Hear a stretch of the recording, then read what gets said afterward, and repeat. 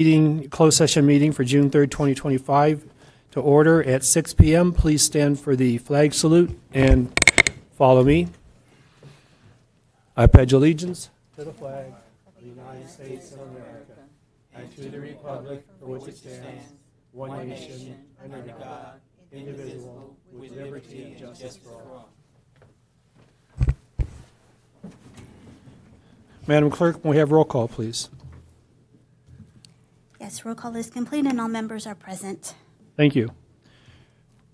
Participation is invited if you wish to be heard on any item on the agenda, including any item on the consent calendar.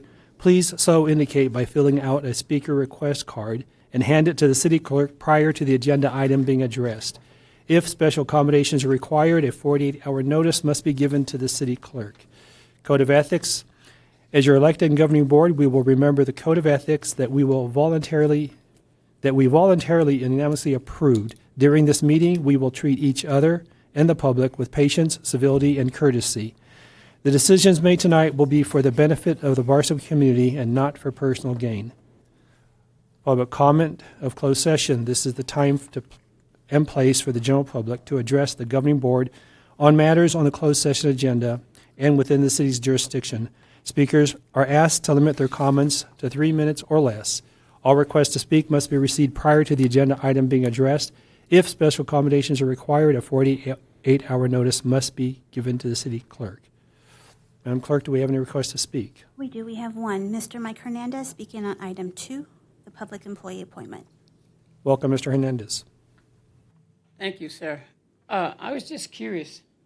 I know they have a police chief, but the other employee, what is going to be their function? Are they going to be checking out contracts? Because we have a lot of contracts that are going on in Barstow, and nobody's monitoring them. And I've requested this for before the city manager got here. So I'm kind of curious, are you ever going to hire somebody to monitor the contracts that we have ongoing? And by the way, is the employees going to be introduced at the next meeting so people can see who they are? It would be nice. Thank you. Thank you, Mr. Hernandez. We have no more comment. Thank you. City Manager, Ms. Rochelle, did you want to answer that question, those two questions? This position, the second position on their Admin Services Director, is not to oversee contracts. It's primarily Administrative Services Director to oversee Human Resources and Information Technology and other divisions potentially that do not have a director. That is not the role of that position, but we do have a plan for contract monitoring in the finance department. And yes, in going forward, we will be introducing the new employees as they come on. The director positions, absolutely, thank you. Thank you. I see no questions from council, so I'll call for a motion in a second to go into closed session. Second. I have a motion by Councilmember Noble, a second by Councilmember Hernandez. I'll call for the vote.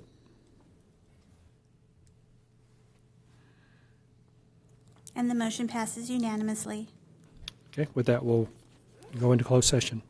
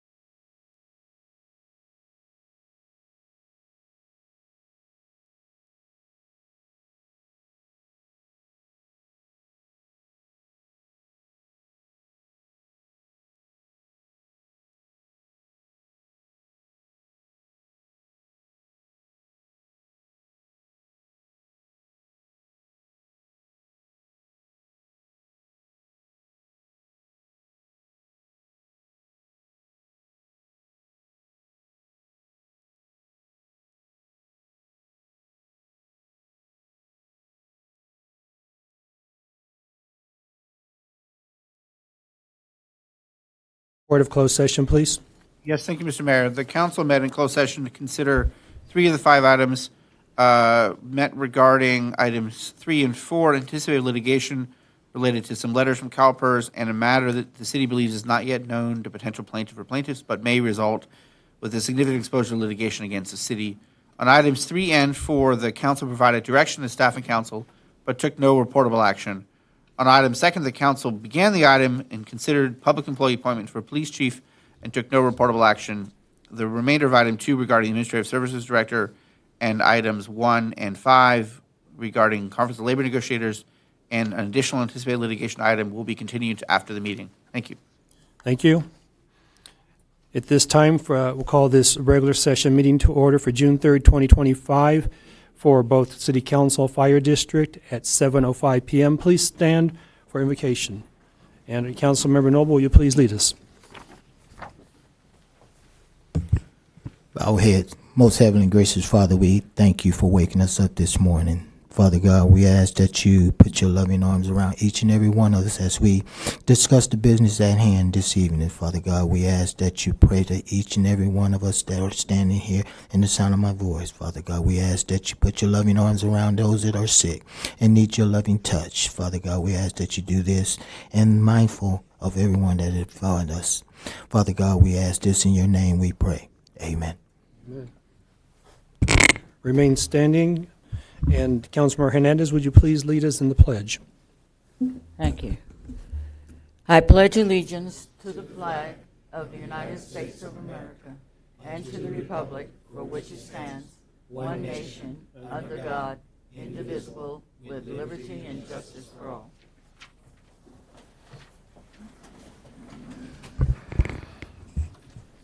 City Clerk, may we have roll call, please? Yes, roll call is complete and all members are present. Thank you. Participation is invited. If you wish to be heard on any item on the agenda, including any item on the consent calendar, please so indicate by filling out a speaker request card and hand it to the city clerk prior to the agenda item being addressed. If special accommodations are required, a 48-hour notice must be given to the city clerk. Code of Ethics. As your elected governing board, we will remember the code of ethics that we voluntarily and unanimously approved. During this meeting, we will treat each other and the public with patience, civility, and courtesy. The decisions made tonight will be for the benefit of the Barstow community and not for personal gain. Review and approval of the agenda. This is the time for the members of the governing board to call for rearranging the order of the agenda, adding items or removing items from the agenda, or removing items from the consent calendar for discussion and or separate action.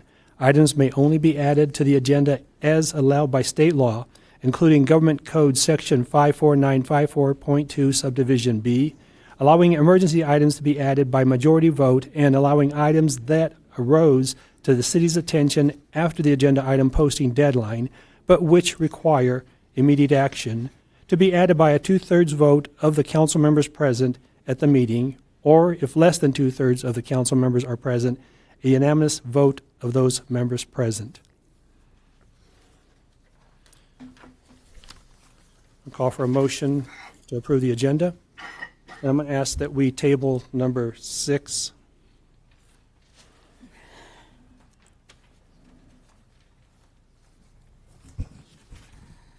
Mayor, I'd like to go ahead and move to approve the agenda and tabling number 6. Item I number second. I have a motion by Mayor Pro Tem Rose and a second by Councilman Noble.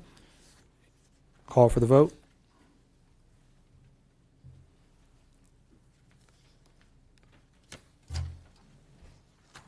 And the motion to approve the agenda, tabling item 6 passes unanimously.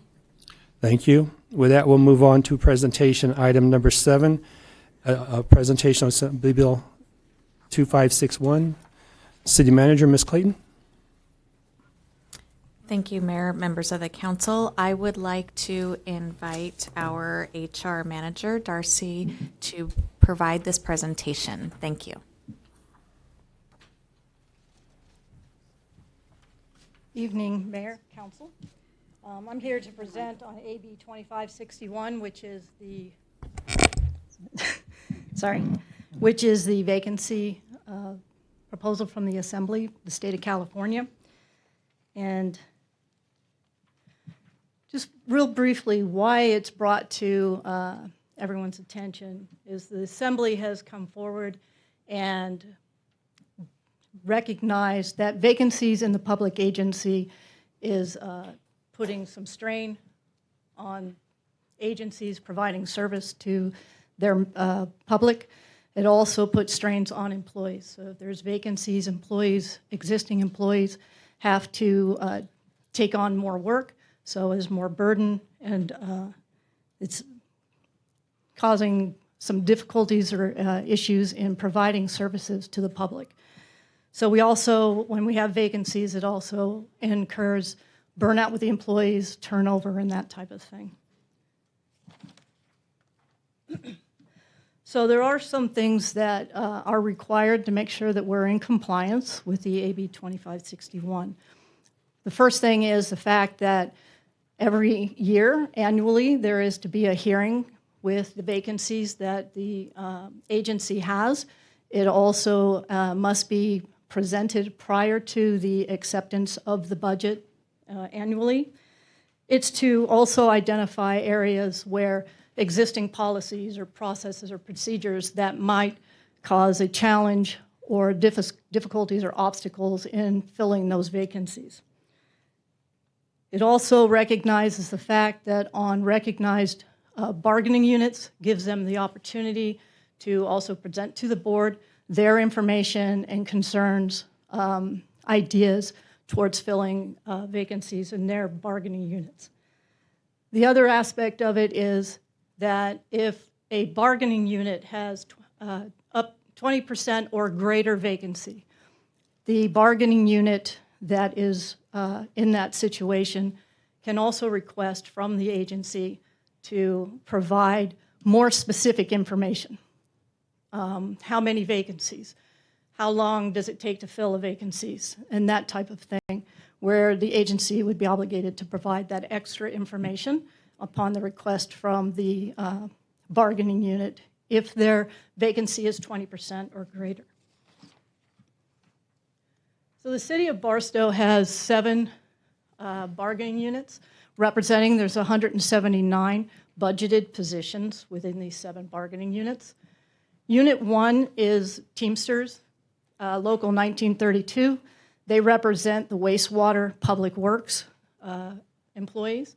Unit 2, Teamsters Local 1932, represents dispatchers, the administrative and code compliance staff. Unit 3 is the Barstow Police Officers Association. They represent police officers and corporals. Unit 5 is the Firefighter Association, represents the fire district. Unit 6 is the Management Employees Association. That's the administrative analysts, supervisors, and managers for the different departments. Unit 8 is the Barstow Police Management. That is the sergeants, the lieutenants, and the captains. And then contract and unrepresented would be your chiefs, the city manager, and directors. We also have part-time employees. They are not represented. The reason that it shows various position count, because it depends on what type of year. It fluctuates, because if they have the pool seasons coming up, we need to make sure we're properly staffed for the pool, which would increase the need for staffing. So we can also maintain other programs that the Parks and the Recreation Department puts forward. So there's a multitude of reasons why there might be vacancies So one of the reasons there might be, sorry, I'm a little nervous, might create a new position. So if a new position is created, then obviously it's going to add to the budget staffing, and we have to recruit for that position. There's also internal movement. So there might be transfers, laterals, promotions, moving people within the city that would create vacancies. And then employees leave the city. So there are voluntary leaves. People retire. They leave for personal reasons. They leave to go to another job. And then there's involuntary reasons that people might leave the city. That creates the different vacancies. So on this slide is the vacancies. This is a snapshot. This is for 2024. This AB 2561 was approved in 2024.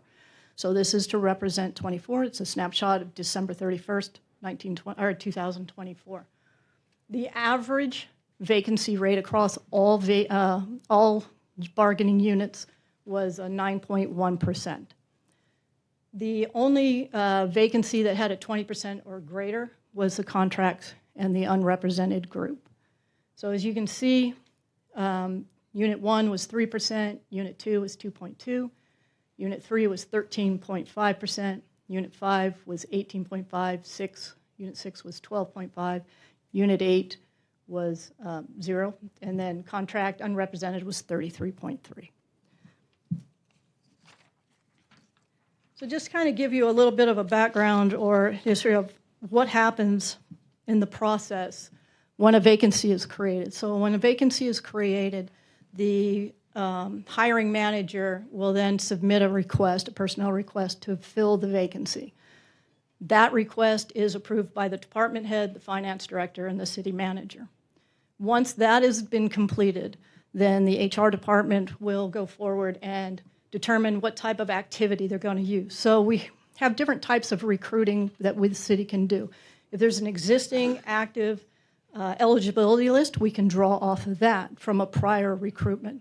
Most eligibility lists last approximately a year. So it would expedite if we've already interviewed and processed candidates that way. We also have where it could be an internal recruitment. So a lot of our safety, and it'll show on another slide, have internal recruitments where we train and make sure our existing employees have the opportunity to advance within the city. So we have promotions that way. And then we can do an external, internal recruitment, which we solicit candidates from outside of the city and also within the city. So once that's done, then a posting is put on the city website, social media, any other special recruitment avenues. So the safety aspect, they have a lot of specialized recruitment avenues for the police, the fire, and that type of thing. So we use those, gone to academies, job fairs, that type of thing to bring in candidates for the city. Once that is done and we've got applications, then the applications are reviewed. Selected candidates that meet minimum requirements are moved on to the next step, which would be if there's any type of special testing, like our safety department has special testing, police has to follow post and that type of thing. So there's different avenues that the different positions have to go through for the exams that they go through. Once they go through all those exams, then an eligibility list is made with all those employees that pass and meet the minimums for the position.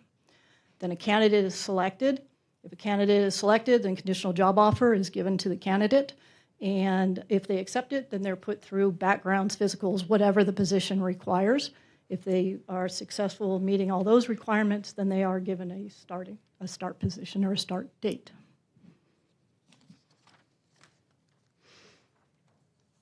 So in 2024, we had a total of 24 voluntary separations. Out of those 24, 6 were retirements. And then the remaining 18, we had 5 that were personal reasons, they quit without notice. 11, they left for other employment, better job opportunities. And then 2, they relocated from the city. So to give you a better or a different or more specific breakdown of it, there were 2 separations from the wastewater department. One of those was a retirement. There were 2 separations from the city manager office. Both of those were they left for other employment. 3 were from the finance department. They left for other employment or for personal reasons. There was 1 from municipal records who left for other employment. Wastewater, there were 2 left for other employment. There were 6 from fire department, 2 were retirements, and then 4 left for other retirement or other employment. There were 7 from the police department. 6 were officers, 3 retired, and 3 left for other employment or for personal reasons, and 1 was a dispatcher who left for other employment. So some of the challenges and the strategies that the city has with recruiting is the geographic location of the city. So we are out a little bit from everybody else, so it's hard to get people to come out this direction. Compensation has been a concern also, and it's a challenge to match some of our existing or surrounding areas. In the safety department for the fire district and the police department, they have very stringent hiring requirements, both from backgrounds and from certifications that are required and that type of thing. So it's challenging to find individuals that have all of those requirements. Some things that the city is doing to help address some of that, like I'd mentioned earlier, from especially the safety side, there's a lot of internal training to help promote people within. So if you have a police officer, to get them to the corporal status, or if you have a firefighter, paramedic, to get them to the engineer status. So they do a lot of internal training opportunities there. Class and compensation study was conducted using specialized recruitment for some of the more challenging positions, like I had indicated earlier. The safety avenue have very specialized recruiting mechanisms that they can use to recruit. Also attending job fairs and the academies for the police department and the fire department, where we can recruit right out of the academies. So to show that, I mean, it's been very busy, hiring and recruitment for the city. So to give you an idea, the next two slides are from January to May, the different positions that have been filled already. And it covers 21 total positions that we've filled already within the last 5 months. Now, one thing I'd like to recognize and point out, that of those 21, 9 were internal. So that shows a lot of opportunity for our employees, that there is movement here. So hopefully that will address the fact that there's longevity, there's advancement opportunities for our employees. So that's my presentation. If you have any questions. Oh, wait, I'm sorry, I got a couple more. There's 12 current vacancies that we're processing for. Right now, we have 5 police officer openings, which they are currently recruiting for and processing testing and that type of thing. Dispatchers, they have 2 openings, and they just completed some testing this morning for that. They have 2 openings for a firefighter paramedic position, and they are scheduled for testing for that. 1 opening right now for a firefighter EMT, and they're processing for that. They have administrative services director position, which they're reviewing the applications, and the public service assistant 1/2, there's 1 opening, and they are currently reviewing those applications as well. So that's my presentation. Thank you. And City Manager, Ms. Clayton, do you have anything to add before I go to questions from council? I have nothing to add. Okay. Just be happy to answer any questions. And this is something new this year. I'm sorry, as I said that, I do want to add, this is something new that was just adopted this year by the Assembly bill. And it is technically, even though it's a receive and file, it is a public hearing, so that we are supposed to take public comment if needed on this item. And with that, I'd be happy to answer any questions. Okay. But just to clarify before I go to council, you said public hearing. This is a presentation, but annually it will be coming as a public hearing. Correct. Okay, thank you. Mayor Pro Tem Rose. Thank you, Mayor. So I do have a couple of questions, and I'm just want to say I'm very pleased to see this, that something is happening. So my first question would be, first of all, when there's even 3%, and I know that this AB, as it's being proposed, anything over 20%, but I think that even 3%, that we should be really concerned about that and how long that 3% has been vacant, however many vacancies there are.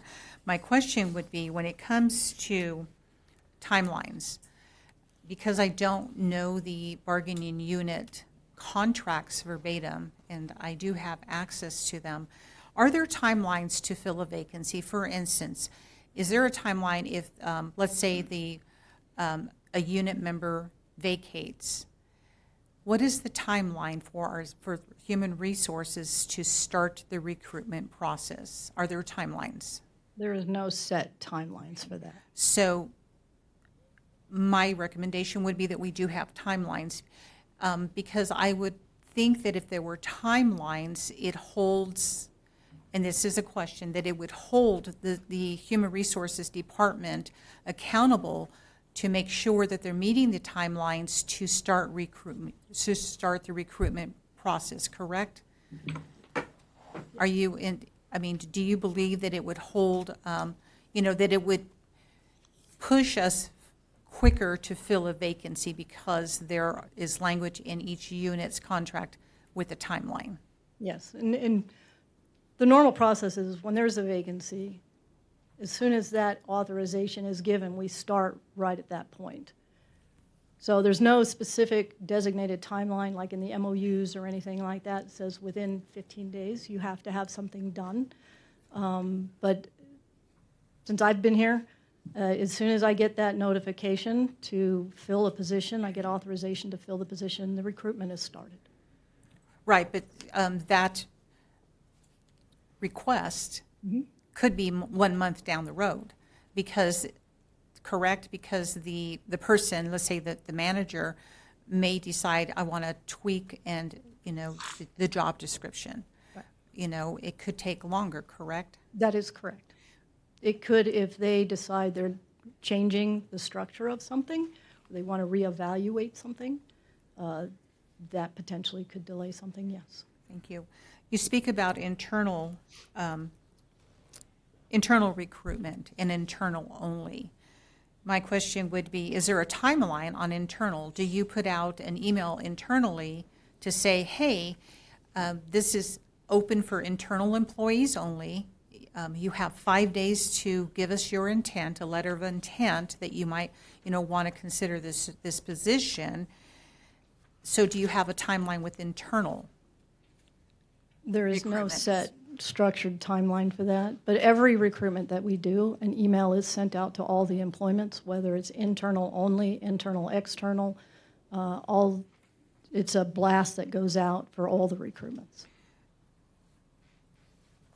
When it comes to internal transfers, For internal recruitments, it goes to, let's say if it's a specific bargaining unit, police department type of thing, it goes to the police department.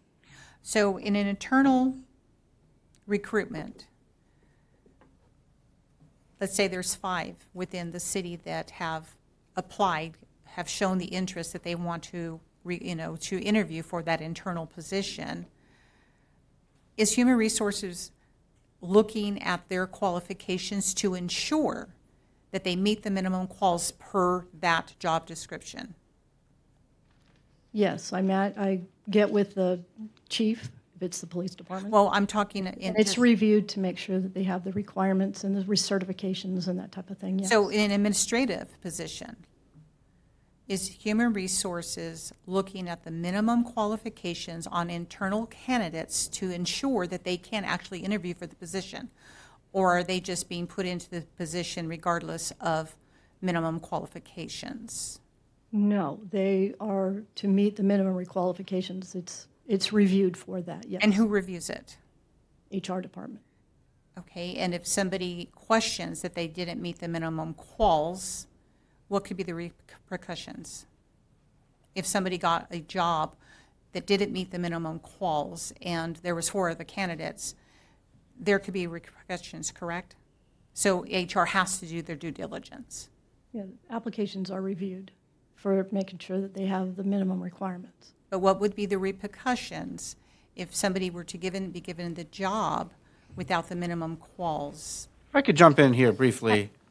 So on that situation, if that were to have happened, then there would be a couple of levels of review. One would be, of course, a conversation with HR.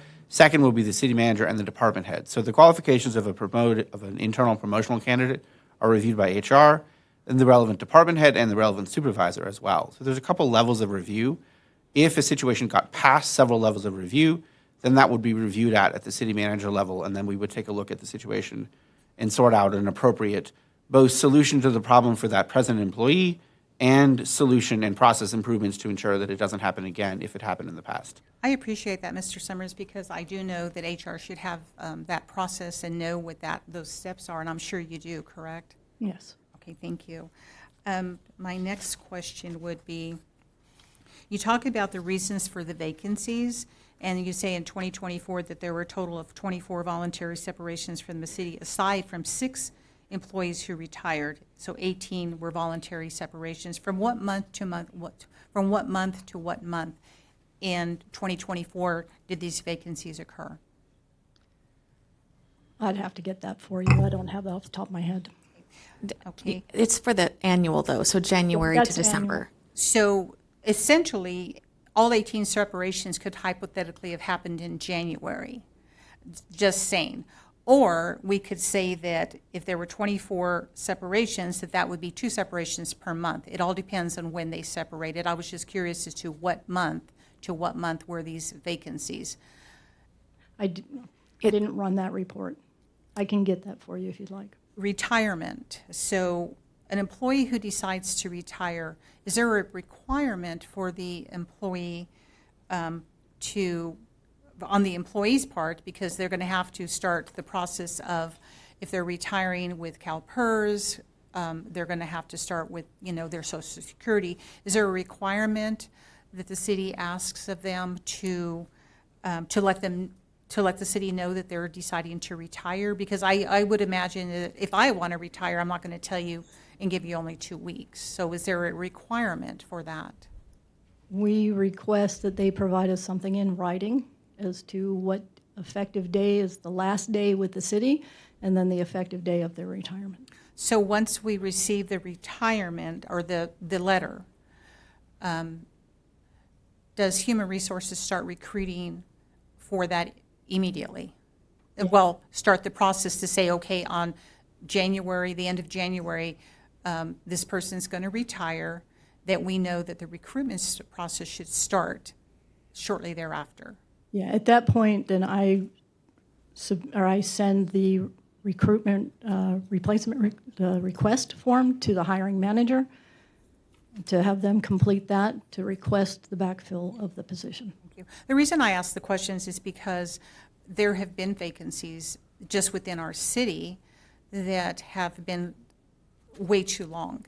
And that's why I was asking about timelines, if there were timelines, because if there were timelines, it would speed the process of filling the vacancies, correct? Possibly. Some of the vacancies are just difficult to fill. Agreed. So that's hard to say. But on a normal administrative position, it should be easier to fill than a firefighter. Correct. You speak about, and like I said, I'm asking because I like this AB. I like that they're doing that because AB 2561, because it is helping for us to fill these vacancies. I'll go into discussion later, but you speak of the job fair. Do you, in Human Resources, run data on what the success is on job fairs? And are there particular job fairs that you attend that have a higher rate of success on recruitment? I do not. I do not participate in attending the job fairs. Most of them are attended. The police department has a recruitment group that does that, and the fire department does that as well. Is there a reason why Human Resources doesn't attend the job fairs to recruit for all positions? Because I was a department of one. I was just going to jump in and say the resources that we have available are limited. There's only one in Human Resources? Until just recently, yes. Just recently, it was me, myself, and I. Do you ever get to go and do professional development if you're a department of one?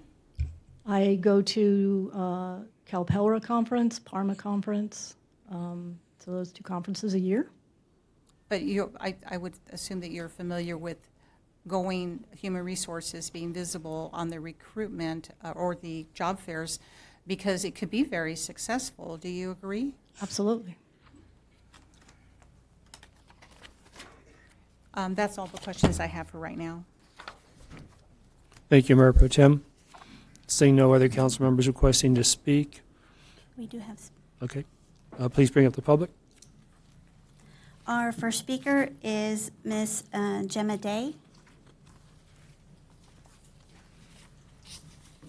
Welcome, Ms. Jim Day. Good evening, Mayor Silva, CM, Ms. Clayton, City Council members, colleagues, and community stakeholders. My name is Gemma Day. I currently work as an investigator for the Barstow Police Department. I also serve as the president for the Barstow Police Officers Association, and I represent Unit 3. As of today, our department is operating with a vacancy rate of approximately 15%. Our officers are stretched thin, they're overworked. Our officers' wellness is deteriorating, and the safety of our community and officers could be at risk. We currently have officers in backgrounds with other agencies if hired. The vacancy rate will surpass 20%, not to mention the remaining officers who are contemplating whether or not to leave the department. The few of us holding on are hopeful for a contract competitive to other agencies. The root cause of the issue: recruitment, retention, support, and morale. The concern should not be just for public safety. It should be for the officers who are working 16-plus hour shifts, getting called in on their time off, working weekends working weeks without a day off, missing family events, having no personal life, burning out, compromising their mental health. That is something we did not sign up for, as we hear so often. Officers have the right to have time off. Fix these issues, and you will fix the well-being of our community and the morale of our officers. Police staffing is a continuous cycle of being overworked, stressed, getting physically and mentally sick, being forced to take time off, thus creating more overtime for officers who are already overworked, starting the cycle all over again. We all need to work on a better system to retain our officers and motivate them to come to work. We're asking for the support from the City Council. We're asking for the city to help enable us to recruit officers by becoming a premier agency people want to work for. We need to entice high-quality candidates to apply with us. We can do that by staying competitive with other agencies. We are having difficulty recruiting officers, thus preventing our department from thriving. If unresolved, this is going to be a chronic issue which could prevent the city from growing. The majority of your officers are from Barstow, started their careers here, and they love this city. They chose Barstow as the community they wanted to serve and protect. It has been proven that these officers have been faced with the challenges mentioned, but they still choose to stay resilient and give the community their best. But not having the support of the city and the community is driving officers to other agencies. Thank you. Thank you, Ms. Jim Day. Our next speaker is Mr. Bryce Carson. Good evening, Mayor Silva, members of the council, concerned Welcome, Mr. citizens. Carson. My name is Bryce Carson. I'm a detective for the Barstow Police Department, and I'm the vice president of our Barstow Police Officers Association. I just have a few comments expanding off of what Detective Day just presented on Assembly Bill 2561. The professional law enforcement faces a declining interest nationwide. A survey by the Police Executive Research Forum found that retirements increased by 45%, resignations by 18%, and hiring has decreased by 5% since 2023. Additionally, a post-survey revealed that many California law enforcement agencies experience high applicant failure rates, often as high as 90 or 95%, due to various factors, including weak academic performance and fitness levels. Once a police officer applicant submits an application, completes the comprehensive hiring process, attends the police academy, successfully passes field training, and successfully passes a probation period, it takes approximately 2 years for a police officer to function at a solo capacity. Understaffing and low morale create serious legal and financial risks, increased likelihood of mistakes, fatigue. Understaffing increases use of force errors, missed backup, the mishandling of calls, leading to lawsuits, or public scrutiny. If someone is seriously harmed or killed because there were not enough officers to respond, the city could face costly negligence lawsuits. Response times will also begin to deteriorate with the overworked and understaffed patrol shifts. Overworked officers are more likely to be injured on duty, filing workers' comp claims, or sue over forced overtime. Recently, detectives have been called upon to fill patrol shifts due to understaffing, taking valuable time and energy away from critical investigations that need to be solved. Barstow is also on the verge of a massive transformation with the BNSF Big Project, which will cause an influx of new residences, businesses, traffic, and unfortunately, crime. Greater infrastructure demands and increased calls for service will affect the workload and safety of our officers. Public safety infrastructure must grow in parallel with economic development. The success of the BNSF Big Project hinges on staffing. We must have the appropriate number of officers to meet the project's operational demands. Failing to scale police services appropriately puts new investments and public perception of their safety at risk. Barstow is on the cusp of significant economic growth, but to ensure that this transformation benefits the community as a whole, we must prioritize public safety. It's crucial that we take immediate action to invest in the resources, recruitment, and morale of our police department, ensuring they are equipped and supported to handle the challenges of both today and the future. The safety and security of our community must grow in parallel with the development taking place. It's not just an investment in our police, but it's in the future of Barstow itself. Let's work together to ensure we're prepared for what's ahead. Thank you. Thank you, Mr. Carson. Our next speaker is Mr. Mike Hernandez.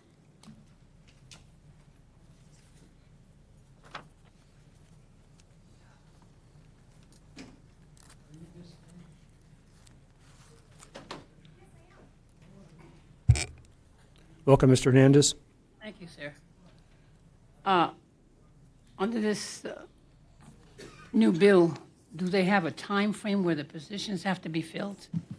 As far as, are they supposed to be filled within a year, or how long can these vacancies stay before they are filled? That's my first question. And to at least listen to these officers speaking, if we have so many problems, how come we just come to find out about them now? Why a report hasn't been done so the general public knows what's going on? Why are we always the last one to know there's issues going on in different departments until you have some sort of public hearing where they have an opportunity to express themselves? It should be some sort of report by somebody on an annual basis. You don't even have a report on, they used to have reports on how many burglaries you had, rapes, or whatever it was. We don't even have that anymore. I know it's not your problem, you just got here, but they keep on piling up, and they will continue to pile up. But I mean, if we have problems with the PD and everything they have, why do we find out now? Why isn't there a quarterly or 6 months report out saying what the status of the police department or the fire department is? And I know that we've gone, like, I think it's from 33 officers, more than 40 officers. So it's increased, and that's what Measure Q was built for. But if there are other problems going on, public should be notified of what they are, so everybody gets to know. Just not somebody has to come up here and, have a grievance about it. Thank you. Thank you, Mr. Hernandez. We have no more comment. Thank you. I'll bring it back to the council. Ms. Clayton, City Manager, on the question regarding timeframes to fill positions, my understanding is AB 2561 is not, that's not the purpose. The purpose is reporting, especially if we reach that 20% threshold on units. Is that correct? Correct. That is So correct. there's no rule for filling positions? Okay. That is correct. And then you probably don't have an answer, but what about a report from the police, if there's staff that could answer that? I will, before I turn it over to Chief Arthur to answer, we do have a public report that is published on the police department's website, and that does give the stats, the statistics that was requested. So that is available now. I know that we're getting caught up, and I think we are just about through 2 months ago that are all available on our city's website. All right, thank you. And Chief Arthur? Yes, Mr. Mayor, if I remember, the question is just, are we asking the issue for recruiting? Is that, I want to make sure I'm understanding the No, question. explain for Mr. Hernandez's question about the police report, how to access that. Oh, I'm sorry. Yeah, that's just on the city's website. When you go to the city's website and under the departments, you hit police, and then there's several menus. You'll see crime statistics. You click on that link, and that'll bring up the statistics for the last, I think it's 2 or 3 years, but it breaks it down by month. And they are up to date as of, I think, April. I don't know if they've done May's just yet. It's coming, but January through April of this year have been uploaded. Thank you. Okay, and I'll bring it back to council. And since this is a presentation, there won't be a motion. We'll bring it back to council for questions and/or discussion. Mayor Pro Tem Rose. Thank you, Mayor. So I was just looking at the AB 2561, and the requirements are clear even on when I Googled it. But it does talk about and addresses, and I'm sure there's so much more reading on this, that it addresses staffing challenges in public sector agencies by requiring them to address their vacancies and recruitment and retention efforts during the public hearings, which we're doing. But also the law aims to ensure the public agencies are appropriately staffed and that the high vacancy rates do not undermine employee labor relations. And Ms. Day, I could not agree with you more on what you absolutely said, because when you're short-staffed, the employees that are expected to show up, even on their weekends, the stress level is extremely high. The retention level can really be harmed, and the working weeks without a day off. And for instance, our police officers, they're in such stressful jobs in itself, and they're working 7 days a week, and we're asking you to protect us when you're that tired. I can't even imagine walking in your shoes. But I do like the AB 2561 because it helps cities like Barstow with process improvements. And I talked about timelines. One of our process improvements could be that we change our policies, that we change our languages within the bargaining units to negotiate timelines so that we don't have these vacancies, long-standing vacancies, and put additional stress on police officers, firefighters, the city manager.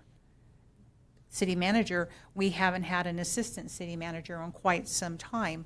And if there would have been timelines, the recruitment would happen, and we just keep moving. So I love that this is helping us with creating process improvements. It talks about recruitment. It says to make the necessary changes to policies, procedures, and recruitment activities. The recruitment activities would include the timelines. The recruitment activities could include looking at how we're recruiting. Are we recruiting in just LinkedIn? Are we familiar with Job Elephant? I just mentioned the job fairs. I think it's critical that Human Resources also is out there and gets that data so that we know which job fairs are really a better success, but being visible, because if we're just recruiting on only certain things, we're limiting us on actually hiring somebody for that position or somebody wanting to apply for that position. So I give props to where, that we are looking at this, and that Human Resources, thank you for being here to represent and to present. But I think that we have a lot of work ahead of us to ensure that we bring down those percentages. on vacancies. And again, when we talk about the police department and it's above 13%, or in another, position that's 3% vacant, how long have those positions been vacant? That's a question that we have to look at. How long have they been sitting vacant? I can name a few. It really does hurt our operations.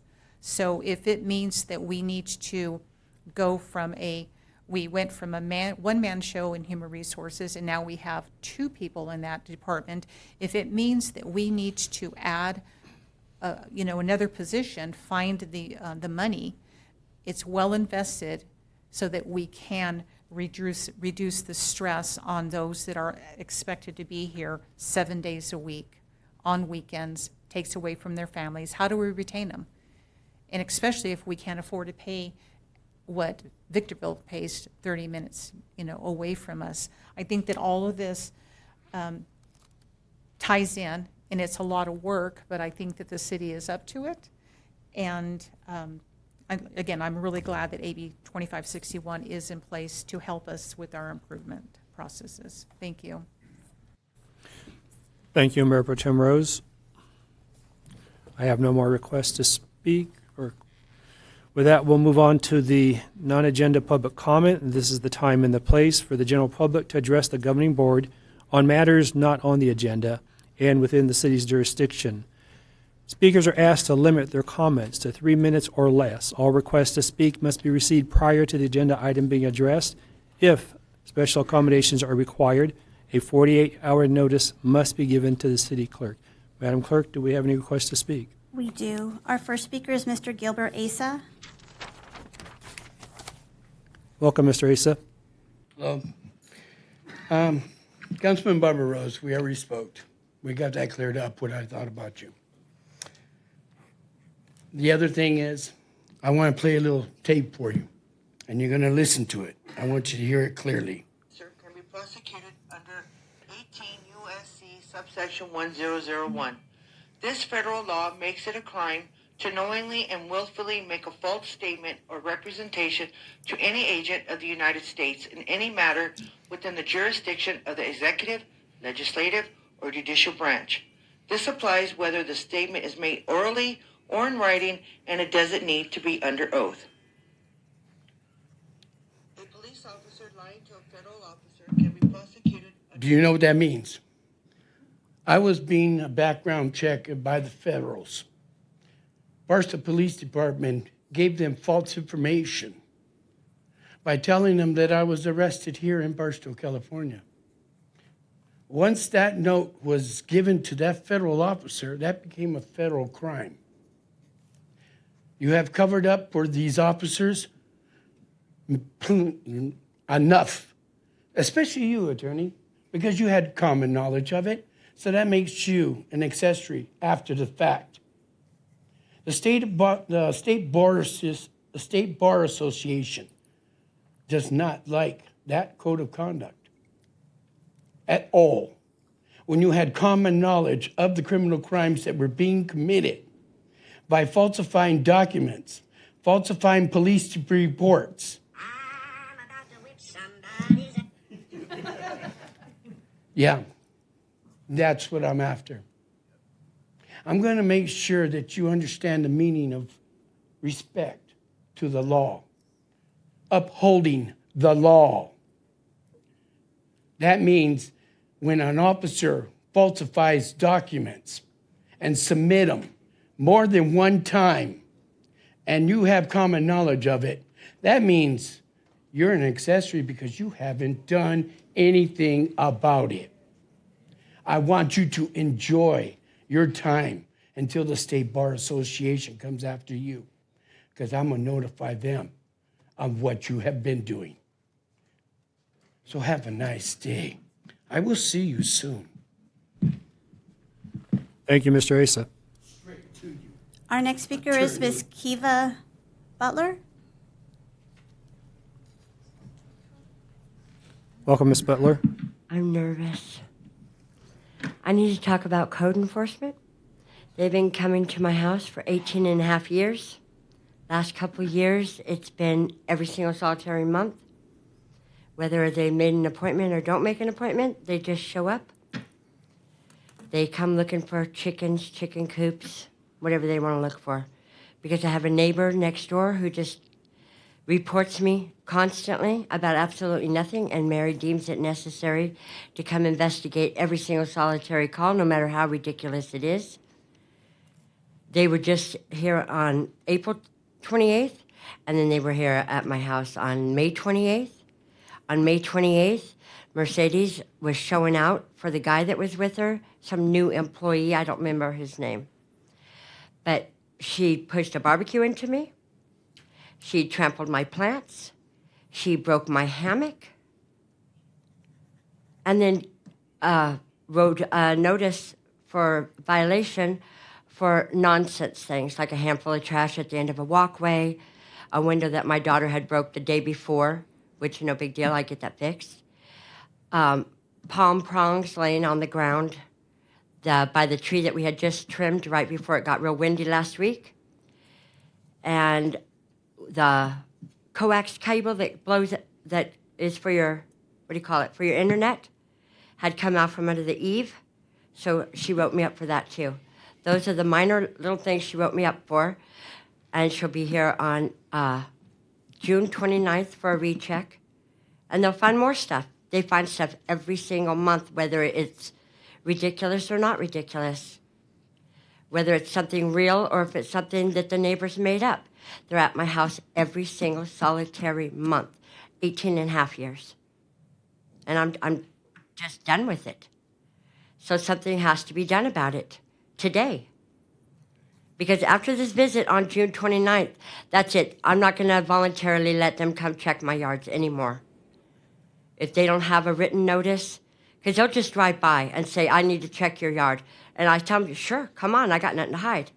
But after June 29th, that's it, no more. If it's not written up, then I'm not doing it. And if it's for some nonsense, when the neighbor's yard is filled with garbage, boxes, lumber, and a non-working vehicle, and he's the one reporting me, and she's back there in his yard and doesn't write him up, no, we're not doing it anymore. No more trees that are 10 feet off the ground. When the neighbor's trees, you got to play limbo underneath them. I'm not doing any of it anymore. Today's the last day. And that's all I got to say. Thank you, Ms. Butler. Our next speaker is Ms. Teresa Tank.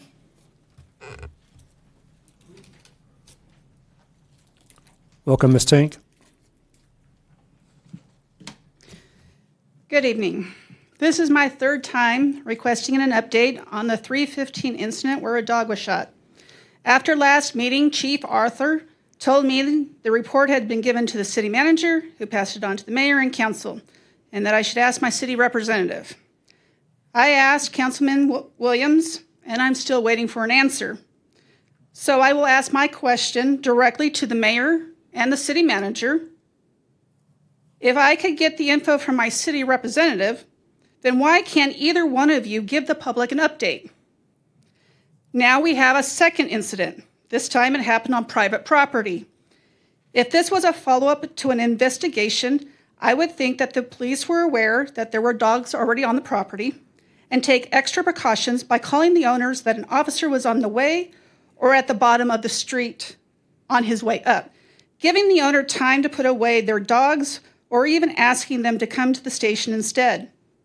I've seen the disturbing videos, and I feel for the officer and hope he makes a speedy recovery.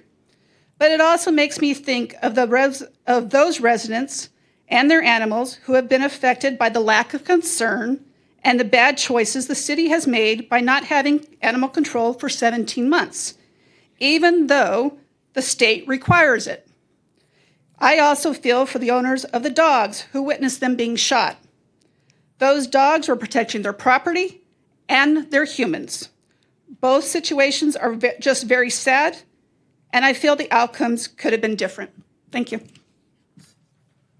Thank you, Mrs. Tank. Our next speaker is Mr. John Weaver.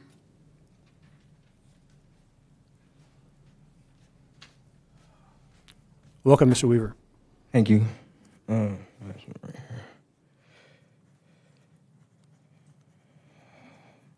Okay. I'm the I live there where the dogs were shot, but let me start with this. Our well-trained police officers are experienced in handling their investigations from the initial report to successful prosecution for major investigations.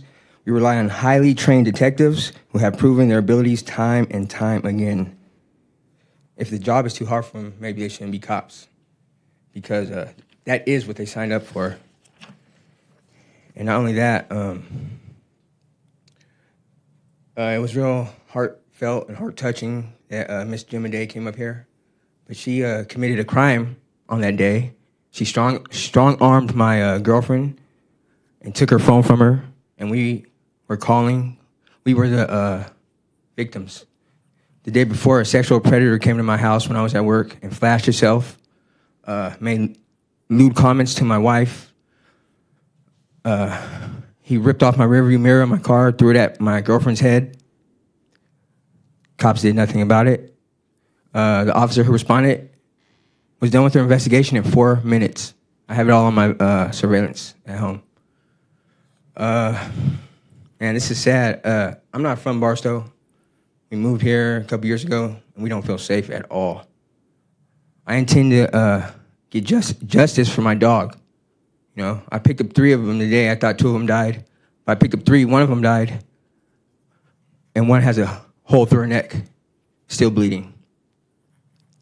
Man, I don't know what's going on here, but I know, as the saying goes, shit trickles down from the top.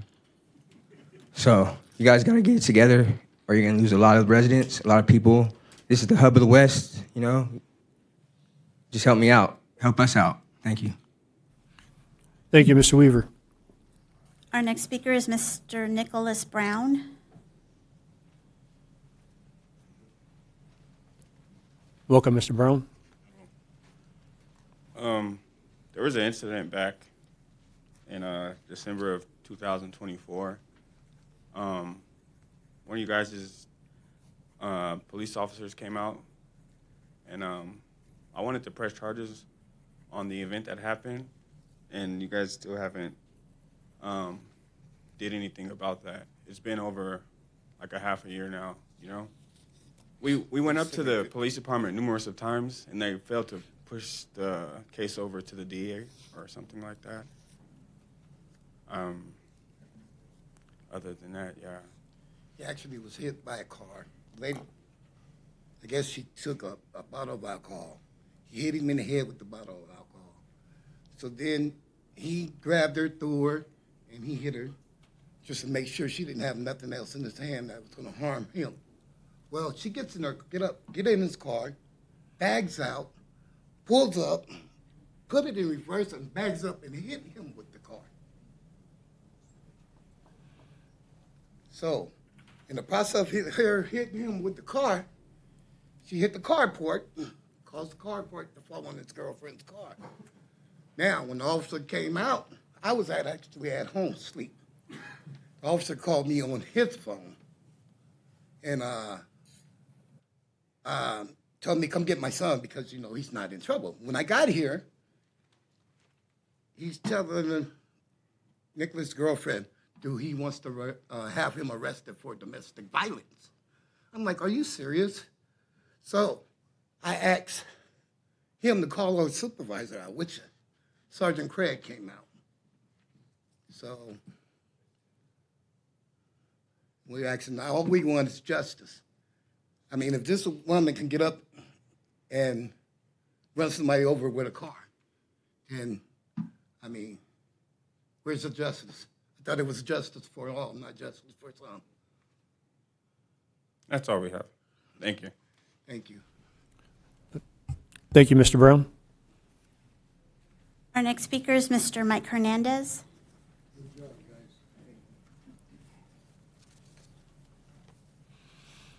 Welcome, Mr. Hernandez. Thank you, sir. A while back, I tried to bring up a subject about ADA, and Mr. Silva, you shut me down, said it wasn't on the agenda, so I couldn't speak on it. Now, Ms. Rose was talking about refinancing the fire vehicle. It wasn't on the agenda. The topic at that time was the Cora Harper roof. And she went into discussion with staff. and you didn't shut her down. Neither did the city manager. The city attorney got around to it and finally said, this is improper. If an item is not on the agenda, it's not open for discussion. So why was I shut down and why was she permitted to speak on the item? Does the council get to speak on any item they want? Are they not subject to the same rules we are? Next thing is, you were mentioning about handicap going in and out. That was me. And I would have preferred if you would have used my name, because that door should be open. It was open for 40 years. It was closed down when Willie remodeled City Hall, and they were putting the furniture in the foyer. So when people came to the council meeting, there was an officer out there that they could only come in one way, and the council could come in from the council chamber, and nobody can come in that way. And as far as I'm concerned, the police parking is not police parking, it's public parking. The public paid for it. They have a right to use it. And there's 2 handicap parking spaces up there is how you get in. And I try to call ahead of time, and I have to do it on Thursday according to your rules. It has to be 48 hours before, because you're closed on Friday, Saturday, Sunday, and the meeting's on Monday. So if I don't say anything on Thursday, I can't get in. And sometimes my wife lets me in, because we went to the door, we went to the police department, they wouldn't let us through the first door. But that door should not have a combination. That door should be key locked like it used to be for 40 years. And the city clerk opened and closed it. And during the time that the meeting was on, people had access to it. So avoiding access to handicap is unspeakable. But do you have something personally against me, Miss Rose? Do you not like handicapped people, or you just don't like me? It's okay. I can deal with that, because I don't like you either. This is ridiculous that we have a new council, and the vice chair thinks she's the chair. And Tim, you're letting her do it. I've often heard, Thank you, wait, Mr. my time Vanis. wasn't up. Okay. Thank you. Our next speaker is Ms. Sonia Compton.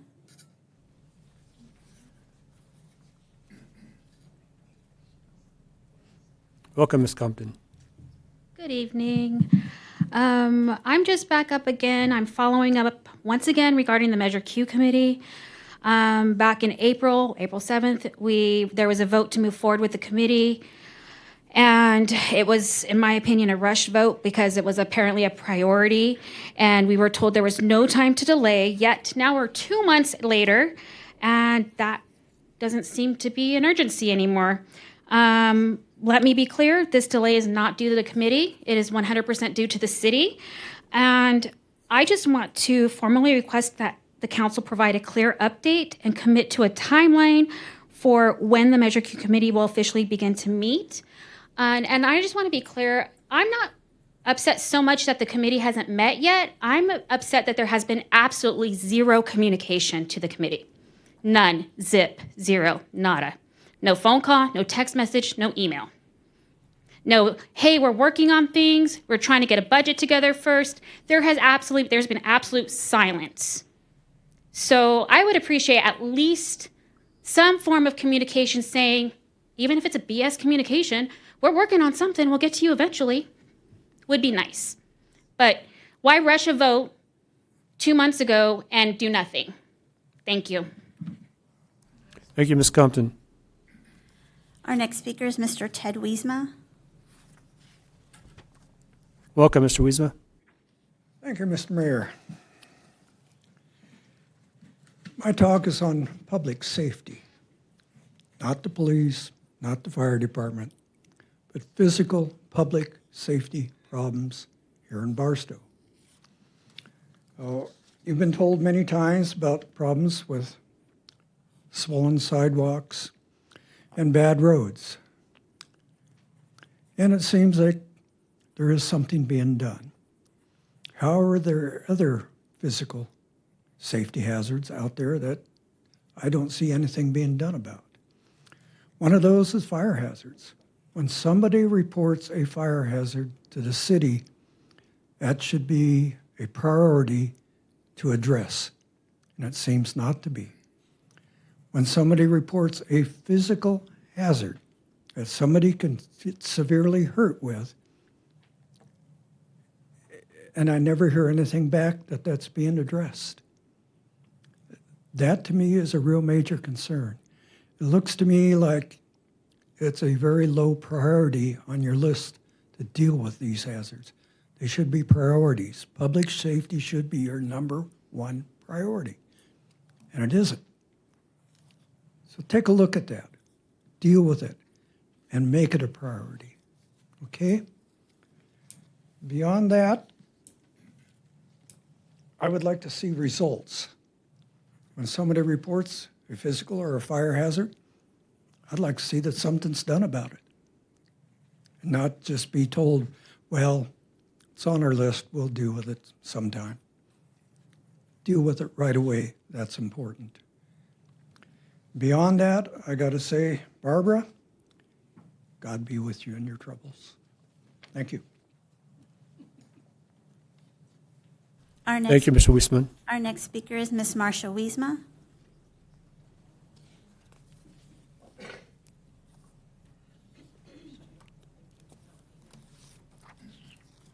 Welcome, Ms. Wiesma. Thank you. Sonia, thank you. You were wonderful. Said it to the point. I have previously filed a complaint about the City Council's handling of the section selection for the process of the Measure Q committee. The council previously agreed to allow previous commissioners to continue in their position if the commissioners agreed. I submitted the paperwork stating that I agreed. You all had a copy of it. And I hear today one person said the hell with it, and she has not even opened hers. Well, the council failed to follow their commitments to do this. I would like the council to explain why they failed to meet their commitment. Transparency, please. It seems that the council or individual council members do not believe that they have a moral obligation to do what they say they will do. Specifically, one member brought up the issue of fairness and made the original suggestion to allow for our previous members to continue. The council agreed, but the one who spoke the fairness, Mayor Pro Tem Barbara Rose, suddenly changed her mind at the following meeting. It was a quick slam bang, let's process everything. This issue needs to be resolved in a manner that shows that the council will do what it says. The whole process involved in selecting the Measure Q members seems to have been screwed up, really screwed up this year. I believe the District 1 does not even have a representative, and no one candidate was even given an interview. It might be better for the council to admit to the public that it did not do what it said it would do, and therefore correct the errors and follow through with the previous commitment. How is the public going to trust the council that fails what it will do? Is this really transparency, council? Is it really transparency, Mr. Williams? We talked about this. Barbara, transparency. Mr. Tim, transparency. Mr. Noble, transparency. Mrs. Carmen, transparency. And Mr. Matthews, transparency. Take a look at what transparency means in the dictionary and correct your behaviors. Thank you. Thank you, Mr. Wiesma. Our next speaker is Ms. Virginia Brown.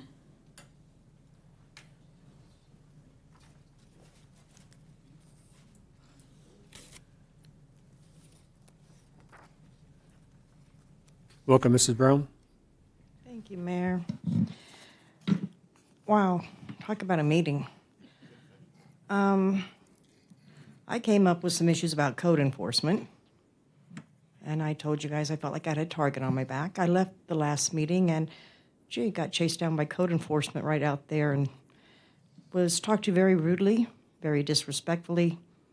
And I was asked a simple question for my name and phone number and my email. I gave it, turned around to leave, and got jumped all over about how dare I question code enforcement's ability to do their job.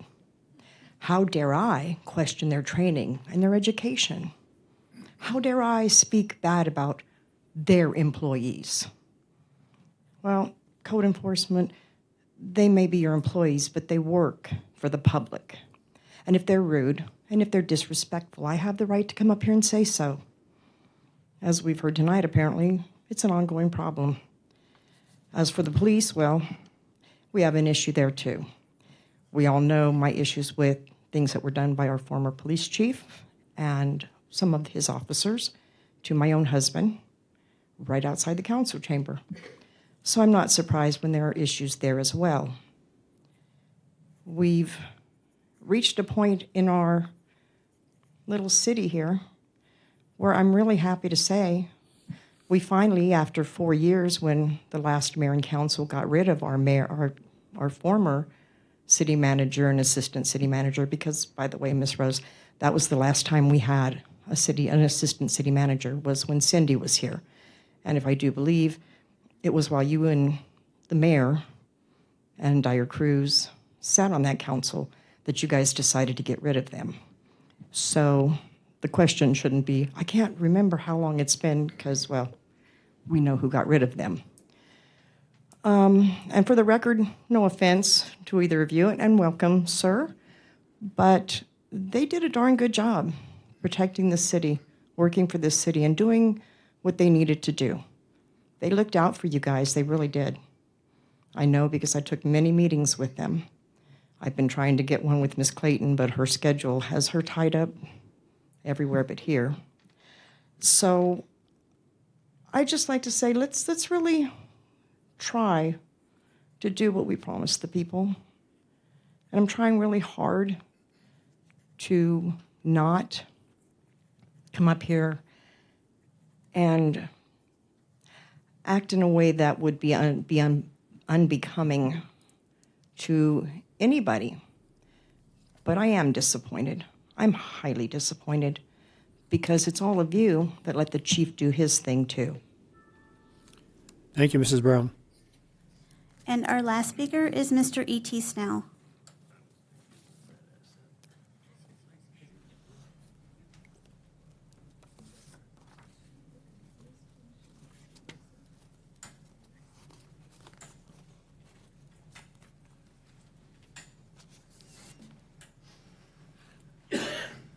Welcome, Mr. Snell. I don't want to start because they'll start my time. There we go. 2:58, okay. E.T. Snell, clown community activist, www.etsnell.com. Assistant city manager, nice to meet you, right? Because my eyes can't see that sign up there. Okay, you guys get your pencils and papers out. There's some things I want to talk about. First off, words are like bullets. Once you say them, you can't take them back. So I'd like to sit down with Mike and Mrs. Rose and straighten that out because we need you guys on the same page together. City manager, process of condemnation. Told you I got a real estate background. I'd like to sit down with you and talk about some of these issues. I've got paralegals. I'm willing to help. And let's get these, let's change the name of Shitstow to back to Barstow because all these little crappy little houses. Code enforcement, oh my God, don't make me barf. I've dealt with Mary over there for years, and she's just nasty as nasty could be. We need to privatize a couple things. Privatize code enforcement. And the Rain Man over here, our city attorney, he'll do anything. Look what he did to the Marriott. He gave Paul $2.2 million. That was an approved deal. It was already set up, and he gave Paul $2.2. So this guy will do anything you tell him to do. You tell him to... Anyway, I'm not going to say that, but he'll privatize code enforcement. They'll privatize the animal control. So let's get these things done and get them off your back. I think you need somebody like myself or some of these other activists in the community to take on some of your tasks that you guys don't have time for, that you guys can allocate it to them and get it off the table. the mental health issues I've been working with the director of mental health for San Bernardino County, Georgina, county mental health director. She promised me 2 pet team people to work with and go out instead of the police calls and go work with the people. I think I just about got it here. When are you going to start interviews for the police chief? And why I support Clifton Harris, if I can get this in. I've never been to his house. You know, I've never broke bread with him. We've never went out to eat. I've just watched him and known of him. He's never lied to me in the 20 years I've known him. He's got a college degree. You're not going to have unarmed black men being shot anymore and murdered by the police department if he's police chief. So this is why I support him. You know, for so many reasons, and I probably don't have time to say them all. The NAACP, anyway, they support him. Many people in the community support him. I don't think we've ever had a black police chief. We've got a black population in Barstow. That's a big problem with some of the things going on, and that's going to solve it. I just want to see Barstow upgrade and go together, and I'll talk to you after the meeting, Mrs. City Manager. Thank you, Mr. Snell. Thank you for your time. That is all the comments we have. Thank you. With that, we'll move on to consent calendar public comment. This is the time and the place for the general public to address the governing board on all matters on the consent calendar. Speakers are asked to limit their comments on all consent items to 3 minutes or less. All requests to speak must be received prior to the agenda item being addressed. If special accommodations are required, a 48-hour notice must be given to the city clerk. Madam Clerk, do I have any requests to speak on the consent calendar? We do. We have one, Mr. Mike Hernandez, speaking on item 8, which is the ratification of accounts payable. Welcome, Mr. Hernandez. Thank you.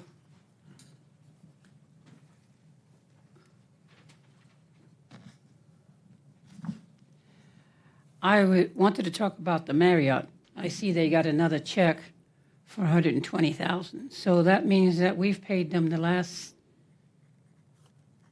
15 months $600,000, and the city received a little over $9,000. We're very generous. We gave all our money away. What we could have done with $600,000, maybe fix the Cora Harper roof or other things. But that has always stuck in my throat, what that past council did, and it always will. But I just wanted the public to know they gave away $600,000 in 15 months. How much more will they give? Thank you. Thank you, Mr. Hernandez. That is all the comments we have on consent. And with that, I'll go ahead and read. Item 8 is the ratification of accounts payable expenditures. The recommended action is to approve and ratify expenses as audited for checks 99419 through 99625, totaling $5,400,577.53, and wires 1126 through 1140, totaling $624,827.64 per the agency breakdowns as follow. City, $5,898,083.30. Fire, $127,321.87, for a grand total of $6,025,405.17. Item 9 is a request for a public hearing, delinquent trash and sewer accounts. The recommended action is staff recommends the City Council to set the public hearing for delinquent sewer and trash utility accounts for Tuesday, July 15, 2025 at 6 p.m. in the Barstow Council Chambers located at 220 East Mountain View. And that is the end of the consent calendar, Mr. Mayor. Thank you. Any questions from council? That'll ask for a motion. So moved. Second. I have a motion by Councilman Hernandez, second by Councilman Noble. I'll call for the vote.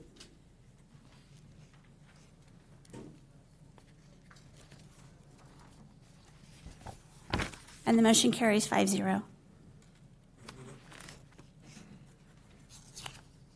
Okay, with that, we'll move on to business action items. Item number 10, award of a contract for wastewater treatment plant Pond 1 and 2 pipeline installation project.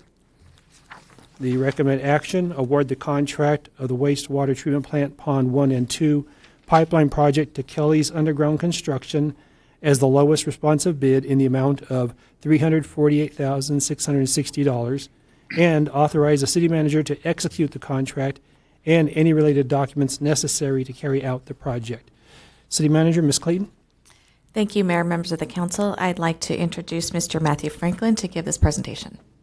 Good evening, Mayor, team, council team, and city officials. Obviously, my name is Matthew Franklin. I'm the lead operator of the wastewater treatment department. I'm here stepping in for Mr. Garrison, and we're asking for the council to approve the award of Kelly's Underground for the Pond 1 and 2 line project. The benefit of this project will provide us the ability to discharge treated effluent into the waste irrigation well for multiple ponds. In addition, this will allow staff to coordinate much-needed maintenance to that pond, as Pond 3 is currently the only pond that has the pumping discharge into that irrigation well. And the importance of the maintenance also helps provide for the water to percolate into the ground. So if we don't have continued maintenance, this is why we need to continually be able to maintain the ponds. So. Thank you. Any questions, council? Are there any requests to speak? I do. I have one. Mr. Mike Hernandez.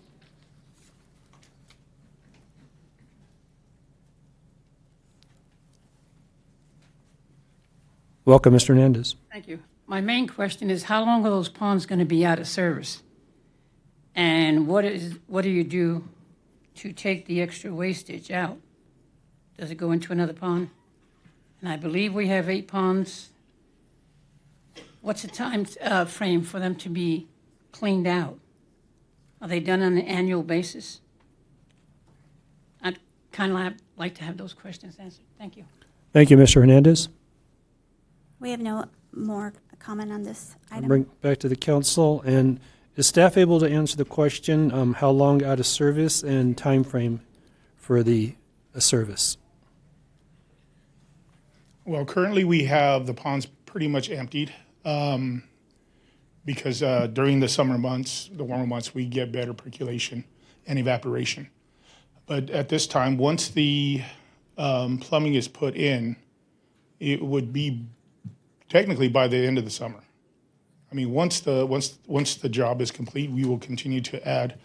We'll be able to add the water to it. As far as the material is pulled off and hauled off to a composting facility, where they continue to treat the ground material. All right, thank you. Anything else to add?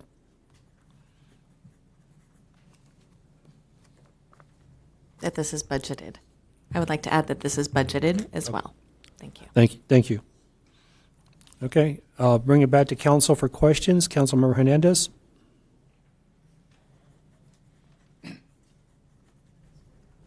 I believe this is under budget, is that correct? We have to have the positive here, guys. Yes, it is. I don't have the exact number. I do. But it is under budget, yes. Yes, the engineer was 368, I believe, and it came in at 348. So kudos to staff, and I know how hard you work out there at the waste treatment plant. I've been there. So yes, and it's nursery product. Correct. Aren't they the ones that Correct. the biosolids go to? Yes. Okay, thank you. Thank you, Councilor Hernandez. Councilmember Williams. I just wanted to let you know we appreciate what you do. We understand that that job is not the fun job, but thank you for everything you do and the staff. I see no more requests for questions. I'll call for a motion. I'll move to approve. A second. I have a motion by Mayor Pro Tem Rose. I have a second by Councilmember Hernandez. Is there any discussion? Seeing none, I'll call for the vote.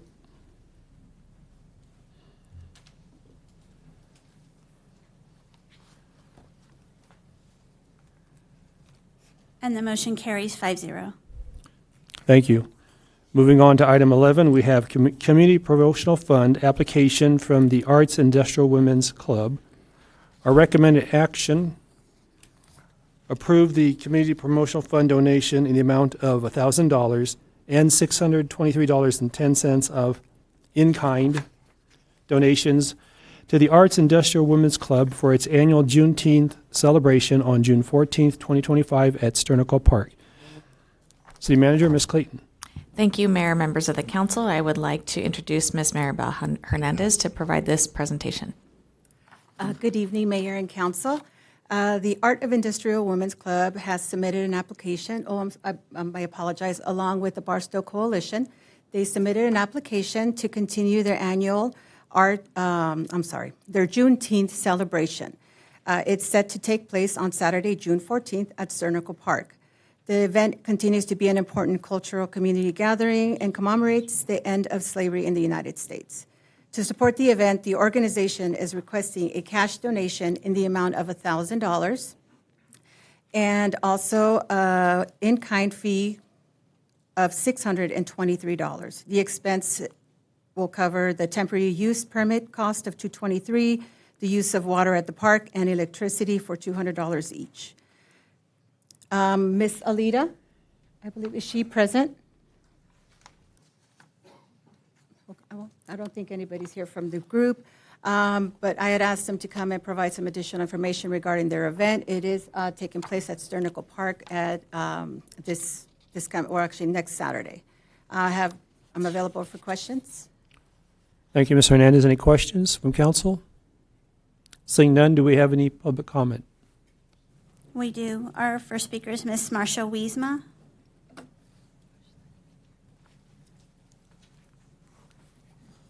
Welcome, Ms. Wiesma. Thank you.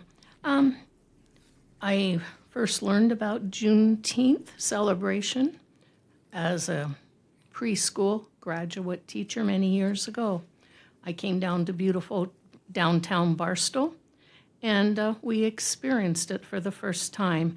Many generations of Barstow women and men have made this event happen yearly in Barstow. Clara Jefferson, the late Clara Jefferson, was very instrumental in keeping this event local for all Barstow people. It is a fun time for all Barstow kids and residents in our local Sternical Park. The public should go down and enjoy this event. It's free of charge. There's lots of good food, lots of music, lots of activities. They have games. The most favorite one for all the public on a hot, sweaty day is when the fire truck pulls up. Everybody runs out to the field. Corey, I guess you'll be doing it this year. They spray their water up and everybody looks like, wow, it's rain coming down in Barstow. It's a beautiful experience. And we did have one incident where somebody decided they wanted to go through the park one day and break the bench dedicated to Clara Jefferson. Carmen, I'm happy to report that Ted and I looked at it about 3 weeks ago. It is completely repaired, shined, and looking great. Yoo-hoo, thank you for turning it in. And anybody hearing this, go down, try it out. Sternical Park is down in the hollow, but it's close to the church upon the hill. It's easy to find. It's a beautiful park. It's great. Try it out. It's something free. People say there's nothing to do in Barstow.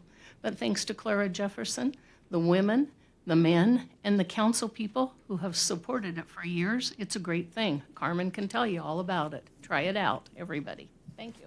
Thank you, Ms. Wiesman. We have no more comment on this item. I'll bring it back to council for question. Councilman Williams, questions? Yeah, can we get the Public Works down there to look at that tree? It's hanging down really bad. It's almost on the ground. It's over by the restrooms. They won't be able to miss it. I appreciate it. Thank you, Councilman Williams. Councilman Noble. No, thank you, Mayor. I don't have a question. I would just ask that the public please come out and participate in the Juneteenth celebration, especially those that have not been down there before, but come out and support it. It's open up to the public. Most of the time I go down there, I don't see a lot of individuals participating in it because they don't want to go down to Riverside Drive. But I would tell you, this is a fantastic event. It is open to the public, and if you're in the area during that time frame, I would ask that you come down there and support it. Thank you. Any more questions? Mayor Pro Tem Rose. Yes, thank you. I too agree that this is an amazing event, and hopefully we have a really wonderful turnout. I do want to go a little further, because of the tree, but I just want to make sure that we are, knowing that we are going to have an event there, that Ms. Clayton, that you make sure that the parameter of the whole park is looked at to ensure that we are identifying any other safety issues that may be present, so that when this event happens, or even before and after the event, that we would reduce any kind of injury and liabilities. Thank you. Thank you, Mayor Pro Tem Rose. Seeing no more requests for questions, I'll call for a motion. I have a motion by Councilmember Hernandez, a second by Councilmember Noble. Is there any discussion? Seeing none, I'll call for the vote.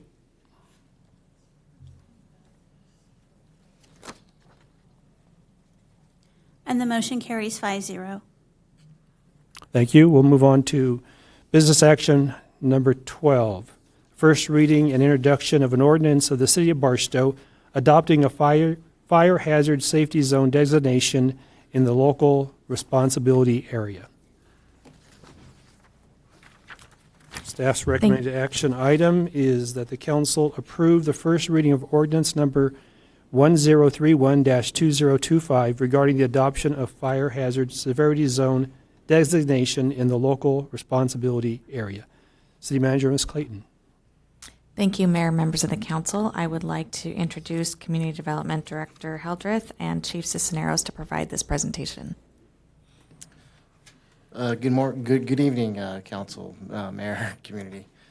Just kind of give you guys a heads up. Director Heldreth and I are kind of tag teaming this presentation with you guys. It may be a little bit lengthy. We're going to try to speed through it, but hopefully it can give you some clearer definition of what this fire hazard severity zones are all about, which they're bringing down on a mandate from Sacramento. So as you can see, this first slide deck we do have is actually the CAL FIRE presentation, which has come down from Sacramento's State Fire Marshal.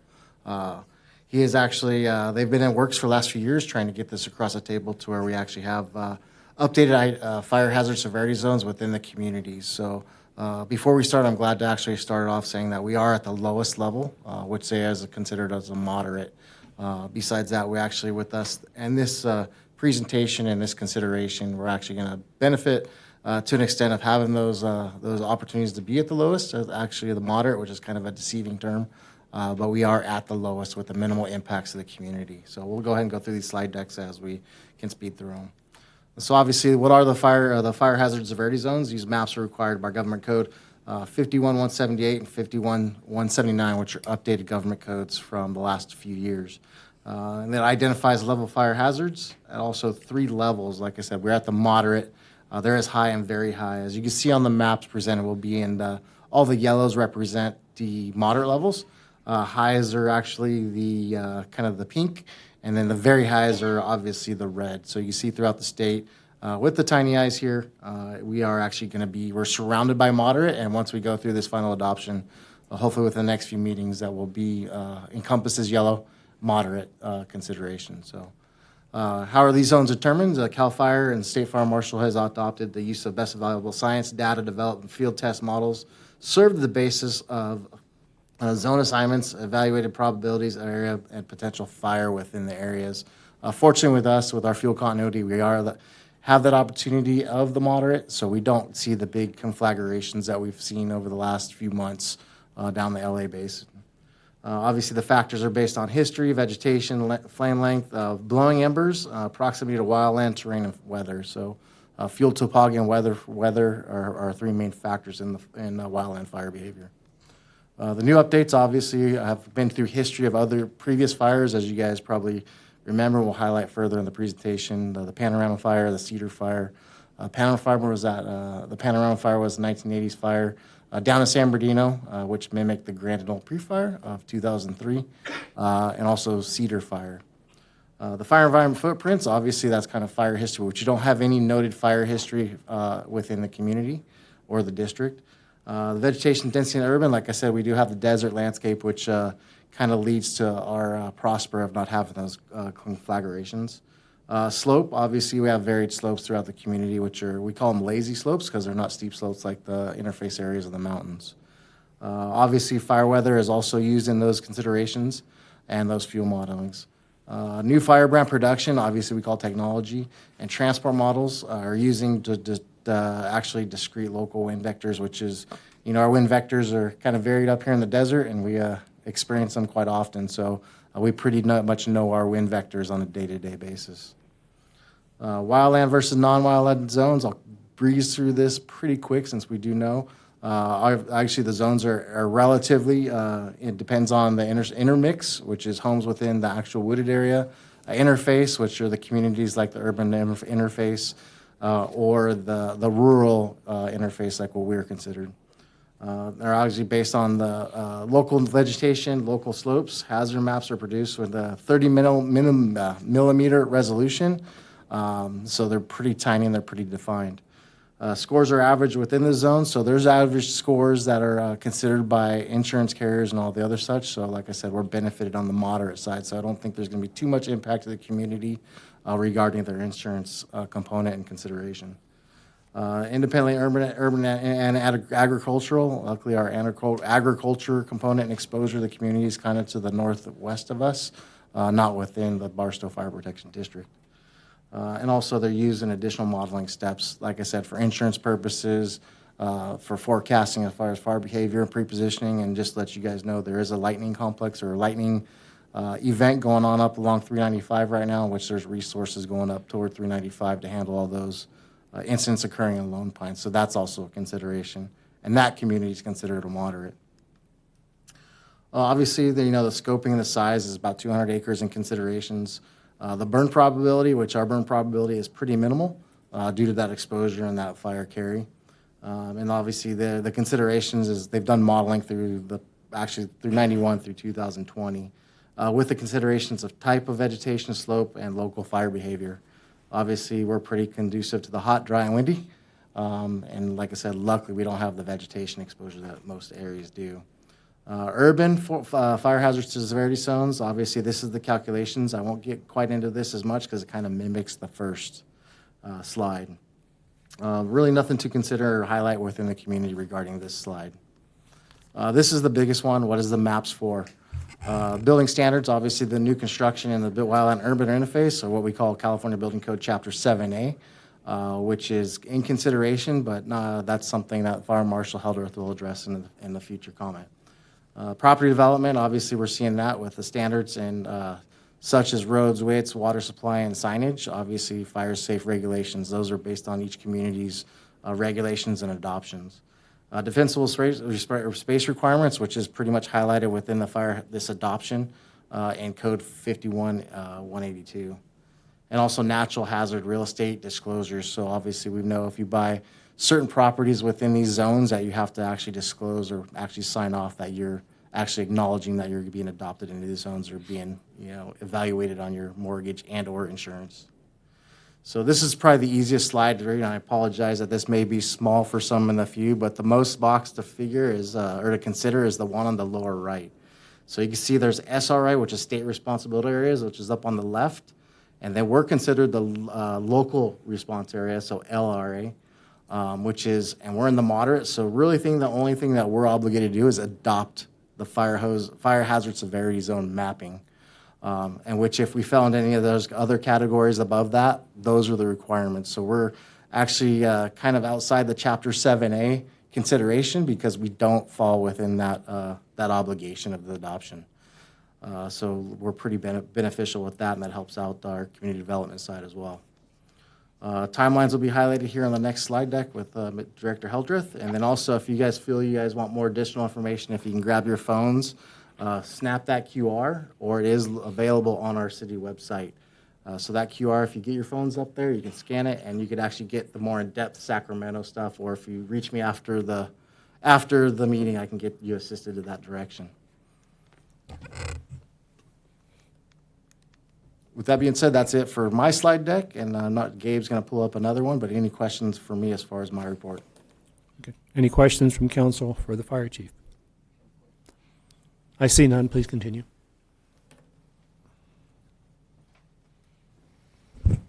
Good evening, Mayor, Council. To continue on, as you can see in front of you on the screens for the audiences, the background is resulted from major destructions of major destructive fires. As I mentioned before in some previous comments, majority of code changes and things that happen, the fire districts or fire in general is usually reactive. So anytime there's a major disaster of any kind, the state or jurisdictions and international codes, they all change accordingly. So as you can see in the background of why this is before you is some of the fires that were described by Chief Cisneros as well. But as you can see, these are some of the fires that came through our community. Not ours particularly, but through California. In addition, California law requires Public Resource Code, Code of Regulation Title 14, which is codes that we enforce through the fire district, and then California Government Code. The new update is that in 2021 is Senate Bill 63, modified the government code in high and very high LRAs. In 2022, Assembly Bill 211, it was also modified, and it continues to be modified as what you see before you today.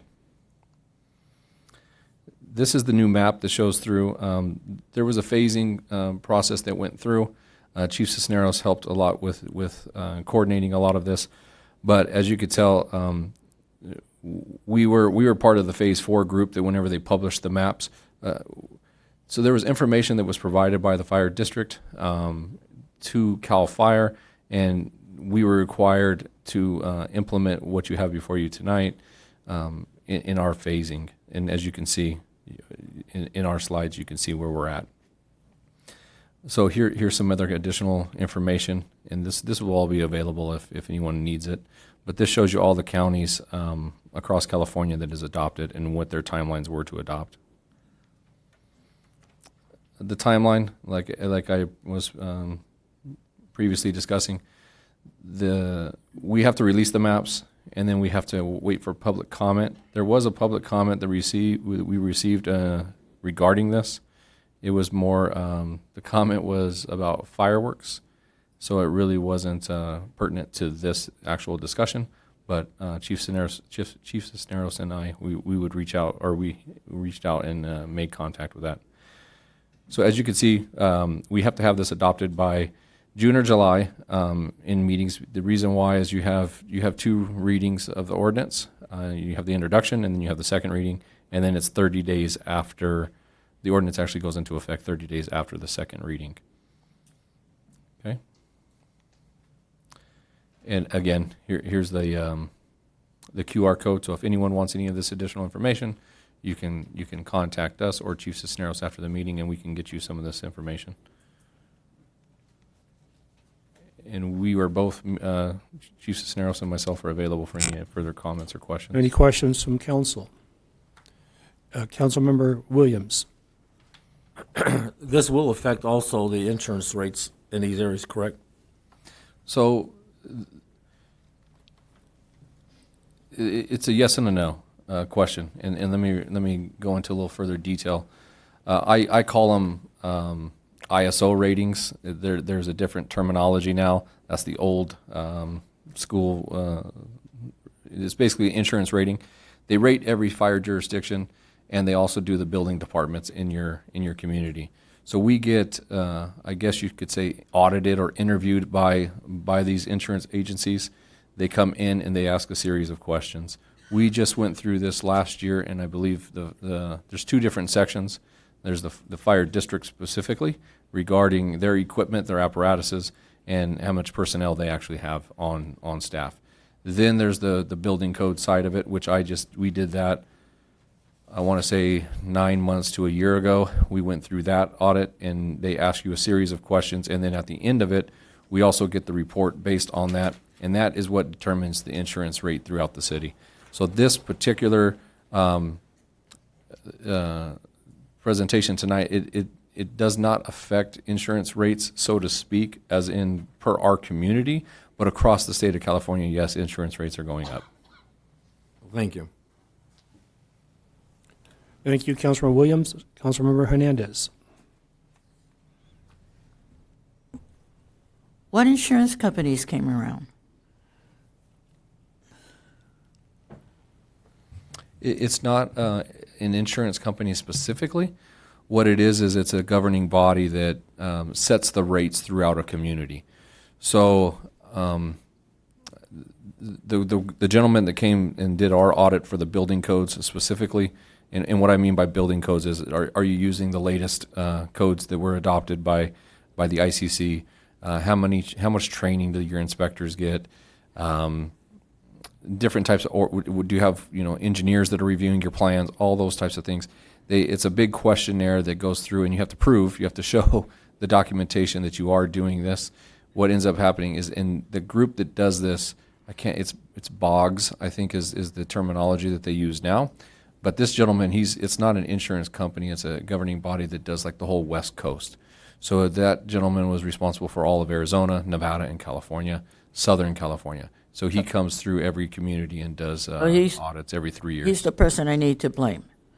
I just wanted to know who. Yeah, I got my insurance. And for the past, it's every 3 to 4 years, depending on their workload, I'm assuming. Our rating has actually gone up, as in we're doing better than what we were previously. So we've actually gotten better ratings on our scores over the last several years, or last several audits from them, and they've provided us information on how we can continue to improve. The one drawback that we have, unfortunately for our community, is our size. And what I mean by that is, if you don't have X amount of firemen, if you don't have X amount of building inspectors, doesn't matter if it's needed, as in, I don't need 20 building inspectors, but that is a knock on the ratings. It doesn't matter that your community is 25,000. You do get points deducted for not having, you get points basically for every individual you employ. So that is why some of our stuff is affected. However, we have been improving with the information that they provide us, and we set goals. Training is a very big item. To get your inspectors training every single year, and to increase training to where you can get the maximum points possible. And that's what we've been accomplishing over the last couple audits. And my understanding too, when the chief mentioned mortgage and how they look at that, and with our hope of expanding housing in our community, it doesn't seem, no matter what we do, right, we're going to pay more. And that's my concern. When you want economic development, and yet you have all these hits because of laws that are created. And I'm glad to know about our moderate, because we have so much desert landscaping. I just think it's sad that I remember Barstow being green, and looking at Barstow today. I wish there was a way we as council could establish some sort of way of helping landscaping within the desert. I know a lot of families remove the grass, but they can't afford to be replacing it. But I also glad that you explained to the public that this is mandated. This isn't a choice of the council. This is something we have to do. It's required by law. And my understanding, our building codes then continue to change, right, because of these types of requirements? Yes. So the building codes are on a 3-year cycle. So every 3 years, the building, California is a little different. So you have the ICC, which is the International Code Council. They're the ones that draft and put out all codes across the country, and internationally, other countries use it. Then California takes that and then adds about 15 books to that. So, and it gets real specific with what California requirements are. So yeah, and then we change. So right now, the 2025 codes are coming out. The ICC's international codes are the 2024s. The 2025s are coming out, but we do not adopt until 20. We always adopt 1 year after. They go 1 year after the code is actually written. So that those will be coming before you in the near future, but not until 1 year after the code has been published. Okay, thank you. Thank you, Councilmember Hernandez. In the ordinance, section 1, it says that the severity map is attached, but there's below that a link. Is that link the severity map? Is that the same thing we would see had we attached it? That's correct. You'll find all the information updated on that link. It's also buried in the QR code, and it has the final map adoption, which is reflecting yellow around us, and once we go through the adoption process, it'll code us yellow. So we can provide that to you via email or via document. I hit the link, so if it's the same, I've got it. Okay. Thank you. I see no more requests or questions from council. Do we have any requests to speak from the public? We do. We have one, Mr. Mike Hernandez.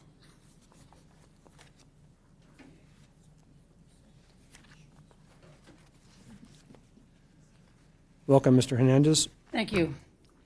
You know, to me, this is a snow job, and the public's being hustled again, the consumer. The only thing we have to burn is sand, because we don't have grass. We have very little trees. This applies to houses that are in areas where there's a lot of trees and a lot of chance of fire. My rates went up by 40% prior to this. I just got the bill. And I thought it was a joke that they're talking about that. And these things are based primarily on things that have happened in the area. I didn't see any major disasters here in Barstow. But I don't even know how many houses burned down last year. How come there's no statistics on that? I know that we've had a lot of people starting fires, but not actually structures that are on fire. I mean, we passed Measure Q to protect us, fire department. And we're going to reach a point where we're not going to even have funding for this, for our fire department. But the main problem we have is how much can an average consumer take the burden of everybody else's problems? Here they are, places that are burned down where people wanted to live. People live here. We don't even know how many fires we have. And nobody does anything about it. One of the mandates in construction now is you have to have sprinkler systems when you build new houses. We've been asking, what is the status of our water? Still don't know. Who's responsible for that? Something happens, and negligence was due to the city not giving the people the proper information, especially when you take out a building permit.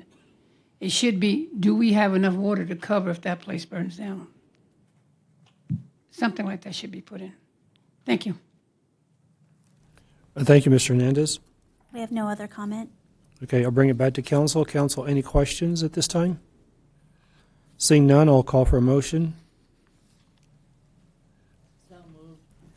And I'll second. Have a motion by Councilmember Hernandez, second by Councilmember Noble. Any discussion?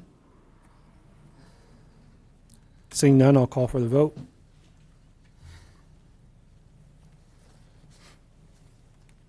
And motion carries 5-0. Thank you. With that, we'll move on to item 13, approval of amended and restated agreement between the City of Barstow and the Barstow Humane Society for animal sheltering and animal control services. Staff's recommended action.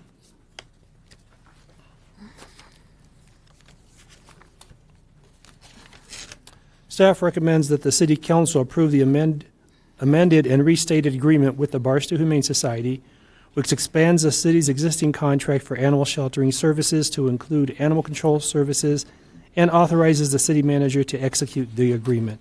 City Manager, Ms. Clayton. Thank you, Mayor, members of the council. I would like to ask and introduce Community Development Director Hildreth and Chief Arthur to provide this presentation. Good evening, Mayor, Council. The item you have before you tonight is is an amendment to the existing contract, which is the sheltering services from Barstow Humane Society for the City of Barstow's animals. The amendment that is before you is adding animal control services. The City of Barstow, as we all know, we basically let the contract for animal services and animal sheltering with the Humane Society lapse. And they went we went our separate ways. The City of Barstow decided to partner with another agency. We then decided to do our own animal shelter, and in addition to that, animal control. We decided and figured out that it was extremely difficult to provide these services, and we went back with Barstow Humane Society to provide the sheltering services, and that this council approved, and then we did a hybrid system to where we would continue to do animal control. The police department took that task on, and they have been operating and conducting that for the last several months. However, we realized very quickly that it was overwhelming for one animal control officer, and the city could get a better service provided by Barstow Humane Society. We've been working with the Barstow Humane Society for the last several months, trying to figure out if we can reach an agreement to provide animal control services. And we meet biweekly, and with the police chief, myself, the city manager, and now the ACM, we've been meeting with them, discussing, and we've been able to provide the documentation you have before you. And we recommend entering into an additional contract to amend the current contract, adding animal control services. And I think that covers everything. We're good. But the chief and myself are here to answer any questions that you guys might have. Thank you. Questions from council? Councilmember Hernandez. Thank you. What I want to know is first the total cost, the breakdown, because I am confused on what I've read regarding compensation on page 166 of the agenda regarding the annual base rate. So is the sheltering of $423,000 what the Humane Society will receive for the first year?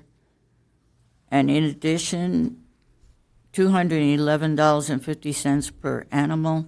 That's where I'm confused. Yeah, and we apologize for the confusion. Let me take another stab at this. The city of Barstow, and Matthew and Sydney can provide additional information if I miss something, but the city of Barstow entered into a contract that's already currently in existence which is the sheltering of the services. However, in that contract, there's a clause that they are building and constructing the new kennels. We are not paying them that contract amount until the kennels are constructed. We believe that they're going to be completed this month, and so then that contract would be starting July 1st. However, we had immediate needs for them to start sheltering animals at that time. We entered an emergency contract with them temporarily until the cages or the kennels are built for the $211 per animal for a one-time cost. Now, and I understand why it's a little confusing, what we ended up doing is we added the new animal control services aspect to the existing contract. So majority of that contract that is before you is already existing. We're adding the animal control services section, which is I believe it's in an attachment B, I believe. And I'll kick it over to Matt to get a little bit more in detail. If I could jump in a little more on the contract. No, just wait. Just wait a minute. Okay. What I want to know is, we are paying, let's say, the service starts effective July 1st. We are going to be paying that for the year, and in addition, $211 per dog. No. No, that we would be. That it's $425, and the $211 goes away. Correct. Correct. The only Okay. thing we're adding, though, I want to be clear, is we are paying that $400,000 number. That is Right. the sheltering services contract. The new section that we're adding to this is the animal control side of it, which is the 200. No, I understood that Okay. part. Okay. That wasn't the confusion. But the way this is written in the compensation, that's not how it looks. So I hope we can fix that in the So- agreement. We already did. The page you're citing is the existing contract. The new Okay. contract that's proposed fixes that. If you look at page 144 and 145. Hold on. I've got it over. Okay. So I just wanted that clarification for the. Yeah, so public. exactly. You know So what the I'm section you're saying? citing, Yeah. the distinction wasn't clearly drawn between the construction term, where we pay $211.50 per animal, and once they have the kennels open, then it's $423,000 per year. Okay. But the language that isn't, that's the old contract. The current contract, which is what's proposed, if the council approves it, obviously, is page 144, 145, and that has the same provisions. Construction, section 10.1.2, $211.50 per animal during the construction term. Okay. And then once the term begins, estimated July 1st, but subject to construction, $423,000 per year, and it's just a straight per year payment. Right, but. And then That's the before 250 that is on top. page. Yeah, but that's that page, and this comes after that page. Correct, That's but as the the staff report confusion. explained, there's the proposed contract, and then the prior contract is an attachment as well. Okay. So yeah, the attachment 2 is the current contract, but if the council approves tonight, attachment 1. We're switching to that. Okay. Exactly. All And right. I thought the staff report explained that. Okay, Thank you. thank you. It did, it confused me. So the other thing is the breakdown. What's the total cost going to be? So the public's aware of. What are we paying the Humane Society? So I don't want the- someone after coming and you didn't ask that question. The annual contract would be the $423 for the animal sheltering services. Correct. Plus $60,000 a year for capital improvement cost. Right. Plus the additional $250,000 for the animal control officer. So Okay. total comes to $733,000 annually. Okay, thank you. The other issue I had was over veterinary services, because there's no provision as to what the amount, if there's a limit or the process. So that concerned me. We don't have no. Yeah, so. What is that agreement? I don't, and the reason I'm asking that, I don't want to blanket. We've already known where we have had issues in the past. I don't want that to happen again. So on that front, staff recommends adding a sentence to section 716, which right now provides the city is responsible for reimbursing the Humane Society for the immediately necessary and reasonable veterinary costs for that initial intake. Add a sentence that would read, any veterinary care costs above $500 per animal must be approved by the city manager or designee to be eligible for reimbursement by the city. Adding that language would add in the protections that were under contemplation. So Okay. we'd have a check there, as the city manager would have to prove the cost above the regular standard intake cost. Okay. The other thing I would like is to see if there could be a partnership to keep the vet costs down with the nonprofits that have come to our community and provided the neutering and the shots. Yes. That's what so that way we're all working together to make it feasible, and that the community needs can be met. Is that a possibility? You know, that's what I'm asking. I would like to see us. The one, let me start with, whenever an animal is brought in by an animal, if the animal control officer catches an animal, dog, cat, doesn't matter, and the animal appears to be injured or that they have to go, state law mandates that you take that animal to a vet to be assessed. The issue is that during the business hours, everything's fine. The issue is that whenever there's after hours, if they were to go catch a dog or a cat or an animal, and then the animal's hurt, then they have to take it to an emergency hospital, which is the nearest one is in Victorville. So that's where it's hard for us to bake in a cost. What our recommendation, like Mr. Summers said, is to do the state law minimums requirements, which is the assessment, and then if there is something wrong with the animal, and he's in pain or the animal's in pain, they would provide them medicine for that because that's the immediate need. Then they would have to go through the city manager to get any additional care. The determination would be made by the city manager at that time to provide additional care or additional treatment. And that's our recommendation, is to not particularly put a dollar amount on it, because during the day compared to at night, it's two different prices of what the minimum services would be. I understand, but I still think there should be a limit, to not where it requires another a signature. And we don't have any vets in this community? There's veterinary services in the community. What I was referring to is emergency services during the middle of the night, for example. Those veterinary services, they have normal operating business hours. So we don't have any here? No. Because at one time we did. Yeah, currently we do not. Okay, so that's my question. So and I'm not saying we're going to go to Victorville every single, like during the day. I understand. During the day, they would go to what the service is local. Damn. Yeah. I just want that the questions are asked, and someone doesn't say, well, why didn't you ask that? Hey, I was a social worker. I did child protective services, and I worked 24-hour shifts. So I know when you have to go wherever, I have driven 500 miles. So I understand. But I just I would like to see a partnership for the reason that we have so many low-income individuals in this community that own pets, right? And I want them also to be able to adopt pets, right? Because we don't want to, no one wants to put an animal down if we don't. I just would like for us that we look at the different options. So, when they, sometimes they'll just drop the puppies or whatever, and then Humane Society, has to pay.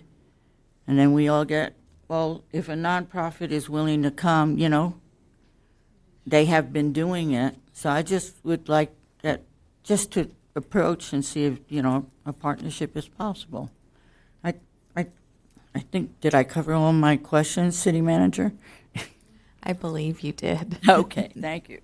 Thank you, Councilor Hernandez. Mayor Pro Tem Rose? Thank you, Mayor. I do have a question. Are we at capacity on animals at the Humane Society? The answer would be and then some. Yes, we are. They are at. I don't want to speak for them. If you guys would, if your council wants, the Humane Society, there's 2 board members that are present. They can speak on it, but I do know that they are at capacity. Yes. Well, but we should, as a city, know these answers as well, correct? And we do know them. Yes. Huh? Yes. I don't want to state, they're over capacity, but yes, they are at capacity. They're full. Okay. I'm not going to go too far down that road, but yeah. That's fine. What's the cost to adopt an animal?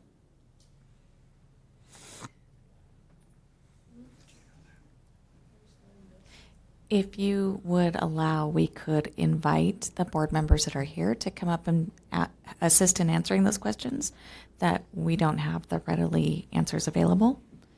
It's up to the council if you would like to allow staff to invite them up at this time. Well, if we or don't- we can wait until later with, I'll entertain a Well, suspend the rules. Well, we don't have to answer it right now. The reason I asked the question is the cost to adopt, and we talk about low income, but anybody that wants to adopt an animal, whether in spite of what their income is, should be able to go and adopt, whatever cost that is. And the reason I ask that is that can the city, as part of the agreement, ask the Humane Society to, maybe an example, twice a year, do a special. We're going to cut the price of adopting an animal in half, and that animal goes to a loving family, correct? Question. No, I'm going to answer the question for staff. You can put that in the motion. You can put in the motion that you want added to the contract that the Humane Society offer 2 days a year, where they would do adoption and spade, neuter. We can put it in there in the motion. So we can do it. The answer is we can do it. Yes, and with the note that it's a contract, so the Humane Society would have to agree to it. I expect that may be within what they could agree to, but we would want that to be confirmed. Thank you for that. One comment I would like to say is they actively do adoptions daily. They advertise on multiple pet. There's like a whole. There's rules in the contract that they're laid out that we want them to actively be trying to adopt animals. They have a website that they utilize that puts animals' pictures up on there so that they are actively adopting them. The fee part, though, is we did not bake that into that. We're saying like, hey, twice a year have a discount, but they actively adopt animals every single day. I see it, and I Yeah. love it. But I was just asking, and if we, would like bake that into the agreement, it would hopefully drive down us being at capacity, knowing that there are many animals on the street currently that if they were picked up with the 2 officers, that we could go back straight up to capacity and over capacity, correct? So this would help drive down, put empty seats, I guess, in the kennels. Potentially, yes. Potentially. Thank you. That's all, Mayor. Thank you, Mayor Pro Tem Rose. Councilmember Noble. Yes, thank you, Mayor. There have been some good comments coming from Councilman Rose and Hernandez.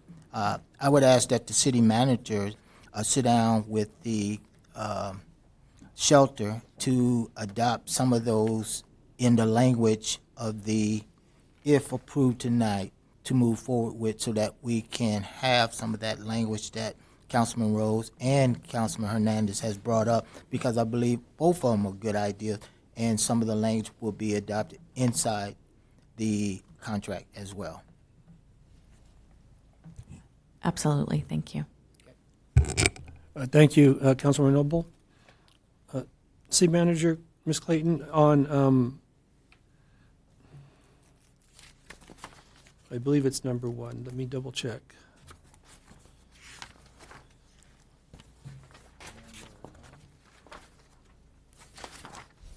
Yes, section 10.1.5, the promissory note. Did you double check that math there for me?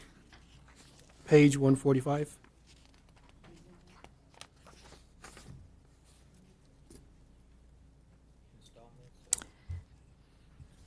Yes, I apologize that I did not circle back to that. We do have a discrepancy, and I will look to either Finance Director Harris or Community Development Director Hildreth to take a look at that as well. Page 145, 10.1.5, the deduction for the promissory note repayment. We state that it's 59 payments at $51.67, and it does not equate to the total promissory. If I could jump in there, it does when you add that final payment, It's 59 and 5167, which works out to 304,853, and then add that last payment of 5147, which adds up to the 310. I had 309,730.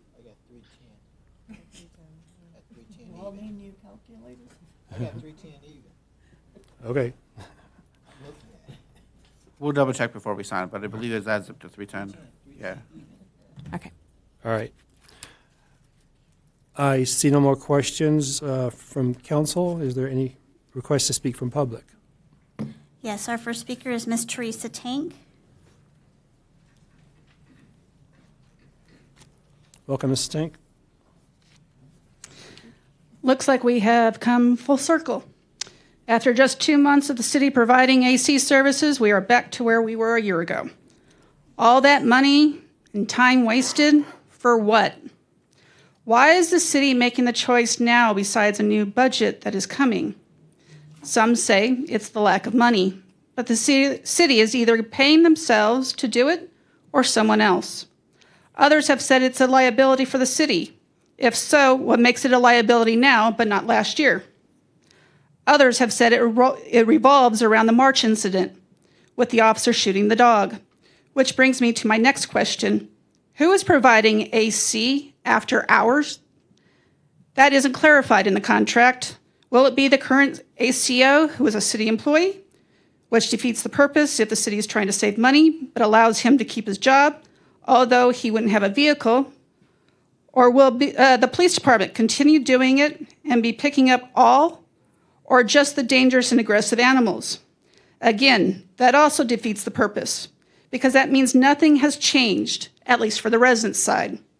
Sure, we get an extra hour, and the hours start earlier, along with the weekends being covered, but it is the after hours that needs to be talked about.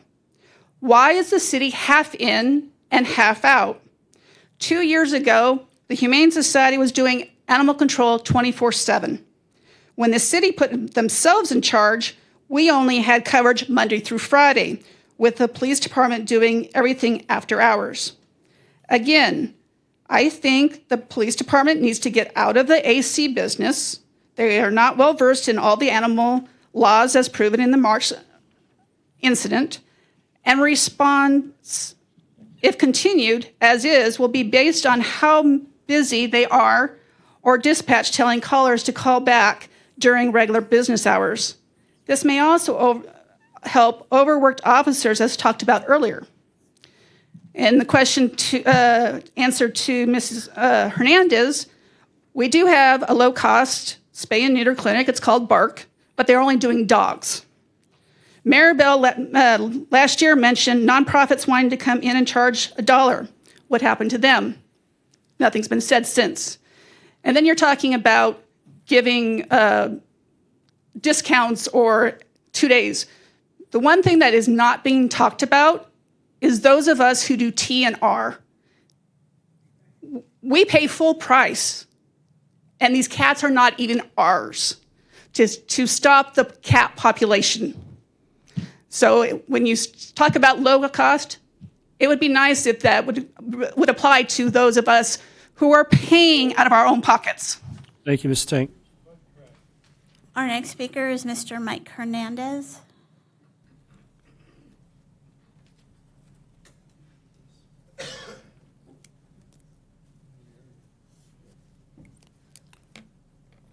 Welcome, Mr. Hernandez. Thank you, sir.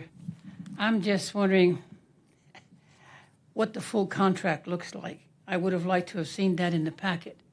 What is the total amount that we're paying out, and what is it for? And who's auditing this account? Who's actually bringing it forward? You say that the staff and the city manager attended, but you don't give a report out to the general public to find out what's going on. If there's negotiations going on, why weren't the general public told what was going on? Why do we have something now adopting another thing to give them another $250,000, and yet we don't know exactly what it's for? Who's picking up the dogs? Right now, I've complained about 3 dogs let loose across the street on Lillian Park. It's right across the street from where I live. Sometimes you have to be careful when you go out because you don't know how you're going to be approached. Do you call the PD? Do you call the animal shelter? Who do you call? And if you're going to transfer this back to the Humane Society, will you publish a number there? And how come we have Channel 6 and they've never been on an adoption for dogs, some sort of tape or something made that could be put on Channel 6 so the public would know how to approach it? And the animals have to be neutered. Who actually pays for that neutering? Is it paid when the animal's adopted, or is it, how's it done? But I think if you're trying to, you're overcapacity in animals. Why we have a way of doing it. We have Channel 6. It belongs to the city. I mean, we use it for the big project 50 times a day. Can't we use it to advertise adopting animals? Thank you. Thank you, Mr. Hernandez. Our next speaker is Mr. Ted Wiesma.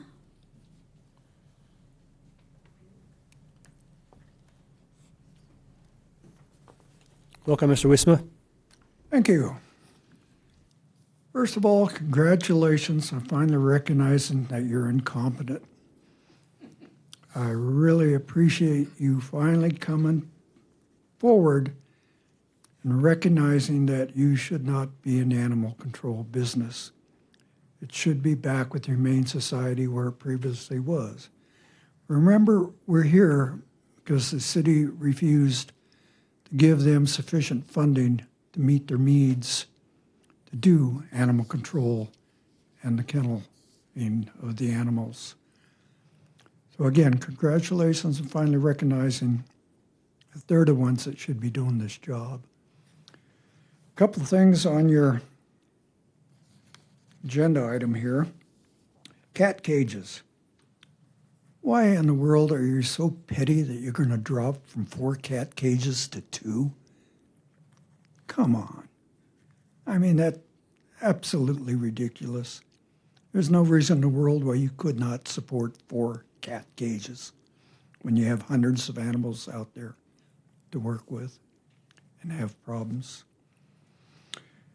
The idea of adoption was brought up. I strongly agree.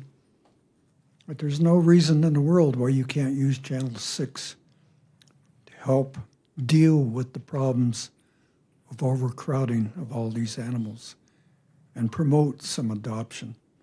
Also promote the spay and neutering.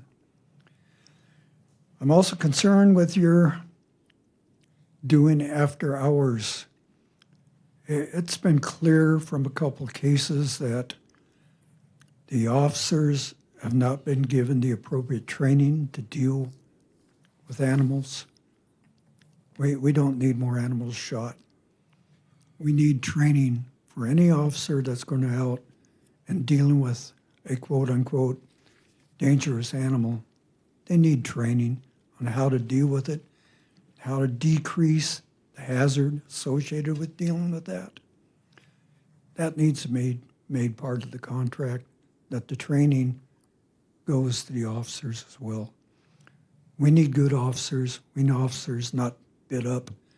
We need ones that know how to deal with the issue.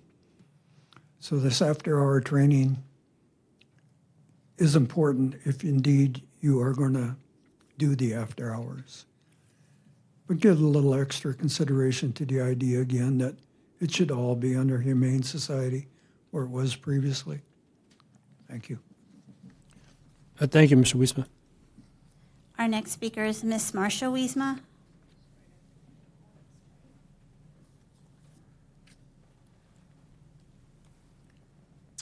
Welcome, Mrs. Wisma.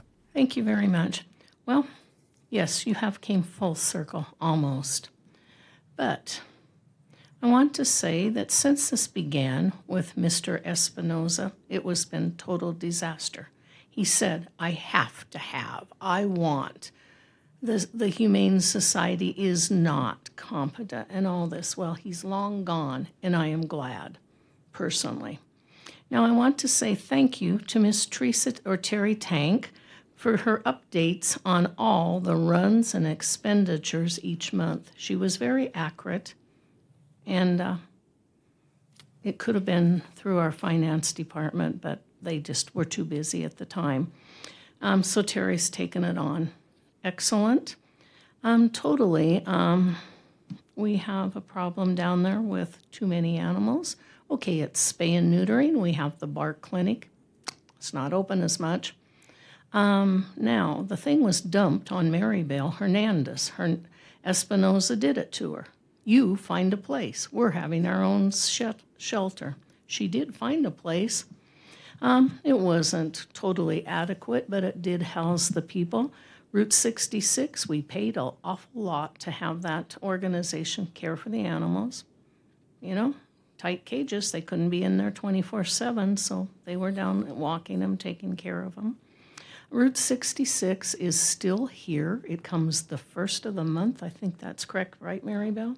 It gives supposedly the shots for the dogs and cats.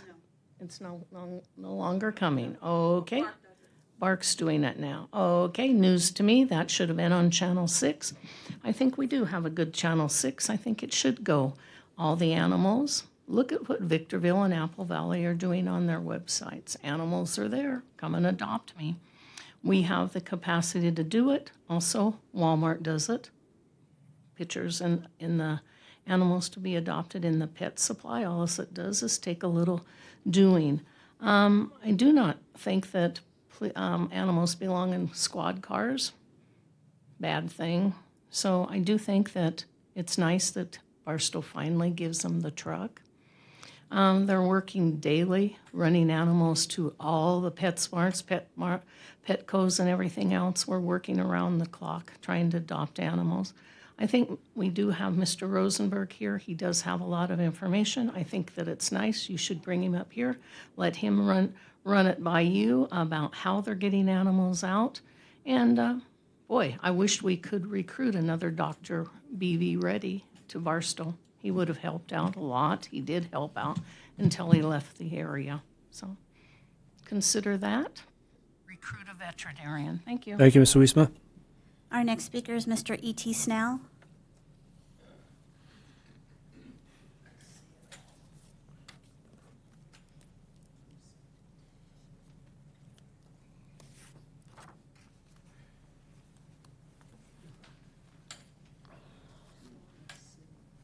The secret to life. Welcome, Mr. Snell. Thank you. The secret to life is to handle every situation like a dog. If you can't play with it, eat it, or bury it, just pee on it. I thought that was funny. Okay. Tex, how come these old bras are always picking on you down from the senior center? You need to take a course in menopausal frustration or something, because I don't like to see them picking on you. And sitting behind you watching you bitch with the wedgie up your butt, lady, ain't nothing nice. I don't show my crack up here. E.T. Snell, clown community activist. Wow. You know how they have like the police commission? How about a dog commission or something like that for all the nonprofits and have a meeting once a month or something? I mean, let's put our heads in, because Matthew, he'll do anything. You did a good job on this one, Matthew. You tell him to go pick up a dog turd in the corner, and he'll scoop it up. Don't have a dustpan, he'll use his hands. I mean, Matthew will do anything. You tell him to do, and he's a pretty sharp attorney. So, Carmen, the nonprofits, you hit the nail on the head. That's what I was talking about. We need to do some brainstorming. We need to put this together. Because the puppies out there, let's say a month before you're going to kill the dog or murder him, whatever you want to call it, you give him away free. Wow. That'll save you killing the dog. And, karma's come back at you. So how about let's put together a puppy board or something? You know what I mean? An animal like a police commission or something. Let's do something. Let's think outside the box a little bit with the dog, because you guys, this dog thing's been going on for what, 2-3 years? You got the policemen out there killing dogs. You got everybody out there trying to handle their business that have no business handling the business and aren't trained in it. So let's put our nonprofits together and let's have a backup to where we never wind up in this situation again, because this is horrible. This has been going on for so long, and I've heard so many complaints about dogs and the dog shelter, and we got the nonprofits. So let's put them together, and let's make like I say, once a month have a like a police commission hearing. You know, hold it in here and allow everybody to come, even if nobody shows up. I think you're going to have and use those nonprofits, because that's where you're going to, and you think outside the box. Save those puppies. Find a way that you can, before you put a dog to sleep, you can give him away a month or 2 weeks ahead of time. He's free, and at least you guys are making progress. That I'm glad of. So, thank you for your time. Thank you, Mr. Snell. Our last speaker on this item is Ephraim Hawley.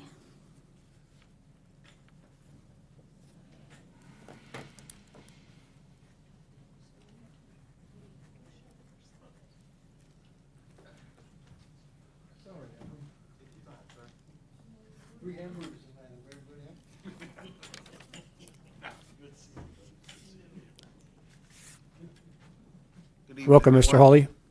Good evening, everyone. Thank you. My concern is that I had a dog that was taken.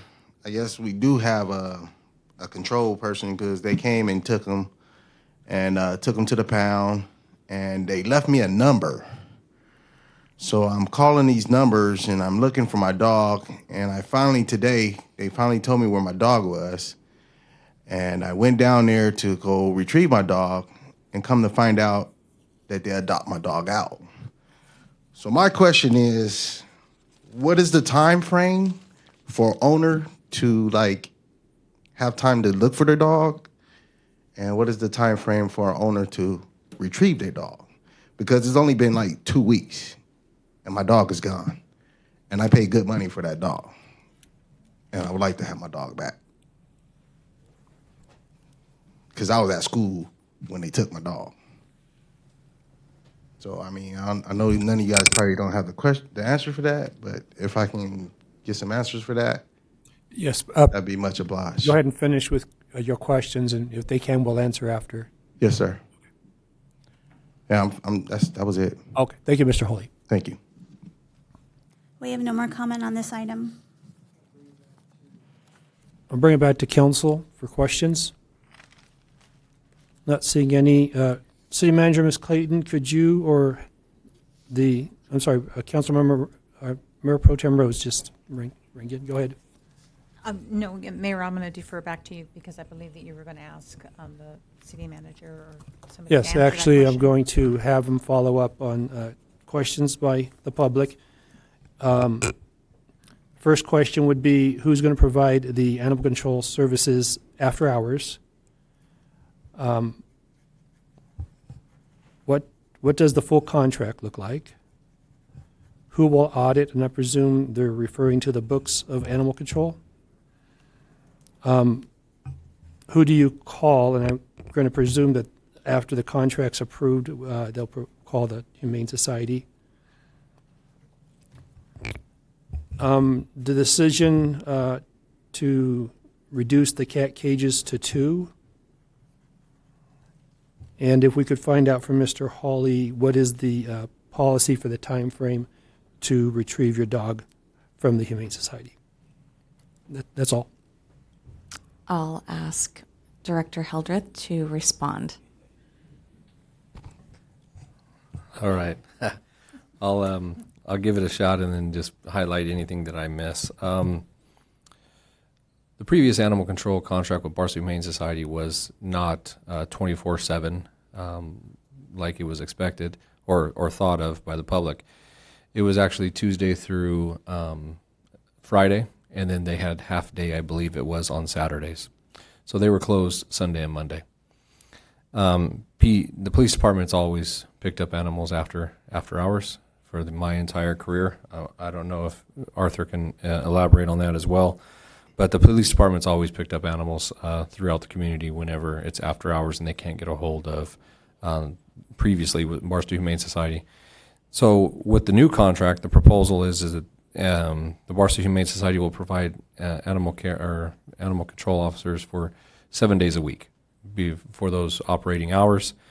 This is not the shelter itself being open to the public, but the animal control officers will be working 7 days a week during those normal operating hours, and then anything after hours will be continuing with the Barstow Police Department picking up animals and dropping them off at the animal or at Barstow Humane Society like they have for the last entirety that I know of. The auditing of the books, and I don't know if I'm skipping anything, but the auditing of the books, there is some mechanisms built in into the contract. Matt or Mr. Summers can probably elaborate a little bit more on the specifics, but there are mechanisms built in. There's meetings with we would be having meetings with the animal or Barstow Humane Society board members. I don't know the exact date, but there's also inspections done by the city at their facility. So there's a lot of things that are built into the contract that they have deliverables to provide to us. And then the cat cages, I am not aware of us going from 4 to 2, so I can't answer that question. But I know Matt can answer some more questions on that. Let me add a little more if I may. So on the audits, section 17, which is on page 150, provides for the city to have the right to audit the Barstow Humane Society's books as related to the contract services. Also for the state auditor, if they want to audit the same books. And requires the Barstow Humane Society to keep records for at least 3 years regarding all of the services that are delivering to the city under the contract. So we have the right to have our team, our auditors, and the state auditors go in and audit the books as needed.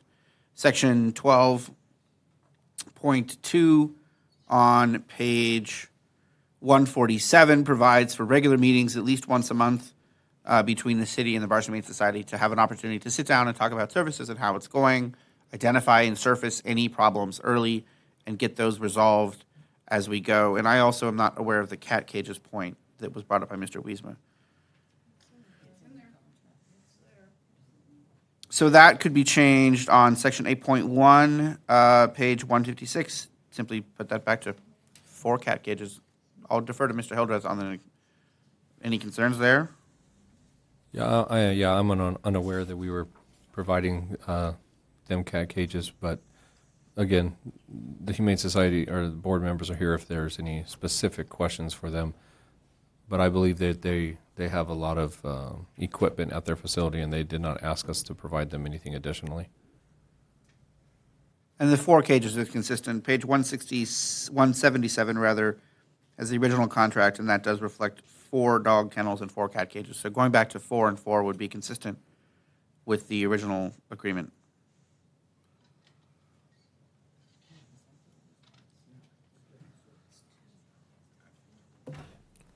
Okay, so I just want to clarify, no staff members has any information as to why it was reduced to 2? Okay. So the only other, 2 more questions. Who do you call? So the animal control is going to have their phone number, and we can post that on channels? Yes, if this, currently, right now, it's the non-emergency line at the Barstow Police Department. Correct. If this contract is approved, we will get the number for Barstow Humane Society, and we will post that, and then we will also advertise and utilize Channel 6 as directed. I think it's a great idea as well, but Okay. awaiting direction. And then the last question, and I'm sure I know the answer, the contract does not require any time frame for the pet owner to retrieve their animal, so that would probably be a Humane Society policy? Is that correct? It's a Humane Society policy, but it's also state law. So there's state law governing like I was mentioning before, like if you take in an animal that's injured, you have to, by state law, take him and get that animal assessed. Same thing with euthanization, same thing with, there's state law that governs, but that would be a Barstow Humane Society policy if they were to go above and beyond, and that's not the city's, we're relying on them to Okay. have different policies. Okay. I've got Mayor Pro Tem Rose in the queue. Thank you. So I do recall that when we were in Rules and Policy that there was some talk, and I understand that, that's passed, but we're looking at a contract now that the time frame for an owner to retrieve their dog, we had hypothetically then brought up the issue, well, what if the owner is gone on vacation for 2 weeks or is in school, and when the dog is taken, they don't even know where to find it, and it takes them 2 weeks to finally realize that the dog has been taken, they've been notified the dog is now at the Humane Society. So I guess these are questions that when we meet with the Humane Society on why did it go from 4, for the cats to 2, is there a time frame so that we can, highlight that even when when we're putting that on Channel 6. But when these questions, again, we're going to be meeting with the Humane Society, correct? Because it is a contract and we need to negotiate if we want them to go back to 4. There has to be a reason why they went to 2 for the cats. These are things that we need to discuss with them, correct? Yes, Yes. that is correct. And I just want to add that we do have a few board members here, so at one point, if council allows, we could ask them to come up and provide some I clarification. mentioned I would allow, I would entertain a motion to suspend the rules. I'll need the motion. I so move. Okay, I've got a motion from Councilmember Noble, a second from Councilmember Hernandez to suspend the rules. The suspension would be to allow, because they weren't on the agenda, but to allow the board members from the Humane Society to come up and speak. And we have questions for you. And just to clarify, the agenda item is on the agenda, it's just adding them to speak. Correct. Yes. I call for the vote.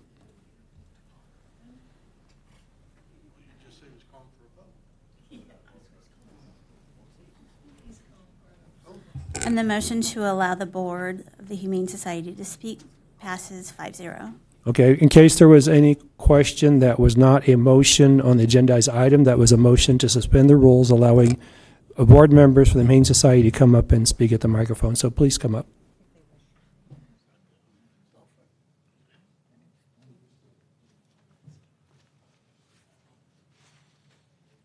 Okay, so we're going to go back to Mayor Pro Tem Rose. She has the floor.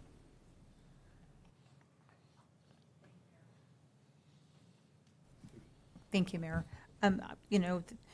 Again, I know that you can answer the questions, but, was there a reason why we went from 4 cages to 2 for the cats? Basically, that has to do after hours when the PD brings in animals. We were in discussions about how many kennels that we need to leave open for after hours. And we know there's a lot more dogs than there are cats. There's a new program with cats. So when we talked, we said, well, we'll always have 4 open kennels for the dogs. We'll have 2 for the cats, which are different kennels and areas than the dogs. That's all that was. It's not changing them. So it's again for after hours, to make sure that they know exactly where to go. There'll be 4 open kennels, there'll be 2 open cat cages, so they're not trying to wander around the Humane Society to find a place to put an animal. We have designated areas. Yeah. And most dogs come in and how many cats have you officers picked up over, the thing? And then we come in the morning, get all the paperwork, enter them into the system, then move them to the proper kennels. Thank you. There's the rest of the story. Thank you. Thank you, Mayor Pro Tem Rose. Yes, are you able to explain, or do you have a policy on how long you would keep the pet? Is it different for dogs and cats? Let us know, but what's the policy for how long you would keep them for the owner to claim them? And that, I really can't answer. The best answer is that whatever the state law is. My understanding, the dog was picked up. Now, I don't know if that means it was off the street or if it actually was picked up from the house from the owner. I really don't know. It's something I wrote down that I will be asking the question to find out about this particular incident. Okay, maybe you can talk to Mr. Hawley then and get his number. We got it. We appreciate it. Thank you. I see no other questions from council. Is that correct? Okay, thank you for your answers.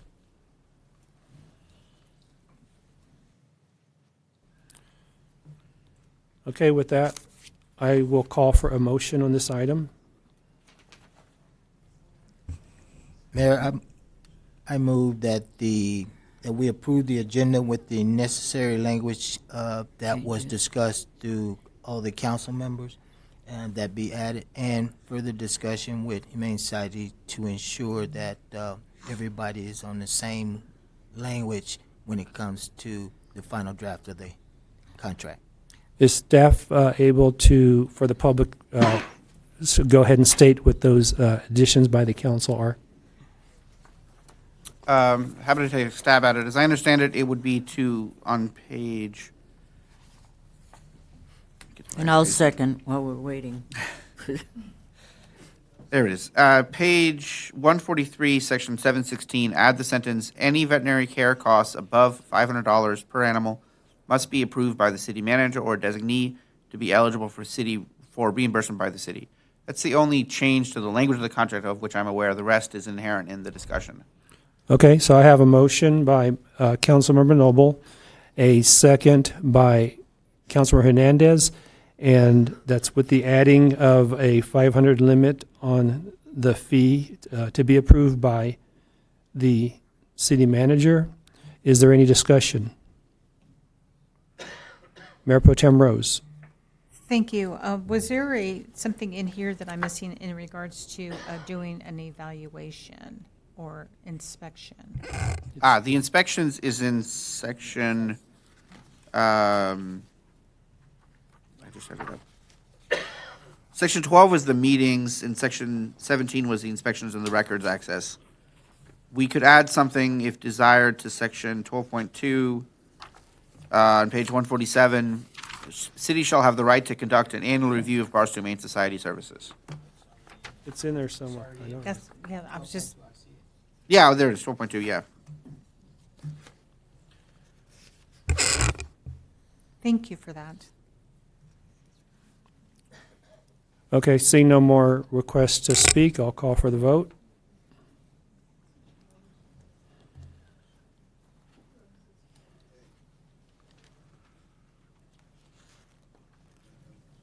And the motion to approve this agenda item with the necessary language and further discussion with Humane Society passes 5-0. Thank you. With that, we'll move on to item 14, We don't have anything on the...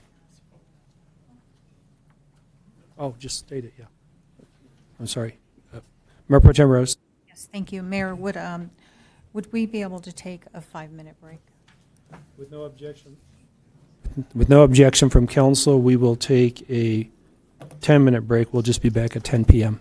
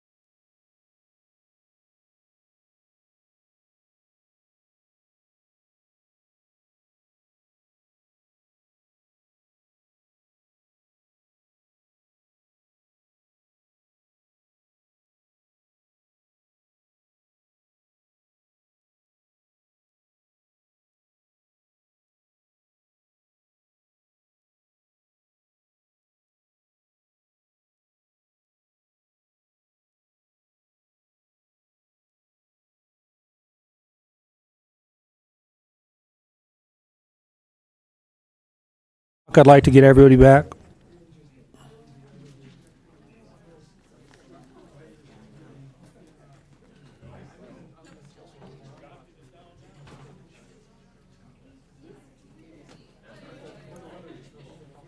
That's why I made it an even, instead of like saying 5-minute break or whatever, make a time that you come back.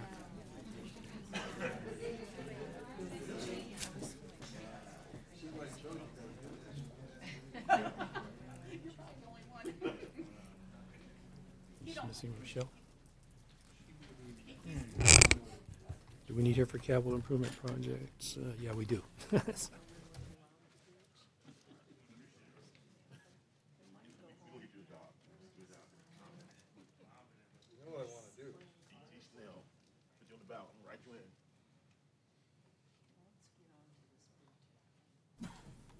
We'll proceed as soon as we get Ms. Clayton back.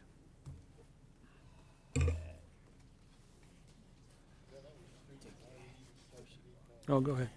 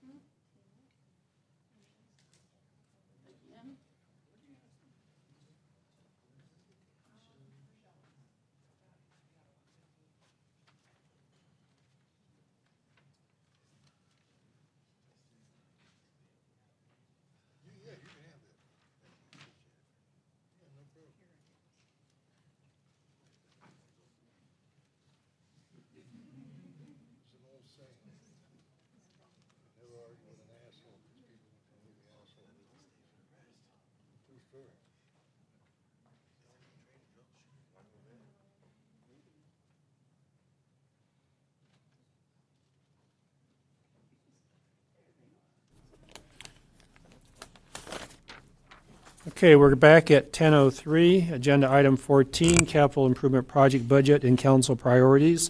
The recommended action, review the capital improvement project needs and funding resources, including financing options and project needs, and provide direction to staff on council's priorities and capital improvement project priorities to incorporate into fiscal year 2025-26 operating and capital budget. City Manager, Mrs. Clayton. Hi, Mayor, members of the council. This item is going to recap a brief recap of what was presented on May 14th at the Capital Improvement Program workshop. The intent was to present the capital needs for the city, and this not only covers the needs in the short term, but the long term, to develop a full comprehensive 5-year capital improvement program. But with that, asking for council priorities for the projects on here with the limited amount of funding that we do have in the next year. The intent was to present this as we did on May 14th, and then come back at the next workshop, which was conducted, the budget workshop, on May 21st, and get council priorities on some of the projects. At that time, I did not include that as a request for a recommended action to get those specific priorities. So this is to revisit that item and at this time ask for council priorities specific to the street projects and any other council priorities. Okay, at this time, I will open it up to council, and you will be giving staff your priorities. I see no one in the queue. I will start with street priorities. And we will have Virginia Way, Grace,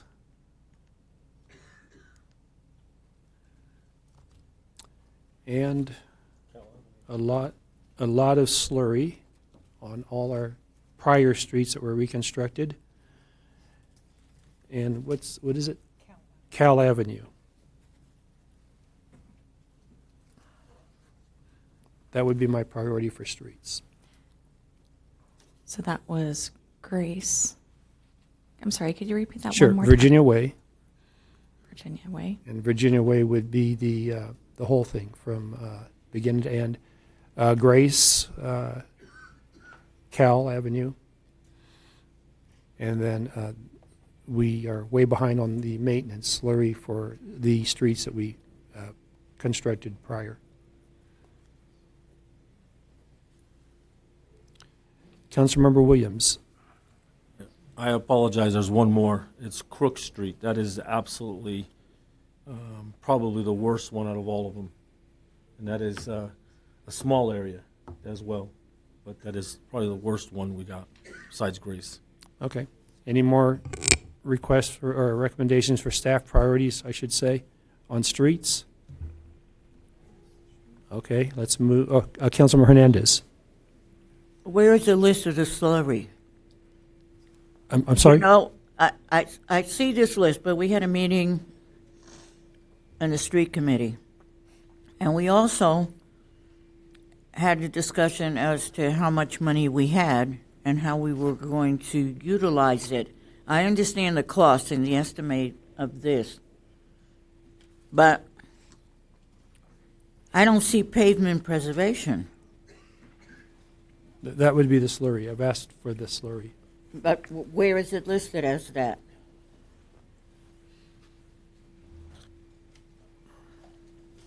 I wanted to jump in. Yes, go ahead. If I could. Yes. A couple things, my recommendation, and through the city manager to council, and to the mayor. Slurry projects, there's $800,000 in the city's budget just moving forward that is already accounted for and budgeted for slurry projects. That is going to be in the budget that's coming before you in our CIP list for the next fiscal year's budget. What this is in front of you is the city has approximately $6 million in different funds, Measure I, the gas tax, and to utilize those revenues, because that's revenues for next year as well, that would total up to $6 million. So, and that's projections. Remember, that's projections. That's where we're wanting to pick some projects in this location. The one thing I want to mention that I was speaking to the ACM about is Virginia Way and Gray Street. The reason why the city or staff recommends doing those two projects is, number one, Virginia Way is a hazard that, like the mayor has described. Gray Street has also been, removed from the previous projects back 10 years ago. The reason why we're putting those two projects or our recommendation is to put them together is because you save on mobilization and you save on the proximity of them being right next to each other to be able to save some costs. My only caution is that if you do Cal Street, I would also recommend doing State Street because they're both in very, very poor condition. However, my only caution is if you do the numbers, we do have approximately $6 million that is projections. If those numbers do not come in as what we're projecting, it will be less. My recommendation is to do, or our recommendation, the staff's recommendation is to do Virginia Way and Gray Street starting, and then or come back to council mid-year approximately, because we're not going to be able to. We can design some of these. We have a lot of this designed already because it was previously designed in other projects. So we would be able to bring that back to you if we did meet our revenue projections to say we would like to ask for direction. We do have the extra $2 million, just say.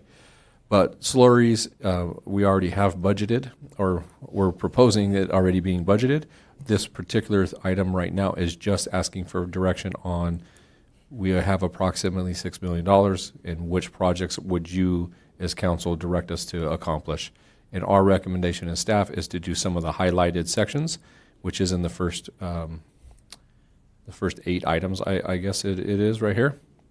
You'll see multiple different projects in here. We have pavement preservation down at $7.5 million on the second graph to the right there. And what that is we've done a lot of streets previously, and we want to continue to try to maintain those and save those streets. We're also doing a survey right now with a company that is doing the survey on all the streets to tell you our PCI index rating, which is telling you the condition of the streets. If you were to award us some of these funds, then what we do is we plug that in, and they put that in the program, and it tells you what streets to go try to maintain, because you can maintain them and save them. For example, it's going to tell you to put zero money towards Virginia Way because it is not savable. So it's a complete reconstruct, and that's why you have the dollar amount of $3 million. Right. But that's what we're asking is direction on the larger projects. We do have slurry already built into the proposed budget coming before you at the next council meeting. Okay, Yeah. Councilor Hernandez, you still have the floor. Yeah. And we project, is it to the state or SBCTA projects list? Yeah, so there's SBCTA has a 5-year our Measure I. Measure I, we have yeah. 5 years. We have 5-year CIP list that is similar to this, Right. just like our 5-year CIP. And I believe I think there's either next month or the month after that. And in the next 2 months, we're bringing before you the CIP project or the list for adoption as well. But all of those things are based off of the direction that you give us. And then the reason I'm asking is because West Section 7 has been on that list, and then you have it on this list. Correct. So that's why I'm trying to figure out how is, you know what I'm saying? Yes, ma'am. So We have a lot of needs. I know we do, but I'm saying in the way that they're listed, okay? Because here it says date blank, but on the thing on Measure I, there's been a date. Never mind, it's been 45 years. But that's why I'm asking. And I like your idea of you're doing the ones that you feel is needed, and then for you to come back, right? And we'll know how much money, and then decide, okay, because we have a list, what is feasible, and especially after the study's been done. But I know that Laverne Retention Basin wasn't half of that done? Yeah, so the Laverne Retention Basin project was completed, or there was a different issue of why we did parts of that, as some of you council members know. Yeah, that's why I'm asking, and then I see it here, so that's why I'm... Yeah, so we completed there was 2 phases of that project. Phase 2 is what we actually completed first because we had permission to do some of that. Right. Phase 1 is actually building the retention basins up above next to the 15 freeway. Oh, okay. And the county is actually, it's approximately $5.5 million to complete that project, which is phase 1 of it. The issue is, and we already got Fish and Wildlife permitting to do that. The county is actually going to be giving us, or it's part of the flood control. They're giving us $3 million towards that project. The city would be responsible still for approximately $2 million. But I have our city engineer looking into breaking that project up into 2 phases to where we could utilize all the county funds. $3 million, you just go ahead and utilize all their money instead of us doing the entire phase 1 project. We would break it into 2 phases. We would utilize the county's funds to do the retention basins, and then we would, whenever we are able to have the additional funding, be able to do the phase 2 part of that project. We're still waiting for the county to get those answers back to us.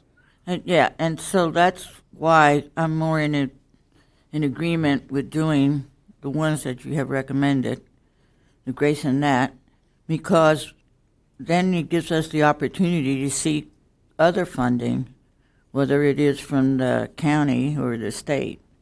I think, yeah, that makes more sense rather than say, okay, this, let's see what we can do.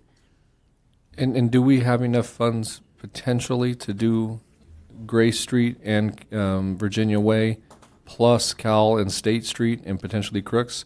Yes. However, that's projections. I would feel a lot more comfortable. Staff is certainty is those other. correct. We're not 100% sure. We just go by historicals. Okay. So our idea, or staff's recommendation is to do two parts. We would ask you to approve two of the projects equaling up to $4 million. Right. And then, or 4.3 million. Then we would come back mid-year saying, yes, we do have the funds and we can do an additional couple projects. Okay. Yet, when I see these things, I know there's something, backup information behind them that we need to know so that we can make the decision. It's not just, oh, well, it's this amount of money. It's where's the funding coming from? So I appreciate it, the information you provided. I think it makes it easier to make decisions, especially in regards to the streets. Thank you. Thank you, Councilor Hernandez.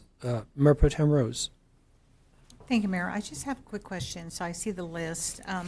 Was there a consideration for the Riverside Drive in itself, and from Riverside Drive from Yucca all the way to Lawrencedale Parkway? That area is used heavily, and even more so heavily if I'm saying heavenly, but heavily, if we have to shut down the bridge for an accident. And I know that when I travel it, there's a lot of potholes and stuff. So was there a consideration for that area? Yes, and unfortunately, I'm sure we have left off some locations. The report that I was referring to that's going to come in, we're supposed to have a draft in the next week or two, and what that report does, it's a computer program that will tell us your streets are at X percentage. If you invest money into trying to restore them and to maintain them, then you can save that street. Some of them are going to say, don't put no money into that street because it's so bad that it needs to be completely reconstructed. That report does the entirety of the city, every single street, every single mile, and we've already done that report before. They're updating it currently to give us an updated PCI index reading, and so whenever we have that, we input some of this information, but it will tell us where to do the overlays and the slurry projects that we were referring to. And maybe that road will have a rating on it, and the program will tell you what to do on that street. So it might be, hey, there's a 60-foot section that just needs to be cut out and redone. For example, Mountain View has a couple sections that just need to be cut out and redone. And then you can slurry the entire street, which would then bring that index reading up, and it'll prolong the life of that street for X amount of years. And then if we continue to maintain that street, it'll just keep stretching the life of that street out. So every single street in the city is getting assessed currently, and we will have that report back. But these are the projects that we know of that are in very bad condition, like Main Street Route 66 reconstruction phase 1. What we did was we looked at Main Street from Walmart's area all the way to the Linwood, okay, and then each one has a different phase and how much that would approximately cost us, because some of the sections are in better condition than others, but the report itself will tell us what that actual condition is, and it's done by a third party, so it's not biased. I know sometimes people say, oh, well, the mayor lives on this street, so he's getting a new street, and that's not the case. The report is very transparent, and it tells you where the city should invest their money. Thank you for that. That's all, Mayor.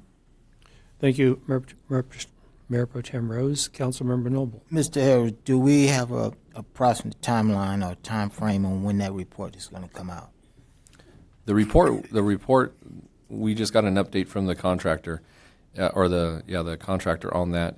In the next 2 months, we'll have a complete draft or a finalized draft. They've already produced a rough draft for us to review, and we ask questions on that draft and pick it apart, and then they get back to us with additional information. So in the next 2 months, we'll have that. But that is more based on pavement preservation, and so that's why we're saying that we're going to spend $800,000 or that's our proposal in the upcoming council meeting in our budget, that we would direct $800,000 for slurries and pavement preservation. Then that system will calculate which streets we should put that $800,000 in. Okay. And then my other question, based on the 8 projects that we have listed here, are we going to prioritize the streets that we want done based on limited fund if we don't get the $6 million? We currently have $6 million. Well, we know for sure we're going to have I'm very comfortable saying we're going to generate or have $4.5 to $5 million. If the revenues go as expected, as they have historically every single year, it's going to be at $6 million. So based on the 4-point that we know that we're probably going to have, we can definitely say we can do Barstow, Virginia Way.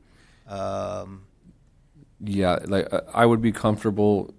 Our recommendation to council is to put together projects that equal up to about $4.5 million, Okay. and then the idea is that we got to design it the rest of the way, because then we got to do proposals. We got to put it out for bid.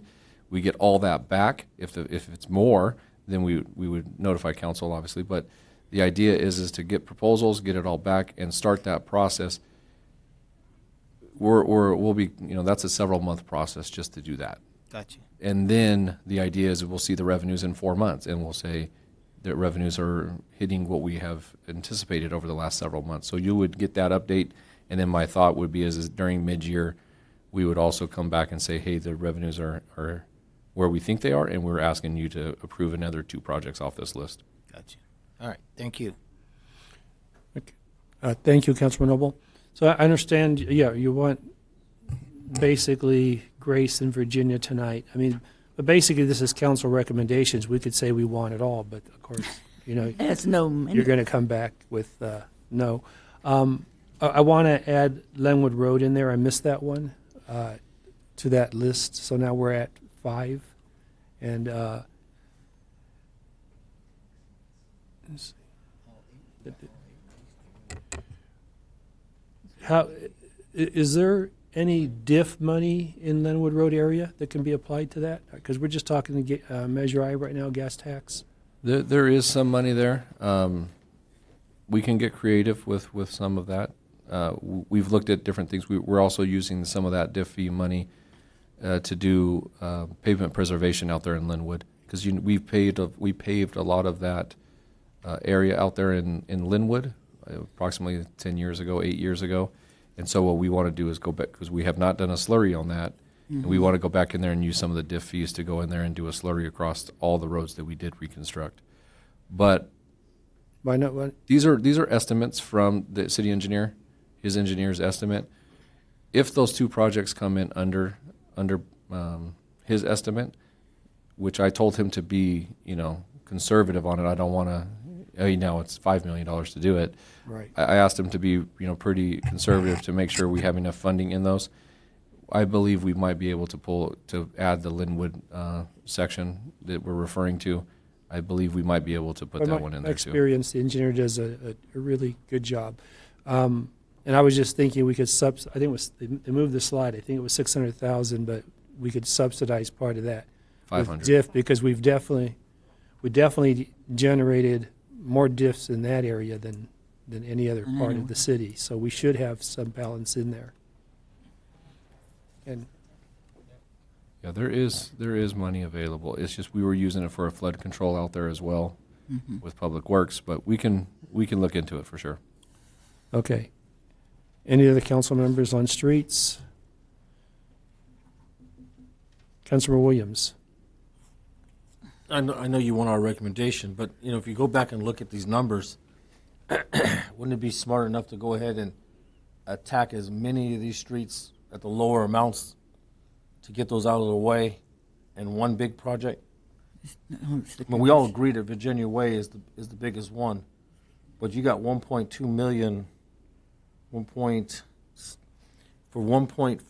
$2 million, you can knock out 1, 2, 3, 4 streets. I mean, to get the biggest bang for our buck and get as many streets we can get possibly done. Yeah, we'll not be able to do a big one, but is you guys looking at that? Yes, but that's where staff, our conversations are. That's where we have ideas, but we want council direction on. We want you to focus in this area and put together a plan. So Mayor, if you look at this list again, if we can get as many streets as possible, then you got next year's funding for the major streets. Because let's be honest, Virginia Way's going to get worse, and it's already at the baddest point right now. So, the public would love to see, like Linwood and Case and State Street and all those. Those are pretty bad as well. So the more we can get done with the amount of money we got going on, it gets us in a better place, in my opinion. What is your suggestion? So the reason why I understand 100% what you're saying. The reason why Virginia Way has been identified is because of the amount of traffic that drives down Virginia Way. I understand that it's super expensive, and I'm not, if somebody lives in the Cameron area, I understand, they want their street done too. And it's right next to a school, so I understand all of it. We just have so many needs that we're not able to do it all. The reason why Virginia Way was mentioned is just simply because of the amount of traffic that drives down it.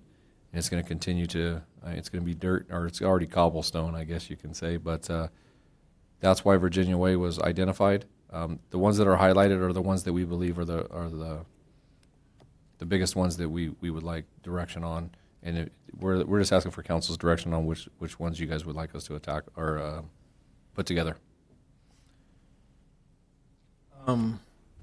Let me just tell you, when's the last time you've been down Virginia Way? Because you guys have done a pretty damn good job on that.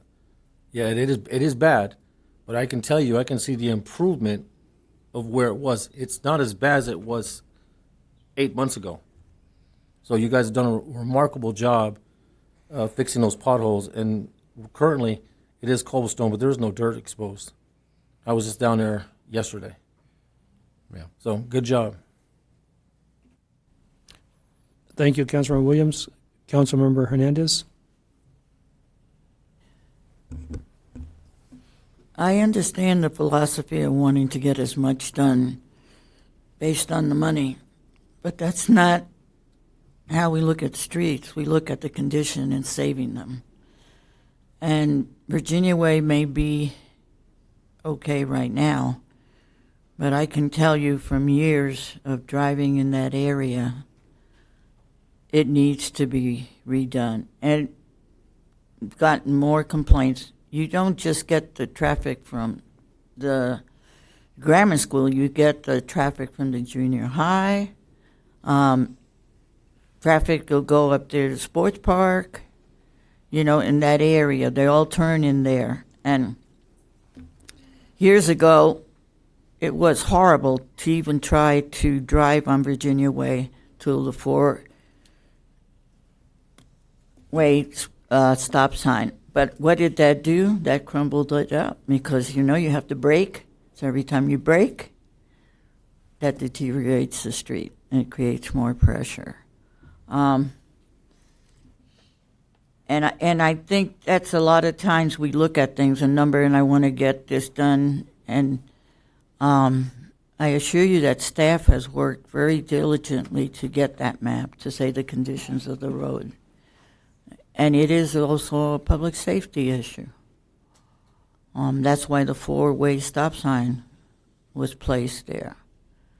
And I know how hard we fought just for that, and although there were a lot of accidents at the time too. So I'm still with staff's recommendation, and then coming back, and then we adding on. I think that's the more budget-conscious way to do it.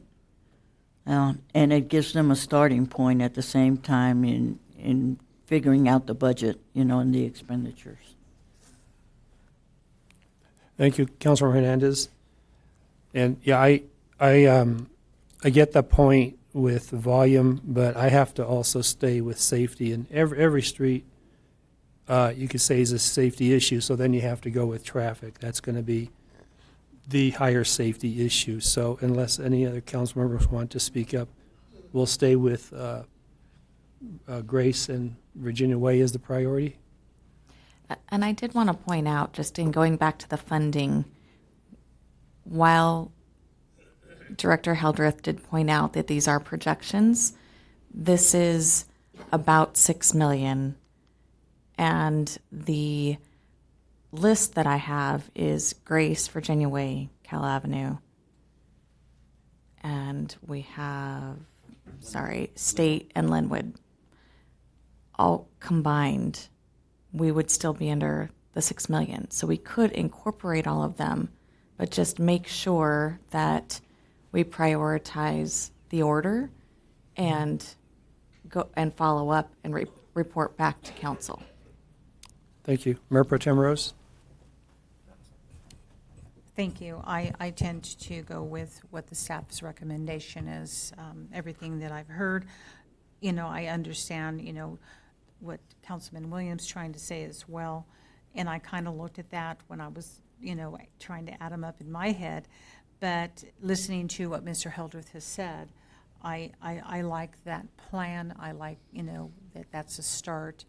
And then we move forward and with the assessment of how much it's actually going to cost and what funding we do get with the revenues. Thank you. Okay, that's all the requests I have from council. I think we're clear that we'll go with the recommendation there by staff. And do you want to move us to the park slide?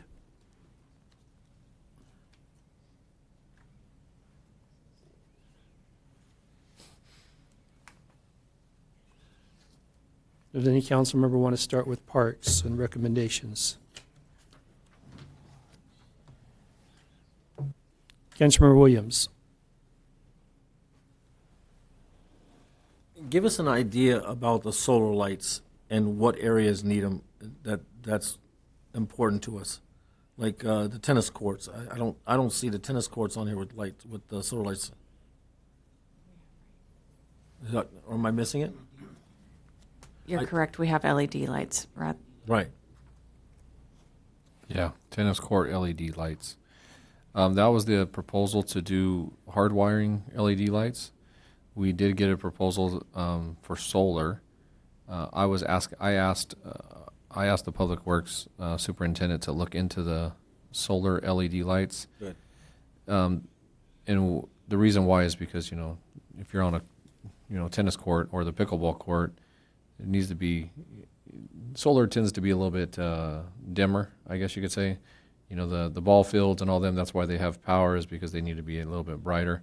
So I asked him to look into the solar ones for the pickleball court and tennis courts. We did get a proposal for $100,000 to change those out and put the solar up.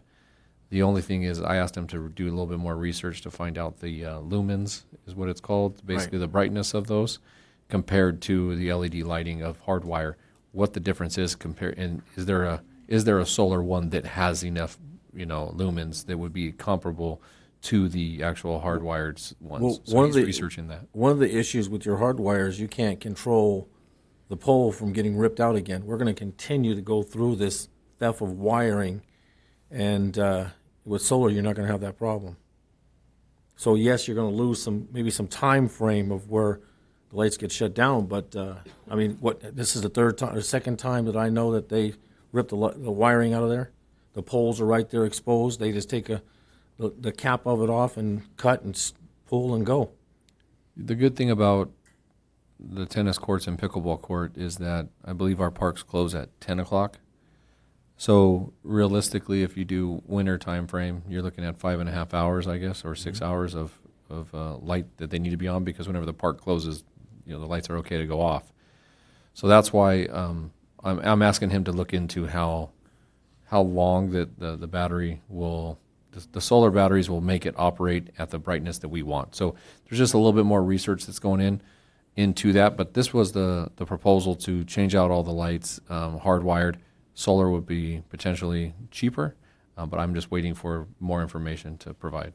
Because what also is going to extend those solar lights is the cleaning of the panels, right?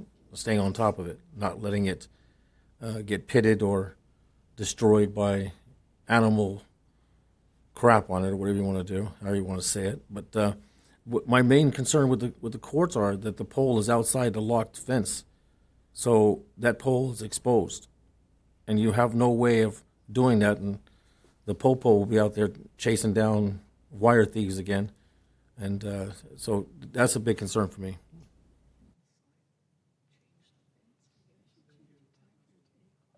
Thank you, Councilor Williams. Mayor Pro Tem Rose. Thank you. I have a question about, I don't see H Street. We talked about lighting. It's our soccer fields, and is there any consideration for lights there? So the reason why that one is not on this list particularly is because we do have a list for the Cannabis Promotional Fund funding, and we intend to present that project as one of the projects for consideration. And we had talked about that when we were discussing the cannabis, but I was just curious as to, is that why it's not here? Yes, ma'am. Thank you. Thank you, Mayor Pro Tem Rose. Councilmember Hernandez. You want to go to the Dana Park? Pickleball court fence dividers. I saw a bill in accounts payable for rental for $4,000 something, and yet I see the estimated cost here for $5,551. Yeah, so I asked whenever that question came up, I asked our public works superintendent what the temporary fencing was, and that was a bad word to use by temporary. Whenever it got coded, it was mobile fencing that they put behind the two pickleball courts so that the ball wouldn't. Because what happened? No, I understand pickleball. So they bought that in order to try to keep this court from this court, the ball going back and forth. So they put that there. Unfortunately, vandals got in and destroyed that temporary fencing or mobile fencing, I guess. So yeah, the city invested in trying to provide mobile fencing to make those courts more usable, but people did get in there and destroy them. So currently there is no mobile fencing. A lot of it's been destroyed, and so what you have in front of you right there, the public works superintendent said he was looking into actually putting in permanent posts and putting across the fence that would be permanently installed on the pickleball courts and not be mobile like the one that we bought that was destroyed. I saw fencing there when I was driving up.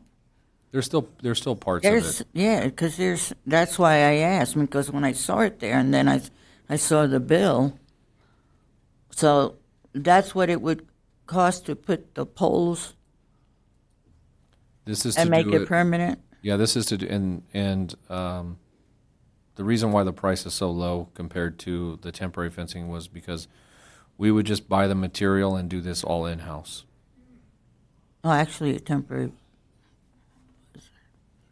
I think, never mind. Yeah. And then the other question I had was about the reduced grass and landscaping at Dana Park. And my question behind that is there so few grass in Barstow that so many families, that's where kids get to put their feet in actual grass. So what was how much were you going to reduce? So that's my concern. So the idea behind the reduced grass in the landscaping areas is to enhance it in other areas and to reduce it in certain areas. So, for example, right next to the tennis courts or pickleball courts right now, you have grass all in that bank. Yeah, that bank, that could, yeah.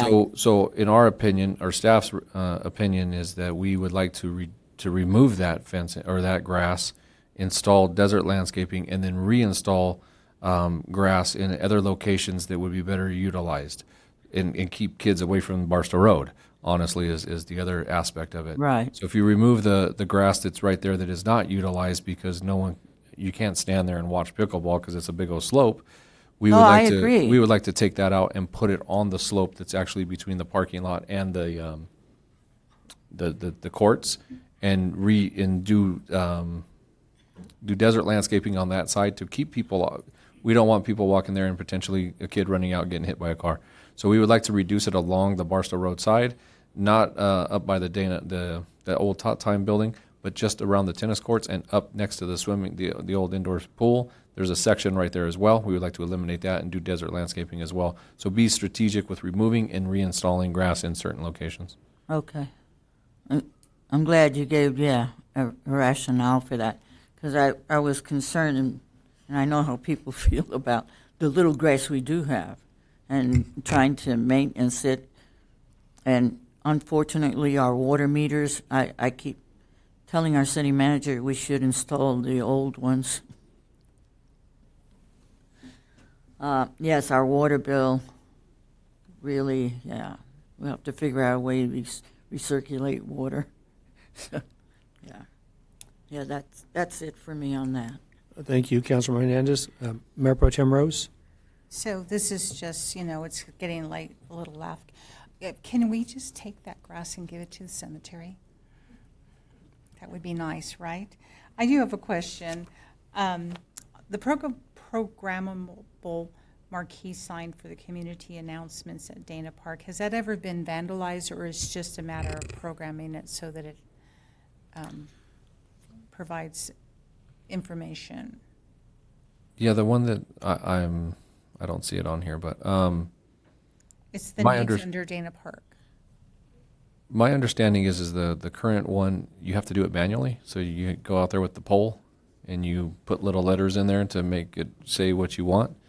This one would be digital to where you can actually, I guess, type in, like messages, and that would get projected onto that screen. Currently, it is the old school way with Like the little the schools have. Yeah, the little numbers or letters that you go out there and you put in there. So this one would be going digital to where you can actually type in messages or whatever, community events, and it would be on there. And how much does it cost for us to do it manually? An employee. Correct. Yeah. So, that's 60,000 that we could put somewhere else. Oh, yeah, absolutely. Until we get more money, in my opinion, and put it somewhere else and stay with old school until we can. And we have Channel 6, and that's free as well. Free to the consumers. But I was just curious about that, and thank you. All right, I don't see any more requests. So do you have a slide with recommendations like you did streets so that we may? We do not. We do not have, we were just looking for, primarily we were looking for direction on the bigger projects specific to the streets, and we had that specific funding. This was just the full presentation in case there were any specific requests to fund any of these. I would say safety again, so lighting. The grass, I agree with that slope towards Barstow Road. Any other council members suggest or priorities?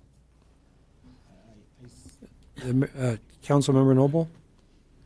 No, as I look at Jasmine Park and so forth, you talk about the front door ADA compliance. I would ask that you look at all the parks that we ensure that ADA compliance in all those parks.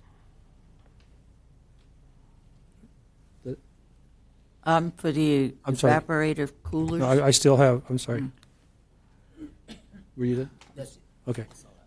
Did I clear you, Councilmember Williams, or did you remove? I was going to say ADA. Oh, okay. Thank you. Councilmember Hernandez, go ahead.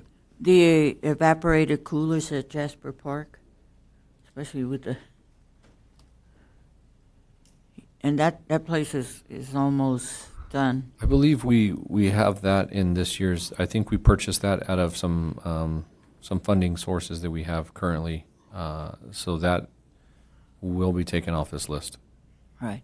And I think it's my understanding that basically this is more like a 5-year projection of what we actually need within this community. And this is supposed to also help when we do, I believe we're going to do a study on development impact fees and how that's going to affect our community. And I don't think that's coming across as that. This is, yes, the recommendations we're making, because I noticed that some of the things we've already done, but that's part of what the needs were for the community. So I think we need to, so I'm glad that you told me, we already did that. So we can probably put it on our completed list, but Yes. the things should stay on the list because that's the need. Correct. Correct? Correct. All right. Thank you, Councilmember Hernandez. And is that enough direction for staff? Yes. Okay, so we have community centers. Do we have that slide?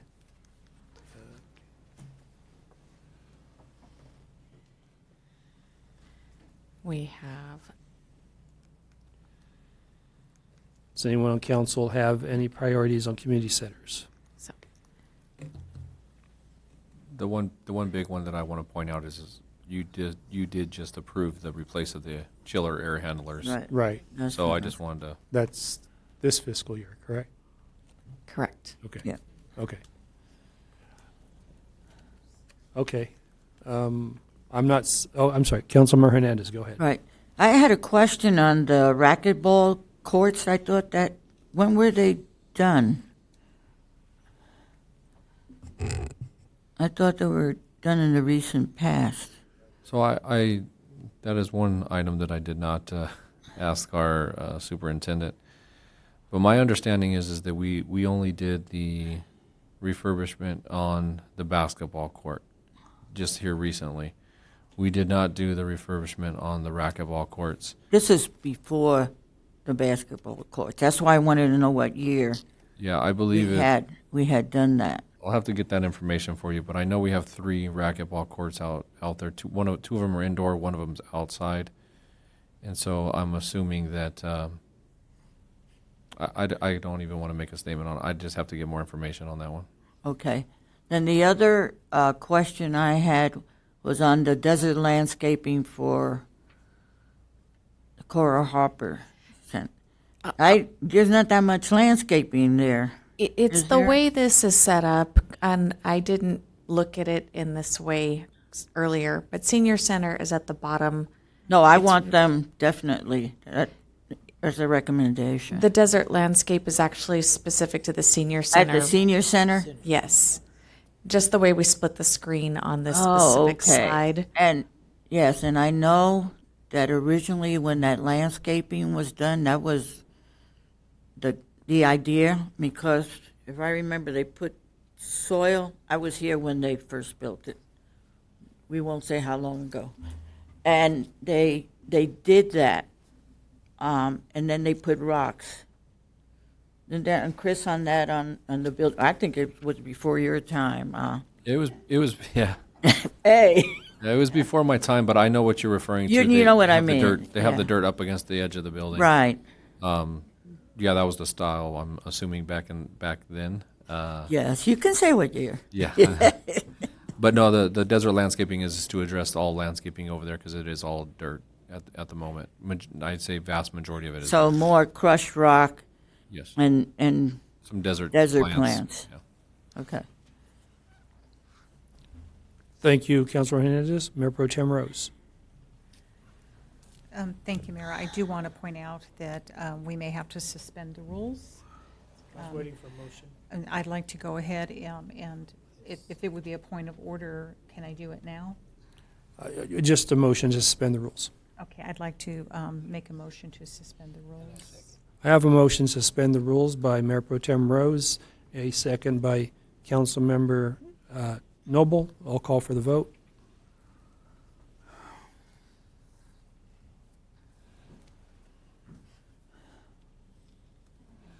Okay. And the motion to suspend the rules passes 5-0.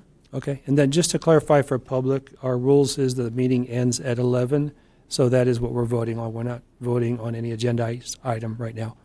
Mayor Pro Tem Rose, you still have the floor. Thank you so much. So I do have a question on the senior center.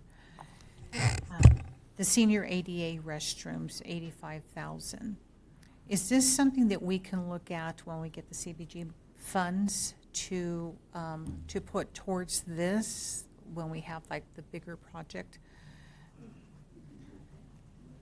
Yeah, we'll put it on the list and inquire with CDBG to see if it qualifies. Yeah. So when you say what would, if it qualifies, so we did money for the cemetery ADA. What would be the difference on the two different? CDBG has maps of what falls within the CDBG guidelines, as in your majority of our community is in those maps, but there are some areas that are excluded that you are not allowed to put funding into. Us using CDBG money for other organizations is one thing, but this is a city-owned facility. So, for example, we put down the front parking lot, and CDBG came back and said no, because it doesn't qualify in their eyes. Even though City Hall is located within the boundaries, that project did not qualify under their guidelines. So that's what I mean by we would just ask them, hey, would an ADA improvement in the restroom, or would an ADA restrooms improvement qualify at this location? And they will tell us yes or no. Thank you for that. Appreciate it. That's all, Mayor. Okay, I have no more requests to speak. Do you think you have clear direction on what are we on? Community centers? Yes. Okay. We'll move on to infrastructure.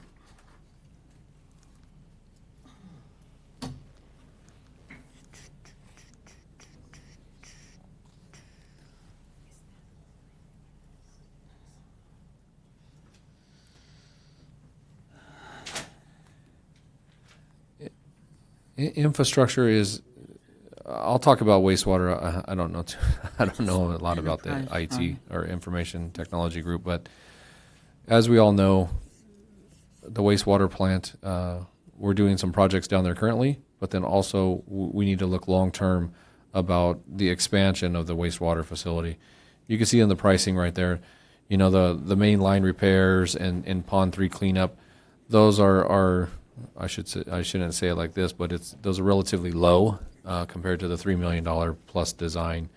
We already received a quote to do the wastewater plant expansion design, and it's approximately $3.4 million.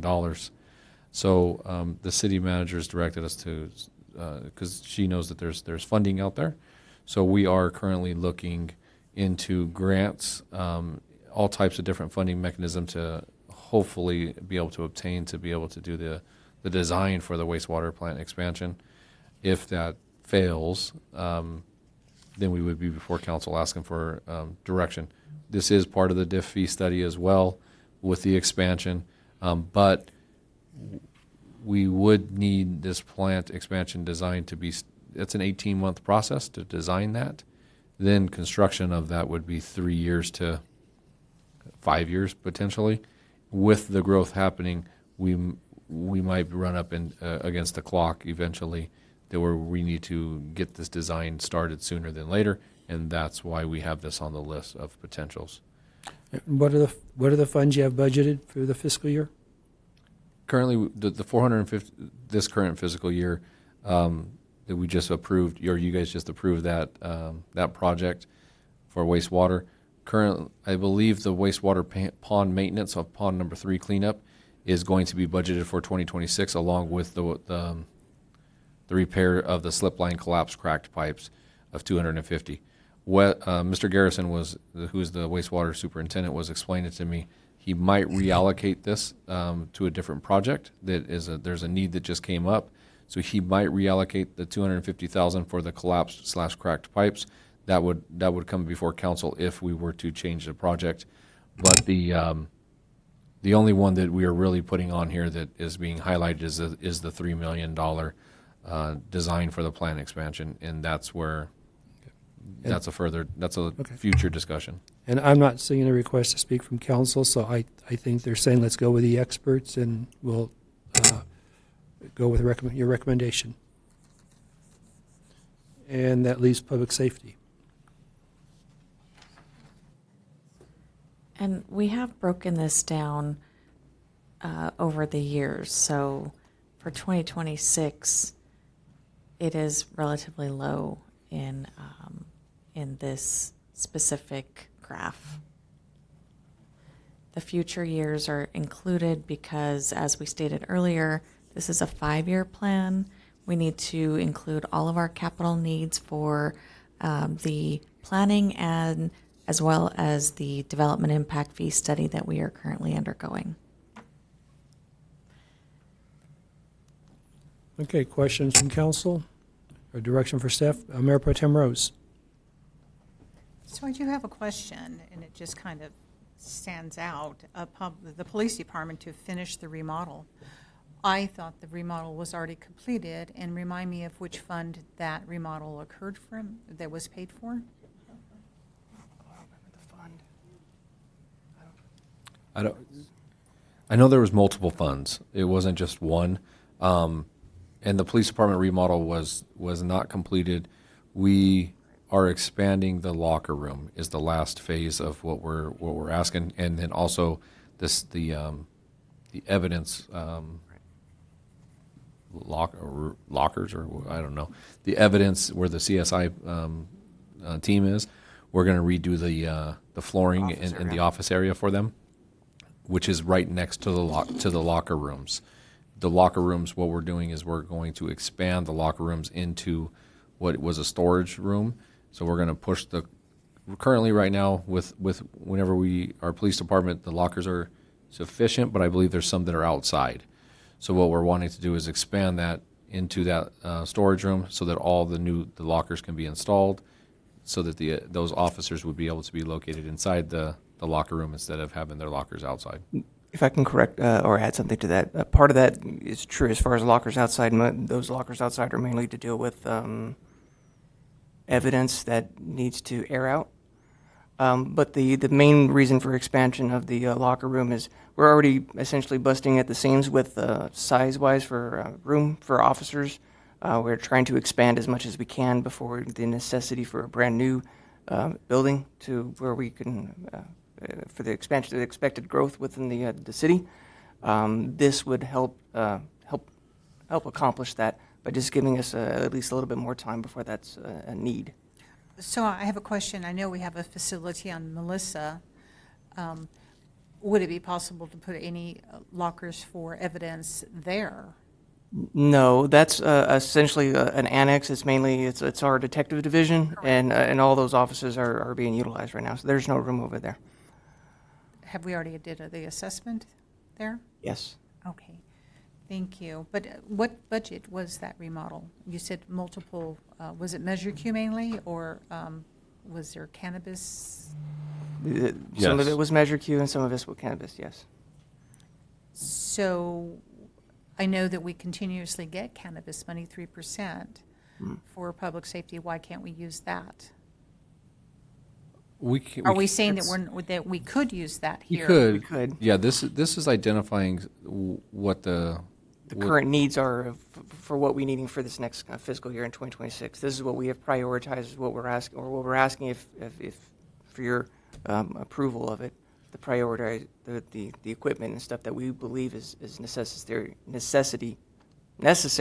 immediately. So it would make sense to maybe say it could come out of that 3% from the cannabis. At least part of it, correct.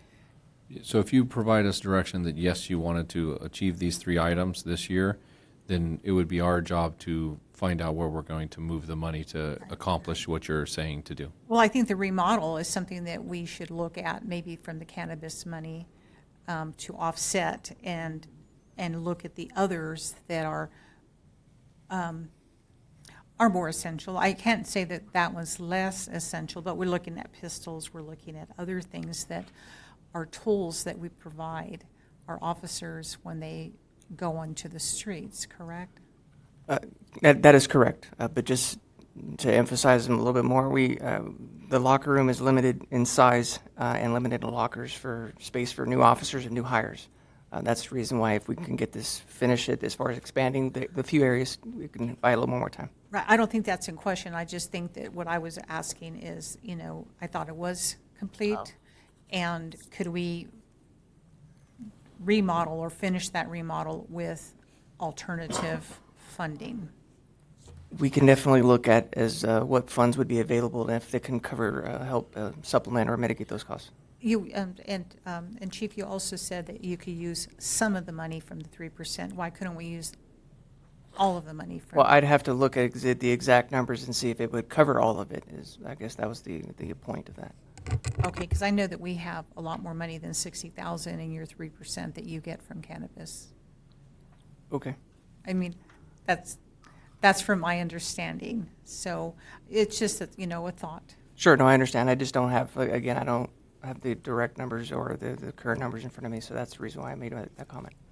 Thank you. I appreciate it. Okay, I see no more requests to speak. I've heard no objections to the 3 items. Just bring back the funding source.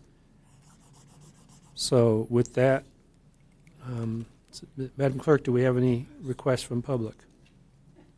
Yes, we have one, Mr. Mike Hernandez.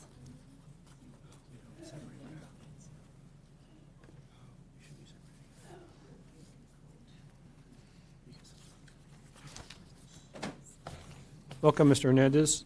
Thank you. First part, it would have been nice that the public had a copy of what you were discussing so we could actually see it. There is none in the lobby. It was in the agenda.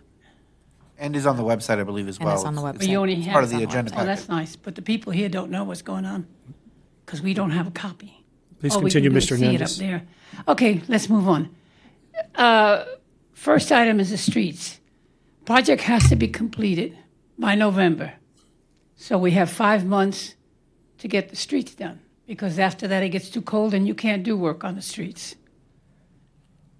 I don't know how long it takes to put it out for bid, get the bid back, and then issue the bid. So what you were talking about doing in the second half won't be able to be done, because then you're going into the winter months. So even if you approved it, it wouldn't be until next April that you could do the second part. I find that, that's kind of crazy. Anyway, I think you should use whatever money you have, use it. Don't let it stay. Last time they let it stay, the bridge landed up with it. No streets got done. I've been watching this for 5 years. One project after another, always at the end. Second part is the money for the senior citizen. Why don't you use the money that was set aside to pave the parking lot on Lillian, which you had $240,000 in there. You got enough to do the bathrooms, and you still have money left over. The one with the tennis courts, why don't you put cameras on the poles coming down to watch so they don't steal the wires, and get those cameras hooked to the PD so somebody attempts to, you can grab them right away. Some of this stuff I don't understand. You go into so much talk on so many items, you can't come back and try to. So I can only miss and hit what I can remember. I'm getting old. I can't remember as much as I used to.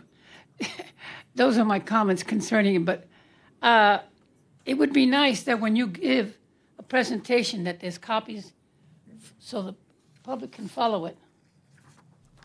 Thank you. Thank you, Mr. Hernandez. We have no other comment on this item. Thank you. Okay, so this isn't a voting. We've given the direction, but before we move on to item 15, did anyone in council have any final discussion? Mayor Pro Tem Rose? I think that we as a council would be remiss if we didn't thank the staff for their forward thinking and putting together such a robust presentation.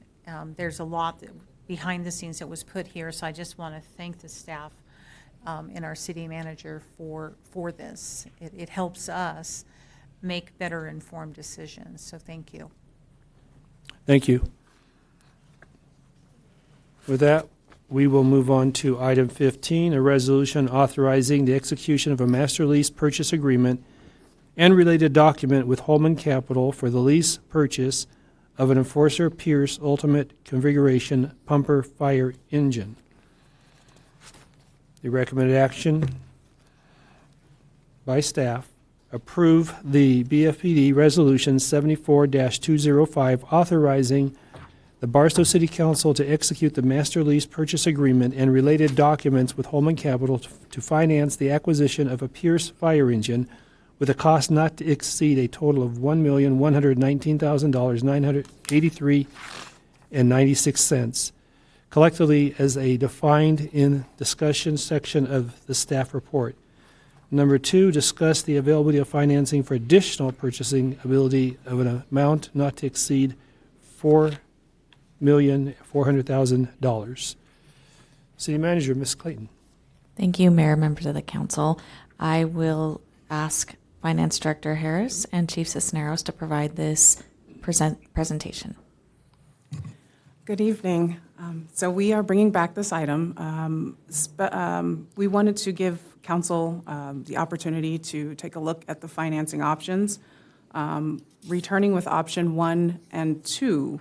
Option 1 includes the purchasing or the financing of the Type 1 engine with the original cost at $1.012 million. That includes tax and cost, and at a rate of 6.24%.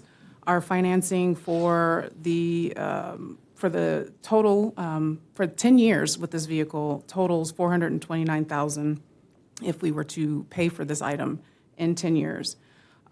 So cost, including the additional fees and accoutrements for the financing and the interest, puts us at approximately $1.6 million.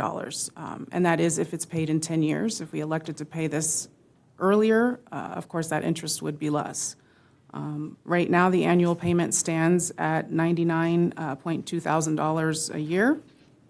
If we decide to put away additional, that number could increase at the council's discretion. We had an option to increase that number to $330,000, which would put us at a payoff in 5 years. Option 2 includes the additional asset for fire with the Type 1 engine. Total with interest and tax puts us at about it would be $1.46 million in interest in 10 years. And that puts the annual payment at $337,000 a year. With the additional to pay this one off within 5 years, I believe that put our payment at like $775,000 a year annually.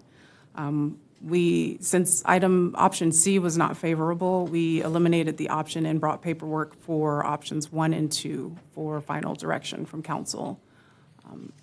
If you have any questions for me, I'm available. Thank you, Ms. Harris. Councilmember Hernandez.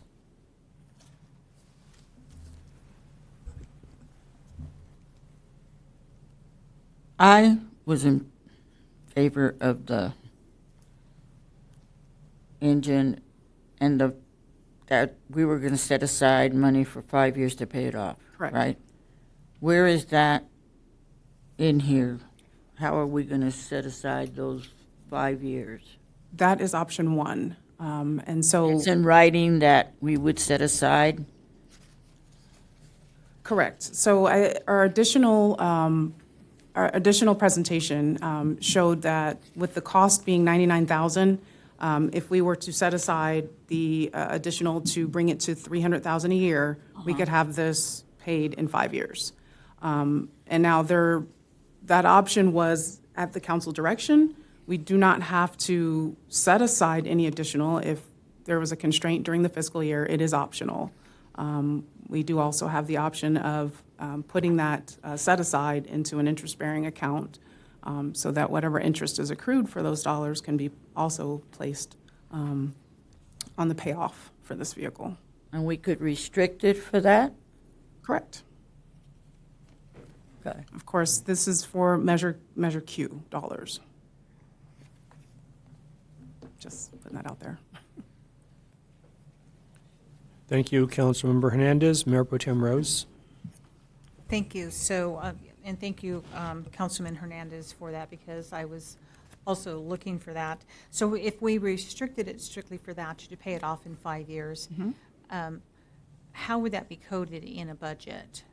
Would it, because it's still general fund, but yet we're restricting, so I want to make sure that how would we differentiate between the two? So what we would do is budget an annual expense of the full amount, the $330,000, with direction that we would pay down the actual cost. Of course, with this type of financing, we are not allowed to pay on or pay additional amounts. We would have to pay this off.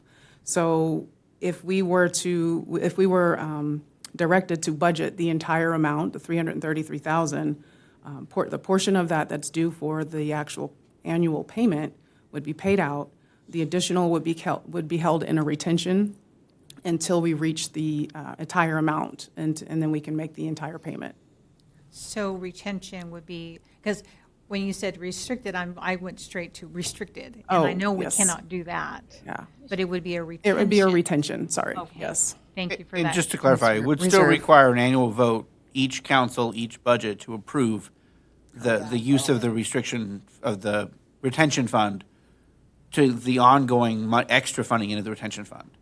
So it wouldn't be legally restricted in that regard, but it would be a retention fund that each council would have to approve. Thank you for that. I appreciate the clarification. Councilmember Noble. Yeah, thank you, Mayor. Ms. Harris, will we be penalized if we paid it off early? No. There's no penalty to prepay. They just do not accept payments in addition to the annual amount unless you pay it off altogether. Oh. Yeah. You can't pay a principal-only payment to reduce the loan. Yeah, but if we pay it off early, aren't we doing that? There's no penalty to pay it off, as long as we pay it off in one lump sum. In other words, if I could jump in, they allow one full amount payment early at any time, but they don't allow an extra $500,000 a year to principal. So we could set the cash aside in a retention amount, the extra amount, and then at 5 years just pay it off in full. Okay. Without any extra penalty. Got it. Okay. Thank you. And just to add on to that concept, that builds it into our regular budget practice. And that way once we have the amount built up to pay it off in full, we've already built that practice in, so that would be our replacement fund, a future capital needs replacement fund that we would still want to continue that approximate amount to stay built up. So as future capital needs arise, we've already built the fund, and we don't find ourselves in this predicament of not having the full funding available.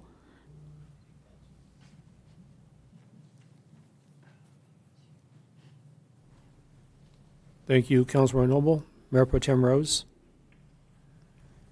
So I do have a question, and it just kind of dawned on me. So we have a retention fund. We put the money aside. And then this council changes. This council, the new council can totally just reverse everything that we are trying to preserve for those 5 years. Is that correct? I believe that is possible, yes. Legally, Yeah. yes. Sorry. Yeah, legally, yes. So, I mean, we're trying to do our best efforts to make sure that we would purchase this and make sure that we could pay it off in 5 years, but that can be totally reversed.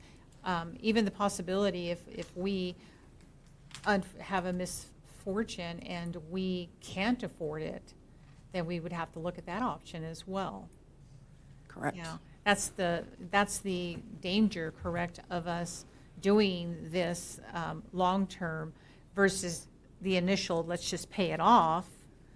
But, because if we would have just kept with just paying it off, then this would be off the books already. Correct? Yes, if we had paid, dispersed the check, yes, it would have been paid off. It would have been off the books.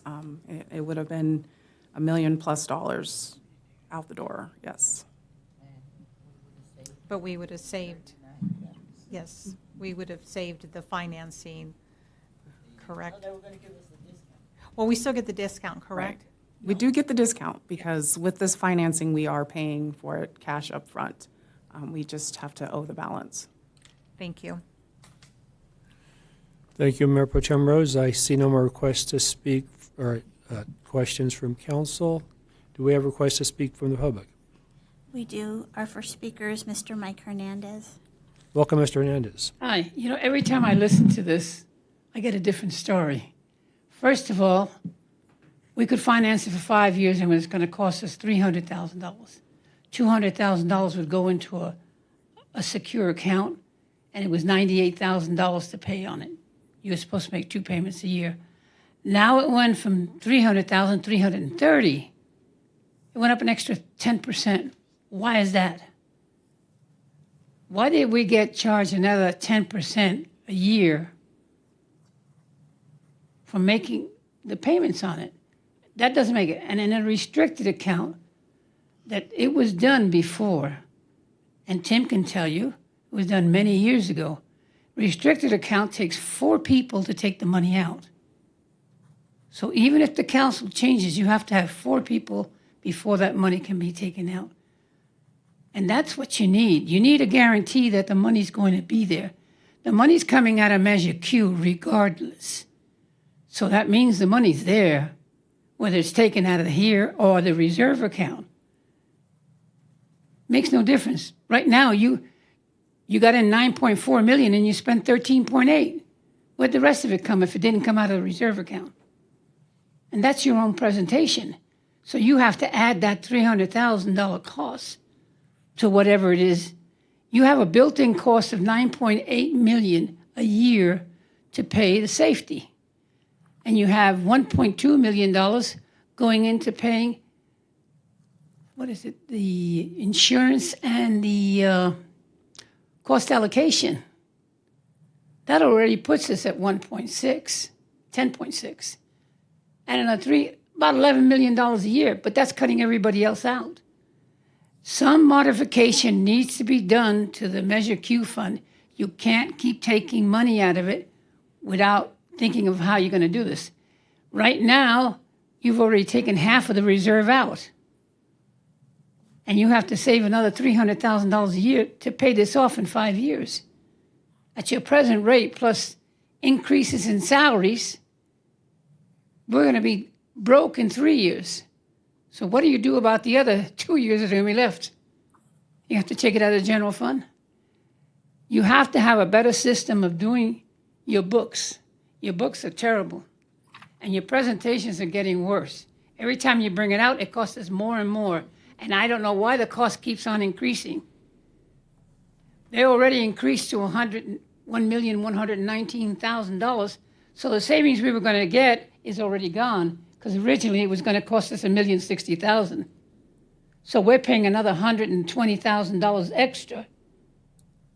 You know, so I say every time you give a report Thank you, out, Mr. Hernandez. it's different. Thank you. Our next speaker on this item is Ms. Marsha Wiesma.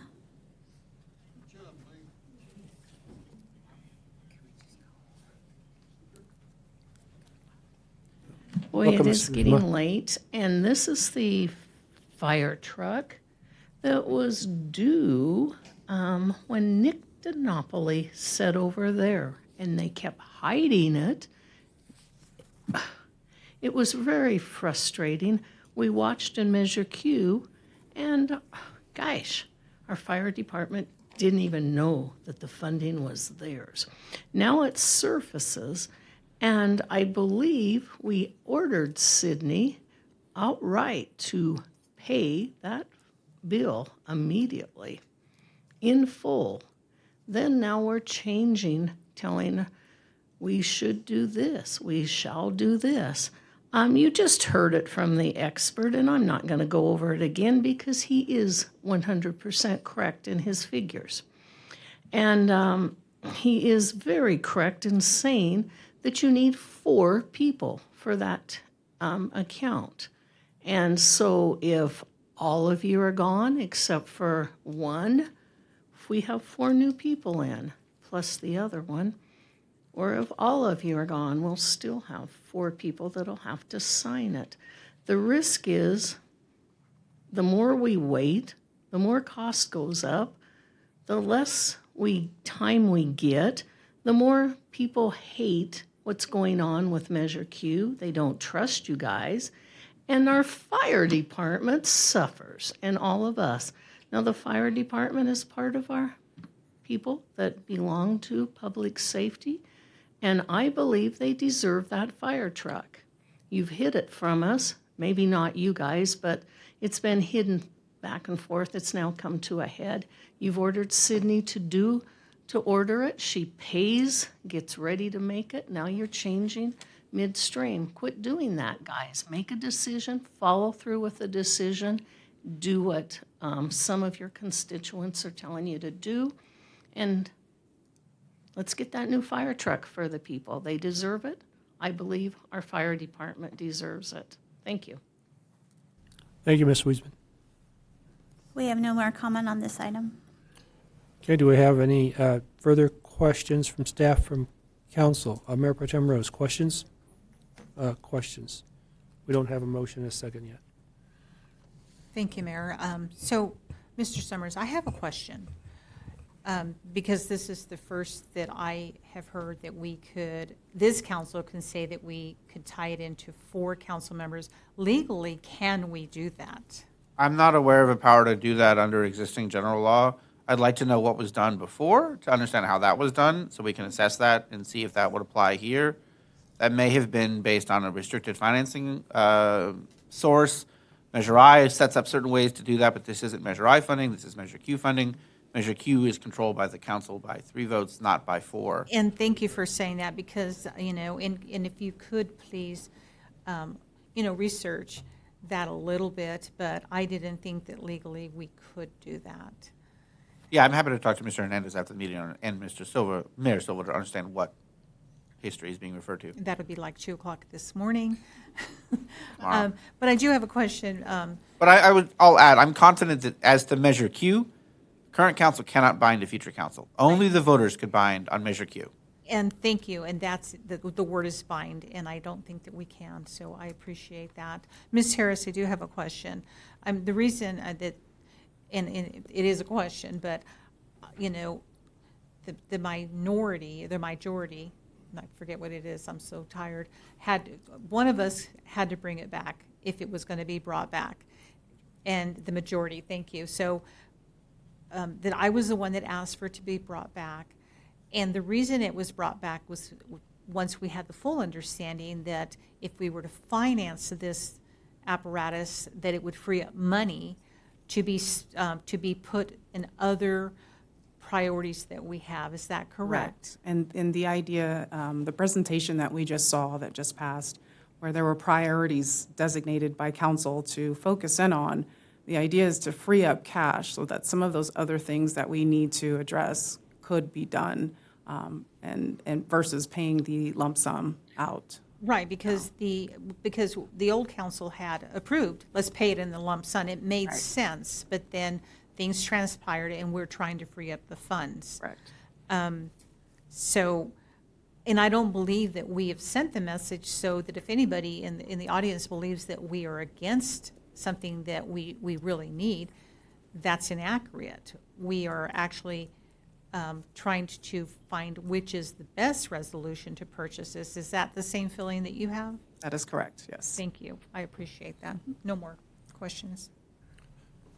Thank you, Mayor Pro Tem Rose.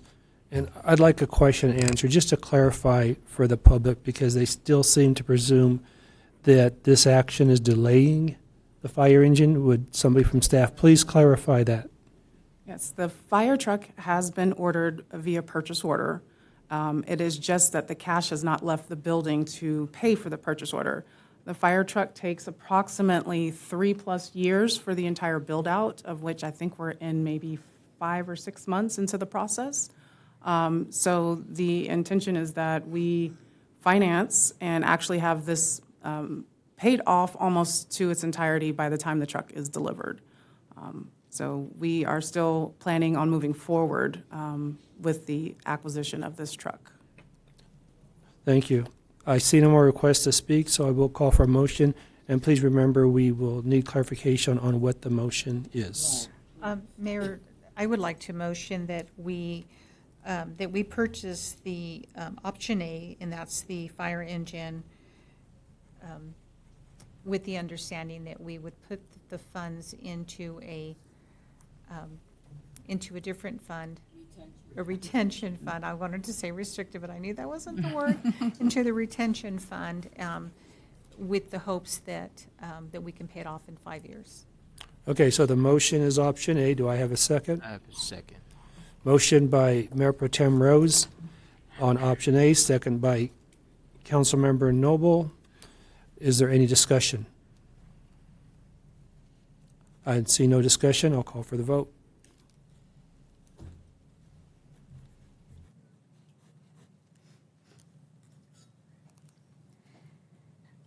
And the motion to approve option A passes unanimously 5-0.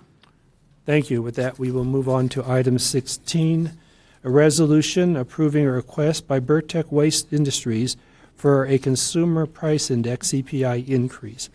The recommended action: conduct a public hearing and, subject to testimony received, adopt Resolution 5222-2025, approving the request by Burtech Waste Industries for the consumer price index CPI increase of 2.61% to the existing rates for waste collection and recycling services and waive the full reading. City Manager, Mrs. Clayton. Thank you, Mayor, members of the council. I would like to invite Administrative Analyst Taylor Britt up to provide this presentation.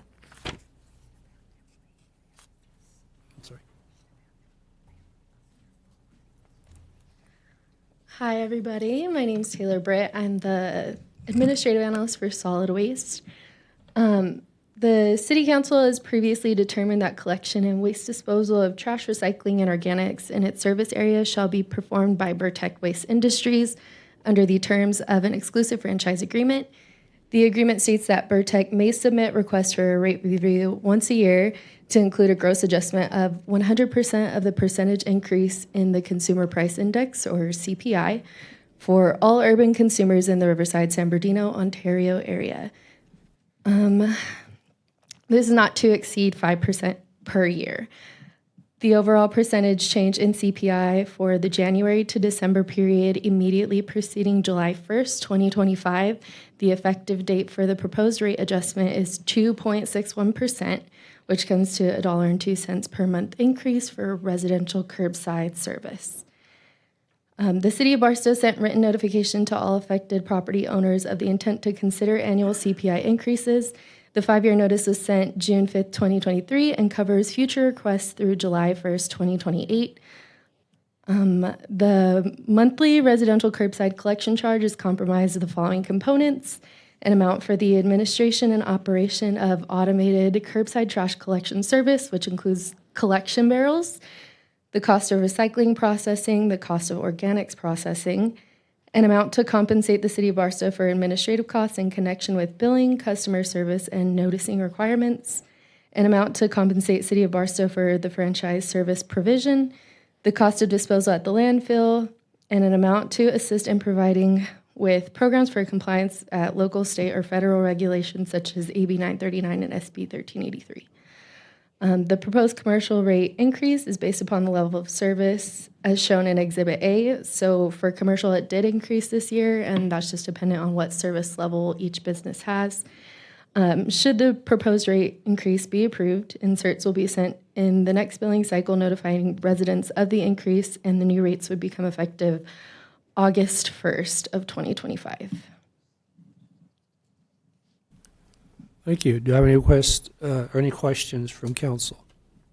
Councilmember Hernandez. Thank you. I wanted to know what is the amount that they're compensating the city for administrative cost and the franchise service? How much of this increase? I have here a 4 cent per month increase in administrative fee to reflect CPI increase and 7 cents per month to increase the franchise fee to reflect CPI increase. Okay. My other concern is the organics, the 19 cents per month. This community is not an organic community, as we all know. And I'm on the JPA committee, and I've been fighting for years for them to exclude Barstow to no avail. But I am aware that the tipping fees have gone up. Unfortunately, they went from 75 to 85. Now they're 100 and something. So I understand that Burtech has the increase in that. But we're going to get 11 cents out of this $1.02, basically. Yes, correct? we do get funding out of it. Okay, thank you. Thank you, Councilmember Hernandez. Mayor Pro Tem Rose. Thank you, Mayor. Can you remind me of what the increase was last year? I don't have that number off the top of my head. I know it was closer to 5%. I believe it was 4 point something percent, and the dollar amount was close to $4. And now we're asking for more. Yes. I know that there's been concerns, for instance, the senior citizens or somebody that's single.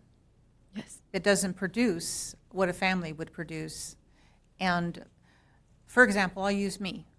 I only have to put my trash cans out once every couple of weeks, if maybe once a month. Is there anything that we can look at and give those that don't use it, don't need it, like the senior citizens, to where we can reduce their payment? I know the answer already, but I think it's just not. There's an injustice here because the person that's living alone, the senior citizen that's not producing that amount as a full family, Right. Is having to pay as a full family. Yeah, I understand what your concern is. Unfortunately, I don't believe there's provisions for that in the current franchise agreement. I'm not sure if we do have representatives here from Burtech. I'm not sure if they might be able to elaborate or provide more information, but to my knowledge, we don't have any way to mitigate that issue currently.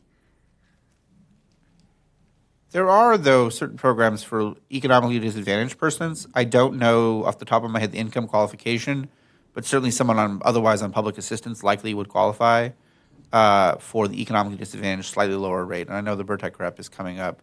I also believe there is a way to have a smaller trash barrel, which is a slightly reduced fee. Again, I'm not sure how much smaller versus the standard barrel, but I know those two programs do exist. Thank you. Yes, thank you. Good evening, Mayor Pro Tem, council members, staff, and residents here this evening. You're exactly right, sir. There is a 35-gallon service that is approximately 1/3 less than the standard 95-gallon service that is available for residents in the situations that you pointed out. Thank you for that. I was not aware of that. So I do have a question. Is there a way that you have data that you can send this information on the 35-gallon smaller trash to those that are senior citizens that have one person living in the household? Has that ever been done? Or is this just something that we stumbled upon tonight that I don't, do we give that out to everybody so that they have a choice? We can put that in a newsletter article, absolutely. When you say newsletter article, For the newsletters that go out to residential customers, we have a number of different articles about maybe an upcoming cleanup event or a compost giveaway. Programs availability, such as the 35-gallon service, could be included as well. could that be included in our bill so that because we're paying attention to our bill so that we know that we have that option? The plan with implementing these new rates is to send that 30-day notice out with the bills that are coming up the most current bill that should be going out. We're going to send an insert with the rate increase, or that's the plan too, should this be approved. I can speak with utility billing and finance and see how we might be able to incorporate that in that notification that goes out with the next bill. Even if it weren't, that hypothetically, let's say this were not approved, could you still do that? I would imagine we could. It would just be a matter of finding the budget to be able to take care of that. So it couldn't be typed in on to what the bill, or is it the bill generated through a system? Where Right, you yeah, can the add bills that are extra wording? exactly. The bills are generated through a system currently. I don't know if within Munis if there's a way to add that to it, and that's why we would be doing this rate increase notice with an insert rather than on the bill. So, yeah, I just have the question because, I just use me as an example, but we've had plenty of individuals within our residents that have come and said, why do we have to pay the same amount? And now there's options. And my only other question, because I truly don't know the answer, is that when Burtech comes and they pick up our trashes and they slam them down with that apparatus and they break the trash can, who picks up the bill on that? Those are replaced by Burtech. If you call utility billing, they can schedule for a replacement. That's different than if it was stolen, where there is a fee associated with that. There isn't if you need a replacement barrel due to damage.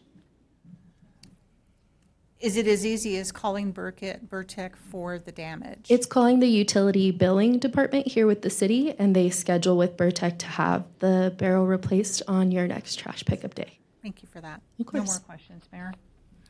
Thank you, Mayor Pro Tem Rose. Councilmember Williams. You did an excellent job. Thank you. Thank you to Councilmember Williams. Councilmember Hernandez. You didn't answer Mayor Pro Tem's question, which is how much money is it for the 35? You're welcome. Let me take a look at the rate sheet here. Yeah, residential standard. So it looks to be about a $3 difference. So the standard size barrel is $35.51 in the new proposed rate, and for a 35-gallon barrel, it'd be $32.86. Not that much of a difference, is there? No, that's why I wanted it out there. And we usually, as a council, do get that information when they give us the price. Actually, we just didn't get it this time. I did attach it to the staff report. It should be Exhibit A. It should be included. Oh, yeah, you're right. It's in the back. My apologies. I still don't like the increase, but that's all right. Yeah, it's something because that is my committee that I belong to. Any questions? Yes, I think that's it. But it's not that much of a difference, and I think that's why folks don't usually apply. All right. Thank you, Councilman Hernandez. Councilmember Noble. Thank you, Mayor. Hey, based on what was just discussed, how long has this been in existence with the senior citizen plan that we just talked about? Is this something that's new, or has this been something that's been in existence, but we had never put it out to the public? I've been in this position for about 6 months. So to my knowledge, it's been around for 6 months. I don't know if Michael might have a better timeline. Yeah, thank you for that question, Councilman. I can get back to you with the exact date. I think I would have to just double check. And yeah, the senior rates are very common. So I would think that it's been around for a substantial amount of time. But to get you an exact date of when it started, I can provide that to staff. No, and I assume it's been around a while too myself, but I'm just curious on when we have this type of information and it's not put out to the public, then that tells me that it doesn't tell me anything, but it is. I assume that we're not trying to be transparent with the public by putting out that type of stuff, because I have a senior citizen And I am a senior citizen, and I didn't know anything about it. And I read the billing every month. So I'm just curious on why we don't put this out in general to the public. If it's the direction of the council to make something like this a bigger presentation, that's something I can definitely look into. But this rate sheet that you guys have in front of you is posted on our website for people to have access to. So if we want to blast it louder, that's definitely something we can do. But as of the current, what we have online, it is listed, so citizens can see it online. No, but that's not what I'm saying. It's a Burtec thing that's been out there for a long time, and it has never been pushed out to the public to allow them the opportunity to say, hey, I want to apply for the senior citizen. And it's been around a while. I'm pretty sure it's been around a while. It didn't happen just yesterday. But now, because the question came up today, now we want to put it out to the public. But I think that's something that should have been put out day one. I understand, and that's why I'm saying moving forward, I would gladly start a campaign to make sure this information is getting pushed out more frequently and it's readily available on our website in a different format if that's what you guys would prefer. I can't go back in time and fix that for you, but I would gladly push it forward now. Yeah, and I get the newsletter from Burtec all the time, and I've never seen it on there, and that's my concern. I never seen something like that on there, and we push this out. We're asking for a bill every month. I got it, but I've never seen the language of that type of stuff on those bills. Absolutely, thank you for that. We can definitely make sure that it's a bigger portion of the newsletter, and I know the senior applications and who qualifies and how have been parts of newsletters in past, but to your point, I think we need to do that again and make it more obvious for the residents who take a look at the newsletters, and we'll make sure that happens. Absolutely, thank you. Thank you, Councilor Noble. Mayor Pro Tem Rose. Thank you. I do appreciate you coming, but, the representatives here, helping us understand. But, I also agree with Councilman Noble that, informing our public on what options they have and is a great thing. So, whether it's going to be in that bill, in a flyer, in a newsletter, we just want to make sure that we get it out there. And I get when you say it's on the website. I'm not just going to go to the website to see, do they have any options? I wouldn't know. And we do have it in Exhibit A, but I can't even see it because it's so small. I get what you're saying. I like to reference the website just because I know property owners aren't always living at the property. They're renting out to people. They don't get those inserts. They don't get that information. So that's why I like to push it out on the website, because that's where it's always accessible. But again, to your point, I do understand. I think there are ways we could maybe make it more obvious to the public and community members. So I guess my final question for right now would be thinking of the landlords, because you just kind of, so the landlords, let's say there's a landlord that has 5 properties. Yes. And so does the bill go, well, if it's in the landlord's, the billing is in their name, it's going to go to the landlord. This would be really, great for the landlords to see, because if they're paying 5 different properties and they have, one person living in each property, this is a savings for them as well, correct? It could potentially be, but the bills don't always go to the landlord. So the bills are allowed to be set up in a tenant's name if that's how the landlord chooses to have the bill set up, but ultimately the landlord is responsible for the bill, if that makes sense. It does make sense, but how does the landlord know that they're responsible? Because it's their property and a lien could be put against their property. Correct. If their tenant is not. Yes, they are notified of these things. It's also stipulated in the code that the property owner is ultimately responsible for any bills or liens placed on their property. So I guess my next question would be, so it would, if the landlord chooses for the bill to go to the tenant, then they're taking that risk, correct? Correct, yes. But if they ask for it to be sent to the tenant and to them, does Burtec do that? This would be a utility billing question. Burtec doesn't handle the billing. Thank you. No problem. I believe the city system only sends one bill Thank per you, address. thank you, Mayor Pro Tem. Thank you. Councilmember Hernandez. Thank you. Big print, always. Got it. And that's the thing. I know you're a different generation than I am. A lot of us don't bother with the websites. I understand, yes. And that's where the issue comes in, you know? Right. And the other thing, the other utility companies, Southwest Electric, they're forever sending flyers out, say that, you know, you are eligible for this discount if you're within this income. I mean, every month. So I think it would be appropriate for us to be reminding folks, you know, that these are options available to them. And yes, these things have been going on since contract time, sir.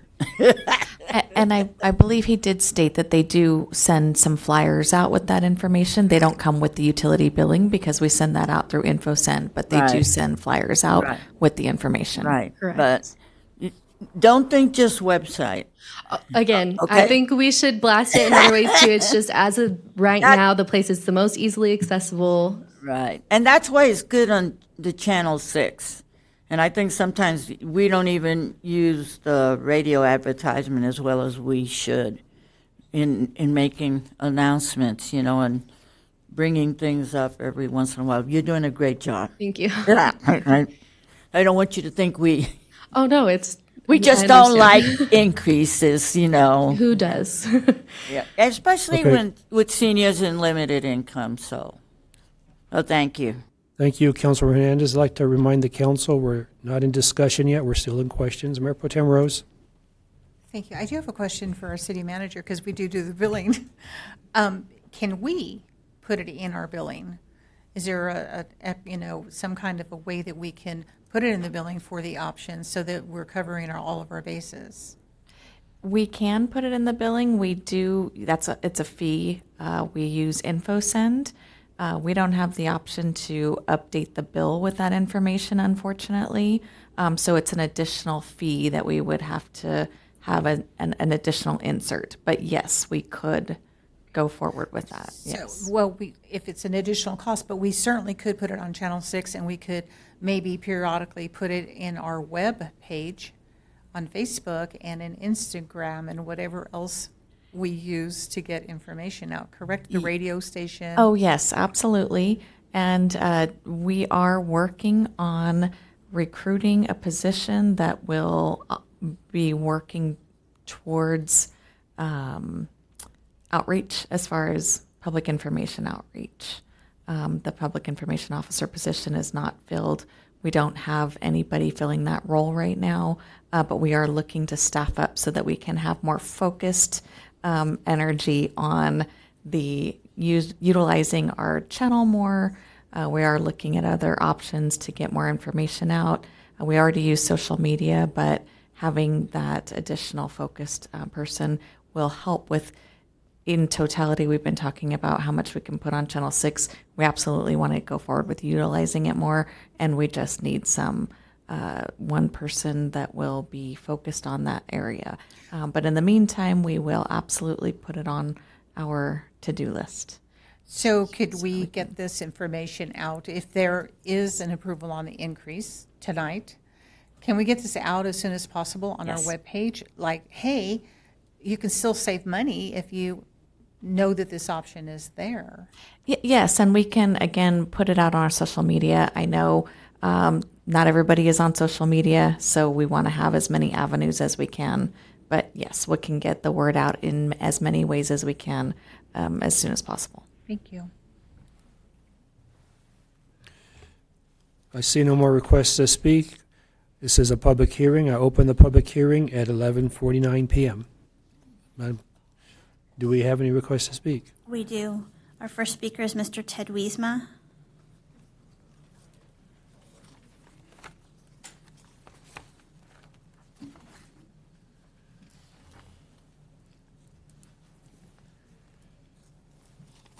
I've heard your discussion. I haven't heard what the cost is going to be to each resident. It would be nice if you told us how much this is going to cost us. You're saying it's 2.61% increase, but the utility bill isn't just Burtec, it's also sewage and so on. So therefore, I would think the total increase in my bill should be somewhat less than 2.6%. But I'd like to hear exactly what it is. It would be very helpful, I think, for all the public to understand that. You had a question on the smaller barrels and why the cost between them and the full-size barrel is so small. I would say because they still have to pay for the truck and they still have to pay for the driver to go out there and pick it up, and that's where their costs are. So I would still think Burtec should look at that and see if they can do a little bit better on that. But I do understand where that cost is coming from. But again, my bottom line is, tell me how much it's going to cost me. Thank you. Thank you, Mr. Wisma. Our next speaker is Mr. E.T. Snell.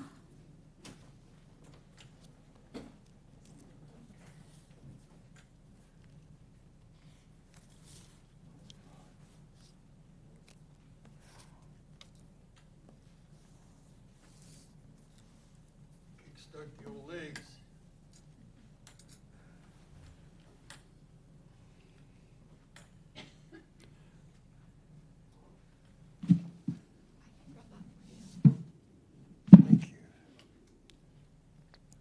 Welcome, Mr. Snell. Thank you. Speaking of welcome, Mr. Chapa, this is your first meeting? I haven't seen you before. I'd like to personally welcome Assistant City Manager Kenneth Chapa to the City of Barstow, and I wish you a lot of luck, and I'm hoping I can work with you on different issues. Burtec Waste, how many increases are they allowed a year on different issues? Does anybody know that? Just one? Or is there several different increases for different things? Because, this is a small amount. It's only pennies, maybe $1 or $2. So I need to know how many increases they're allowed. Just like the asphalt, I didn't get a chance to speak on, but wouldn't it be nice if we could make our own? Maybe do a study on that? Think outside the box a little bit. That's about twice as many roads that we could cover. The same way with this. How hard would it be to open Barstow's own dump? Because we've got that one in Barstow up on the hill, but the county's running it. Some cities have their own dump and some cities have their own trash hauling. Tex, I know you were concerned about the financial budget of Barstow. We might look into that. Maybe do a little survey and find out, are we selling out our old folks for, I don't know, whatever the, I know I called in, I was out there in Newberry and I had a dumpster. And I had to call in for hours before I could get through to Barstow. I wasn't really happy with that, so I told you I've been going to council meetings for decades. Mike Montgomery, the former city manager of Irwindale and Maywood, he once told me, he says, there's no qualms about the amount of money there is in trash. It's big, big, big, big money. So I think we need to look and see how we can get our costs down, and maybe we can get our own dump and allow people to dump it themselves, and for even a smaller amount, because what is it, $130 every 3 months or something? I was paying for my out in Newberry. That's a chunk of change. I think we could send to the information to the person of record who's ever on the bill, send them the information, and maybe do a little drawing of the different size dumpsters and what's available. But I think we need to start thinking outside the box on different issues, try to save the residents some money. Thank you for your time. Thank you, Mr. Snell. Yes, sir. Our next speaker is Miss Marcia Wiesma.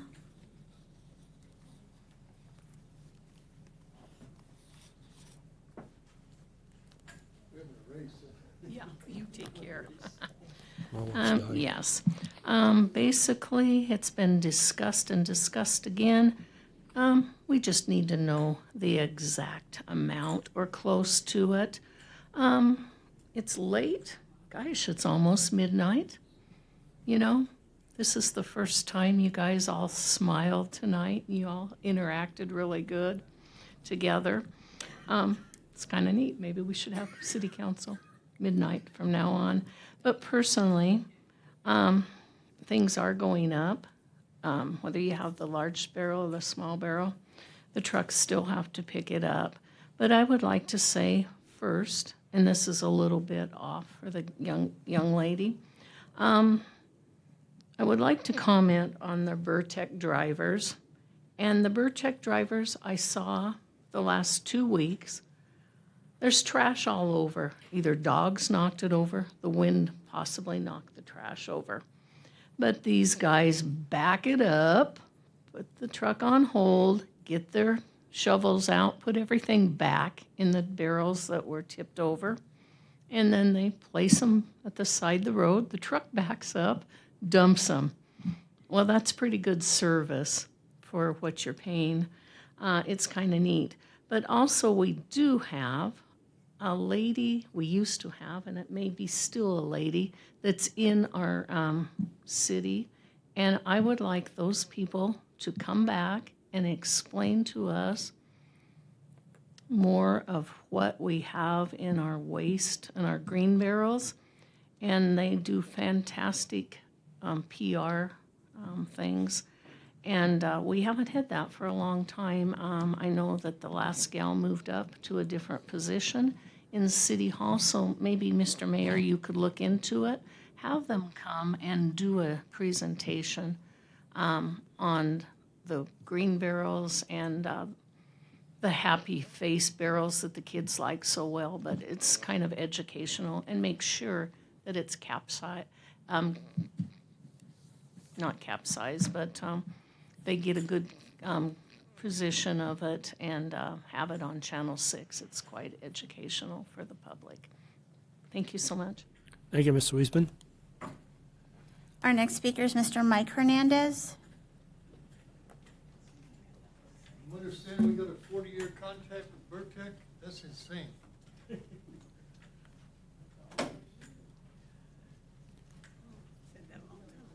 Welcome, Mr. Hernandez. Thank you.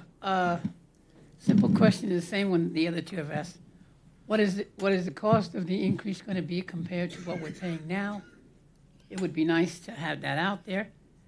And the lady from Burtec said that they replace the cans when they're broken. I had a call the other day saying that trash can was trashed and they got a bill for $85.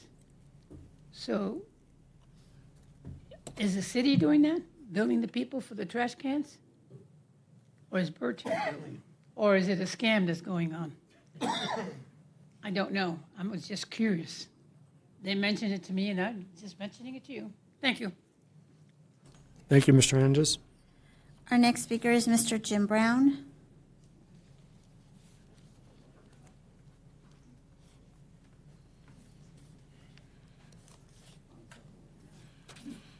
Welcome, Mr. Brown. Good evening, Mayor, Council. Jim Brown, Barstow.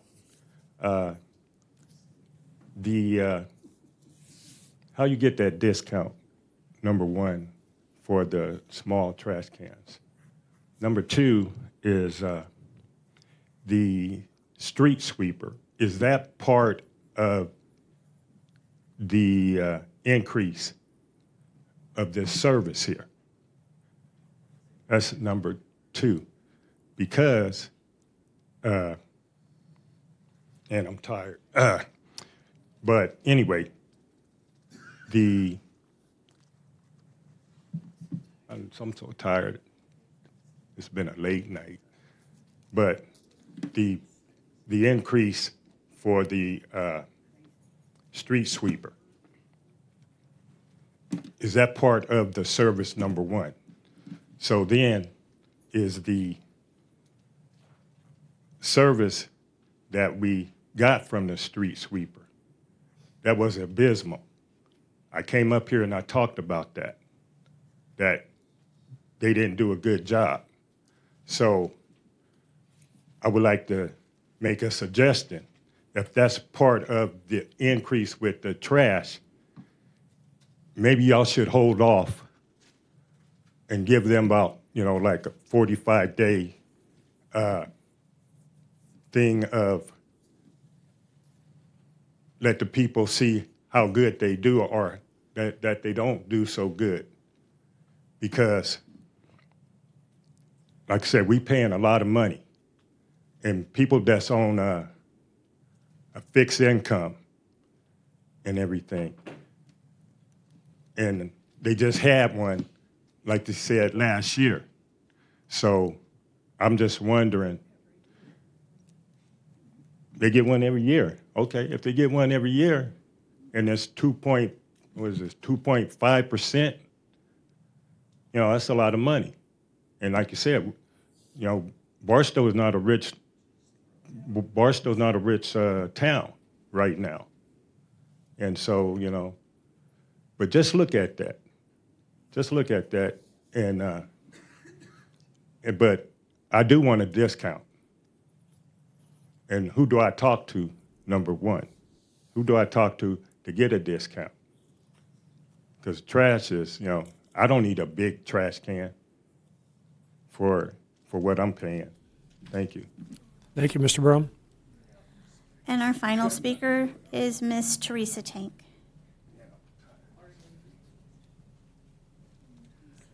Welcome, Mrs. Tank. I just have a few questions based off of the presentation that other people have remarked on. First of all, she said that we were to call if we wanted the trash cans replaced because Burtech has broken them. This was just discussed on Facebook. We no longer call Burtech to have them replaced. We call the city, and the city has told us that I believe it was $18 to replace something that Burtech. Can someone verify if that's who we're supposed to call it? Because we're no longer calling Burtech. So we're calling the city, and if the city's telling us we're being charged and they're saying that they don't charge, why are we being charged from the city? Thanks. Thank you, Mrs. Tank. We have no more comment. This being a public hearing, do I have anybody wishing to speak for or opposed? See no one approaching, we'll close the public hearing at 12:03 a.m. and we'll bring it back to council for questions. I'm going to have staff answer questions from the public. 3 times it was asked regarding the cost. I know it was mentioned. Could we please repeat the cost? Sure. So for the standard service, it's going to be $1.02 increase per month. So because it's billed bi-monthly, that would be $2.04 per bill. Thank you. And that I would like to reiterate that is for trash specifically. I'm not sure, Sydney, if we have any wastewater, any sewage. Well, tonight on the agenda is just Burtech. Okay, so as far as trash goes, $2.04 per bill. Thank you. And the contract, and maybe the attorney would answer this. Someone asked how many increases per year. The contract allows one for CPI. Is that correct? Correct. Thank you.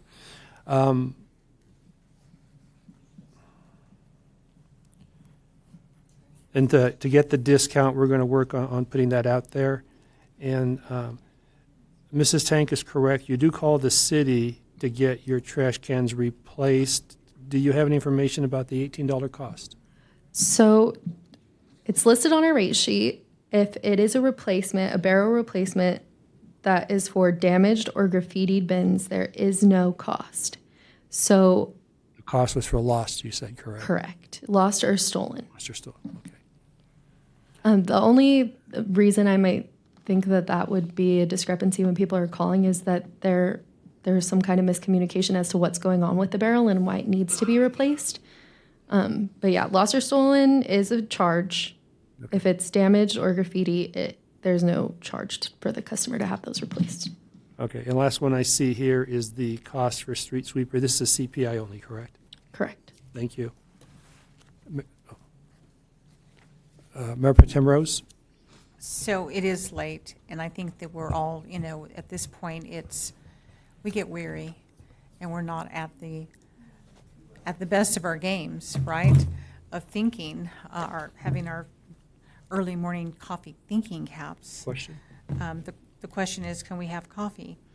But I do have a question on, so it's my understanding that last year the increase was $4.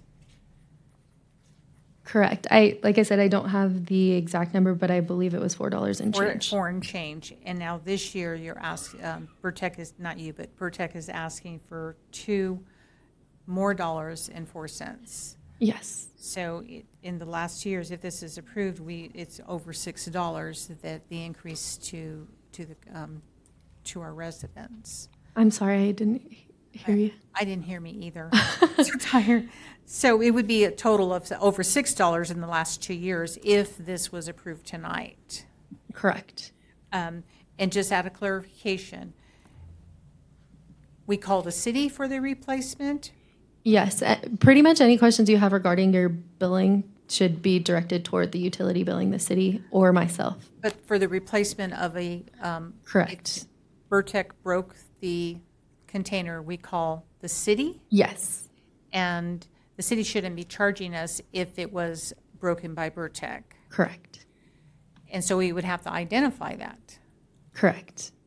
And if let's say, I heard some residents say they've been charged for a damaged trash can, who do we complain to about that? To Burtec? I believe those questions should also be directed to billing, and those would be researched on a case-by-case basis on how we should move forward. Ms. Clayton?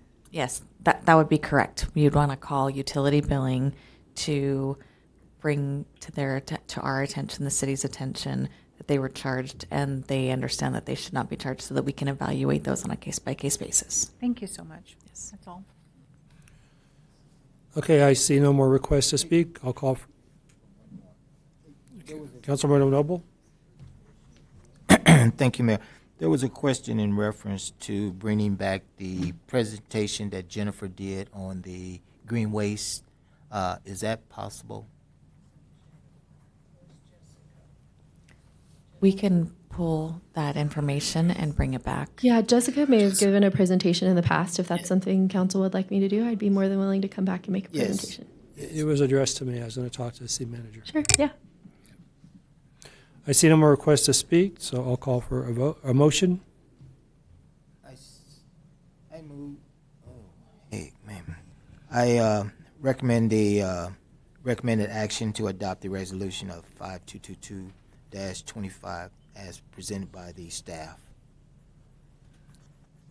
I have a motion by Councilmember Noble. I will second. Do we have any discussion? Seeing none, I'll call for the vote.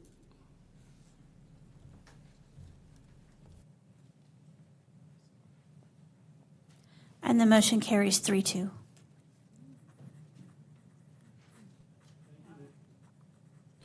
Thank you. That completes our business action items. We'll go on to public safety. Police Chief Arthur. Well, Mr. Mayor, members of the council and public, I only have a couple of updates. I apologize. I got to. On next Thursday, on the 12th, I'll be attending the academy graduation for our two trainees who are graduating. And then we'll have the swearing-in ceremony the following Monday on the 16th.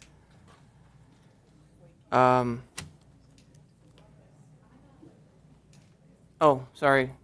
I apologize. My eyes are a little blurry here, sir.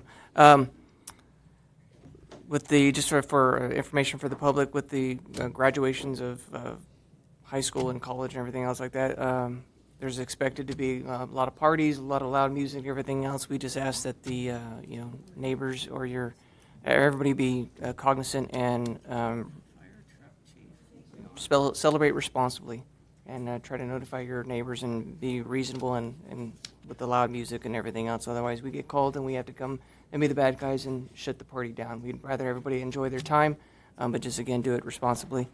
And one final thing is our agency has got a lot of complaints that come through as far as parking issues, mainly those people who are parked kind of partially in their driveway and partially blocking the sidewalk. Just remind the public that that is enforceable by either citation or even towing their vehicle. So if they don't want their vehicle towed or cited, please park it fully in the driveway or legally on the street on the curb. And that's all I have. Thank you. Fire Chief Cisneros. Mayor, council, and community. Just kind of update. I did send a weather alert to City Manager Clayton this evening about the flood threat throughout the community that's going to turn sometime tonight. There was some torrential downpour in the city of Needles as well as Joshua Tree, but I think it's going to skirt our community. But just be wary of that. Also, just let you know, within the district, we are currently doing a firefighter-paramedic recruitment, which is going to happen within the next couple of weeks to hopefully fill those 2 vacancies for firefighter-paramedic. Hopefully, we have some successful candidates. We've only had 4 applicants, and it's been a recurrent recruitment for about the last 6 months. So we're hoping we have some good candidate pool out of those applicants. As well as, staff is currently, our fire administration staff is currently working towards applying for some grants. Hopefully we can be successful in those applications here in the near future. We did have a couple more grants pop up within the last couple of days that we'll be entertaining as well, which are specific to specific items that the fire service will honor. Also, we're currently in negotiations right now with Victor Valley College with the cost recovery of our training hours.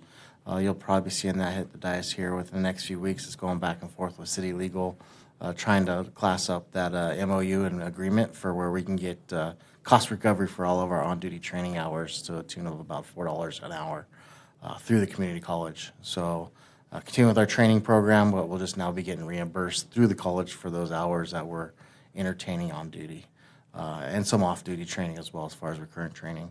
Besides that, current incidents and updated incidents, we've had 2 structure fires today, actually not within the city limits, but within the district out toward the west in Linwood and Glenview.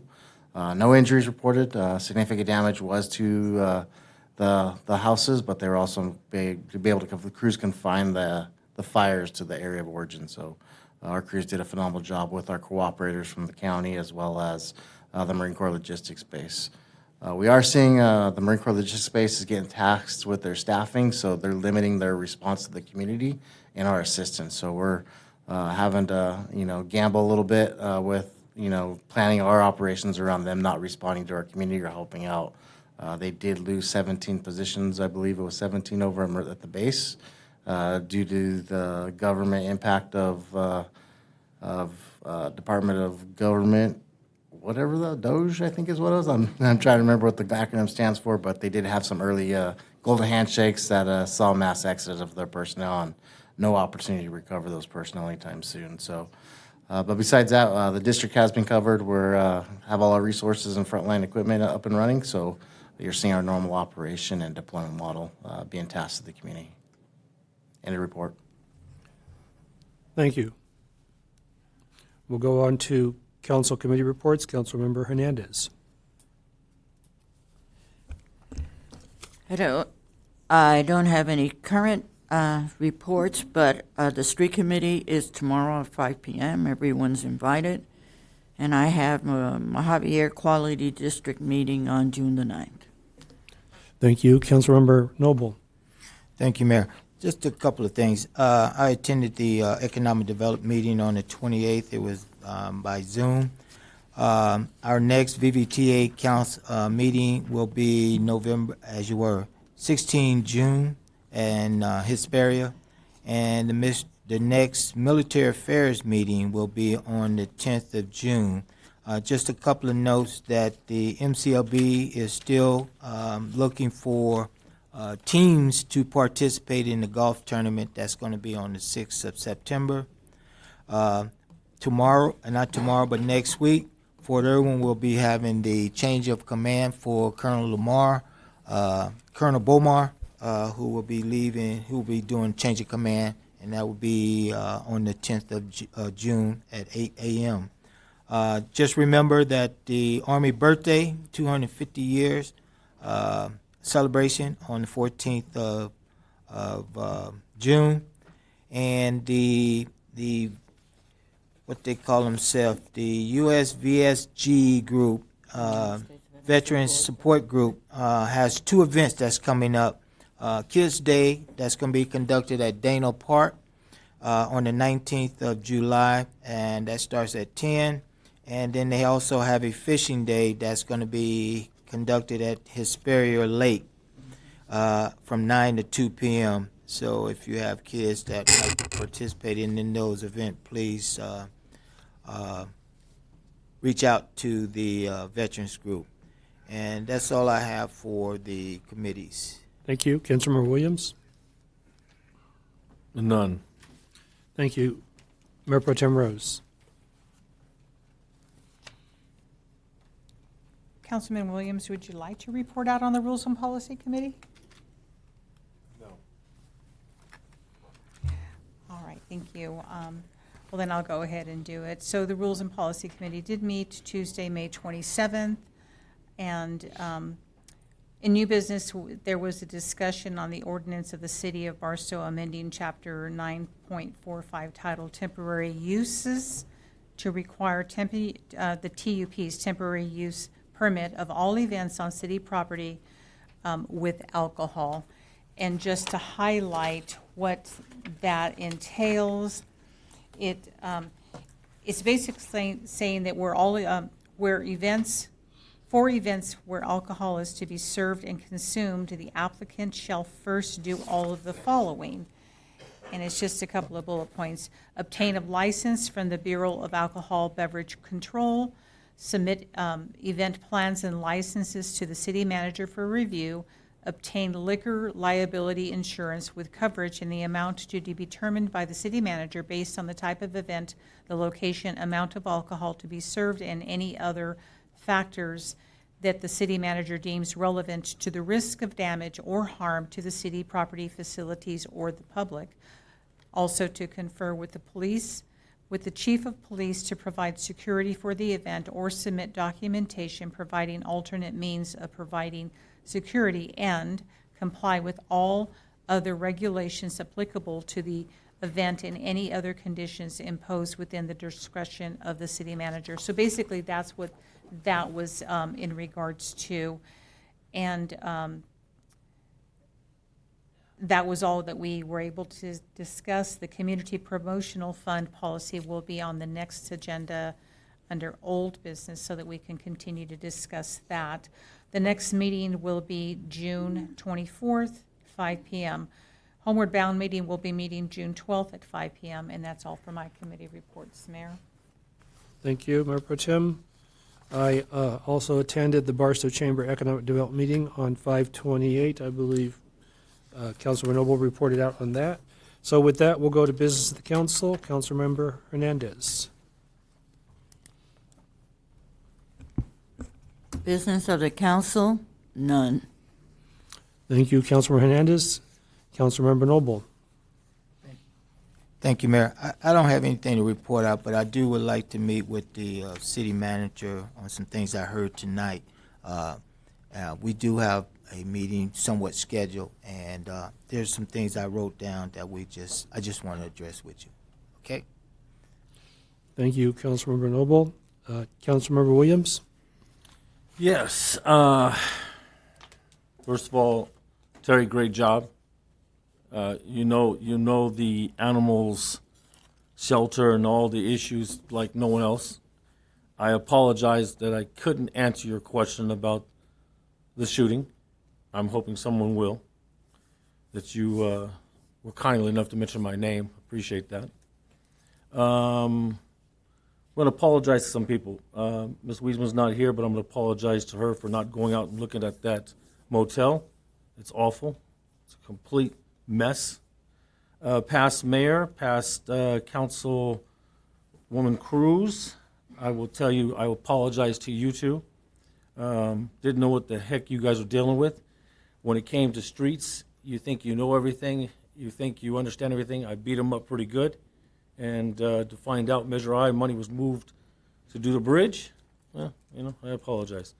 To city manager, it's amazing what you're doing. I mean, you are packed full of stuff. It's almost impossible to sit down with you, and I get it, but you're doing a great job. Mr. Noble, last apology to you. Everybody thinks you're this calm guy, but we had a discussion maybe about 8 months ago, and you told me to my face in a stern way, you don't know what I know. Remember that? Yeah, well, you're right, I don't. And the last thing is, I'm letting you know I'm stepping down from the committees of Homeward Bound and Rules and Policy. That's all. Thank you, Councilmember Williams. Mayor Pro Tem Rose. Thank you. So I'd like for the city to commit to a timeline to the Measure Q, to at least reach out to them and let them know, hey, we're going to be meeting, because per the ordinance, we're supposed to be meeting quarterly, and that has not happened in quite some time. So I would like this council to help to give directive to our city manager to say, can we please reach out to the commissioners on Measure Q no later than the end of next week. And I would like that to happen. And please, yes. Okay, thank you. And I wanted to, Ms. Wiesman is not here, but I wanted to address something, because she said that I had flipped and on being fair on the selection. First of all, the selection wasn't mine to make. It was District 4, and Councilman Williams had deferred that over to the council to make the decision, because for his reasoning, whatever that was, and he had already mentioned it, so we don't have to revisit that. But I just want to make it very, very clear that it was a very fair process, and that Ms. Wiesma's position on the committee that she was serving on expired on December 2024, as well as Ben Rosenberg's for District 3 and Martha O'Brien. Hers had expired. She had already left, but it expired at the same time. And I'm looking at the actual agenda item, and it did say we had agreed that until we could fill the vacancies, that the commissioners, if they wished to stay on until the vacancies were filled, that they were welcome to do so. They didn't have to, but they were welcome to do so. However, it does state in this agenda item in 2024, it was November 4th, where it said that current committee members who wish to continue serving must reapply, and then the application process would occur.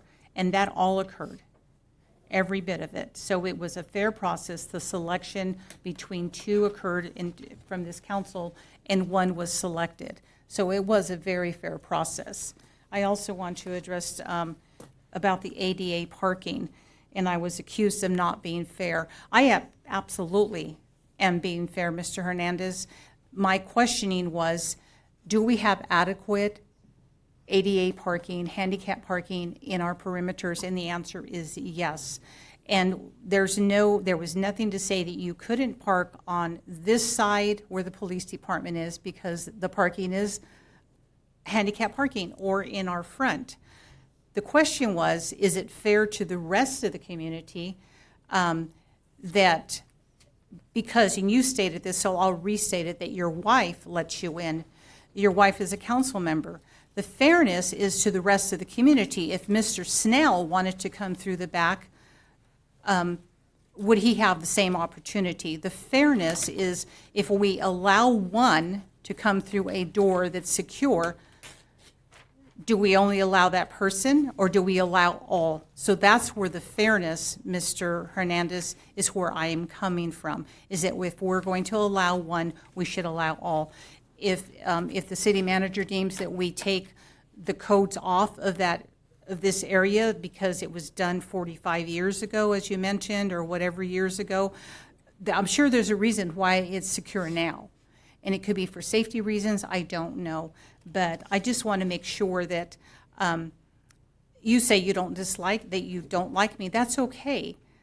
I'm just trying to tell you is that the fairness is across the board, make sure that if we're treating one this way, that we treat everybody the same way. And so it has nothing to do with you personally. It's just that we cannot give preferential treatment to one because the wife is a council member. That's not fair to Mr. Snell if he wants to come through that same door. So that's the fairness. And I am concerned that Councilman Williams is stepping down from the committees as a whole. And I think it puts a burden on the rest of us council members that we now have to, somebody else has to pick up who would be the second person on the committees that I chair. You know, why is it that Councilman Williams doesn't have to be on any committees? Because now somebody else has to pick up those committees that he stepped down from. So that's something to ponder as to why he's stepping down, or does he want to switch with somebody else on a different committee and somebody else come over to the Homeward Bound and the Rules and Policy? Otherwise, it puts the extra burden on the other 4 members sitting here. And I think that we should all pick up and all come to the plate and do our, take on some of these responsibilities, because, I mean, Councilman Hernandez has taken on a vast amount of committees. Our mayor is stretched thin. So I just want to, make sure that we're all 5 of us collectively bringing it to the table. So that just really is puzzling to me. Thank you. Thank you, Mayor Pro Tem Rose. I was emailed this flyer here, so I told him I would announce it. There is a STEM camp at Barstow College for the summer. Dates June 9th through June 12th, 8:30 to 2 p.m. Parent Information Night is June 5th. Ages are 9th to 12th grade. For more information, call 760-252-6799 or go to cte@barstow.edu. I've got to mention that Saturday, the 30th or 31st, we have a 100-year-old World War II veteran that we went and recognized, the city went and recognized, Frank Villegas. So a veteran from World War II, and celebrated his 100th birthday. I think it was the 26th, but we celebrated there on the 30th. About 4 months ago, Councilmember Williams and I met with some of the business tenants at the Stater Brothers Shopping Center. There was about, I'm going to say, 10 of them, and they had concerns about the activities in their parking lot. So we sat down with the police chief and staff at the time, and you guys got right on that. And so I ran into the manager as they're shopping a week ago, Jerry, and he came down to tell me, so I don't know if you've heard yet, but Stater Brothers will be having a ribbon cutting when, if you haven't been in there, they're redesigned their store. So they'll be coming down and having a ribbon cutting. And when they have a ribbon cutting, they make a donation. And so they have selected PAL for that donation. So they will get us the date, and we will be there, and we will let you know. Okay, with that, we are going to adjourn. Let me read it right. By consensus of the members without objection, this meeting will be adjourned at... I didn't get the city manager report. Oh, I'm sorry. Sorry. Oh, I do have one more item there, yeah. Okay, let's go to staff reports. Very brief city manager report. I would like to introduce the new assistant city manager, Mr. Kenneth Chapa, and I know Mr. Snell beat me to it. We did get to introduce him at the workshop, but this is his first regular council meeting, so I would like to introduce him again. And another couple quick updates on the, and actually this one is just calling out On the May 20th council meeting, the city manager report, I did report at the end that we would be scheduling both Measure Q and Finance Committee meetings before the June 17th meeting, that we were working through the budget and we could not schedule them until we had these issues worked through the budget. We did have an item on the agenda tonight, so I did call that out and notify Ms. Compton during the last city manager, as a response, I should say, to Ms. Compton's comment at the last meeting, and did notify the public. So I just want to reiterate that we will be scheduling that now that we've got the direction we were seeking from council and we can finalize the budget recommendations. Also, we had some comments on the descriptions for our invoices and our payment for our warrant register. I did call it out previously, but I want to point out that we will be addressing that. We do have our new hire. Ms. Harris has an assistant finance director that started this week, and that will be a focus for the new position, is to streamline processes. I know we talked about already earlier, there was a comment made on contract management, and that will also be addressed again in finance, and we'll have a focus on the actual descriptions being more accurate so they reflect more descriptive description and really explain what the purpose of the purchase was. So with that, that is the conclusion of my report. Thank you. So by consensus of the members, without objection, this meeting will be adjourned at 12:31 a.m.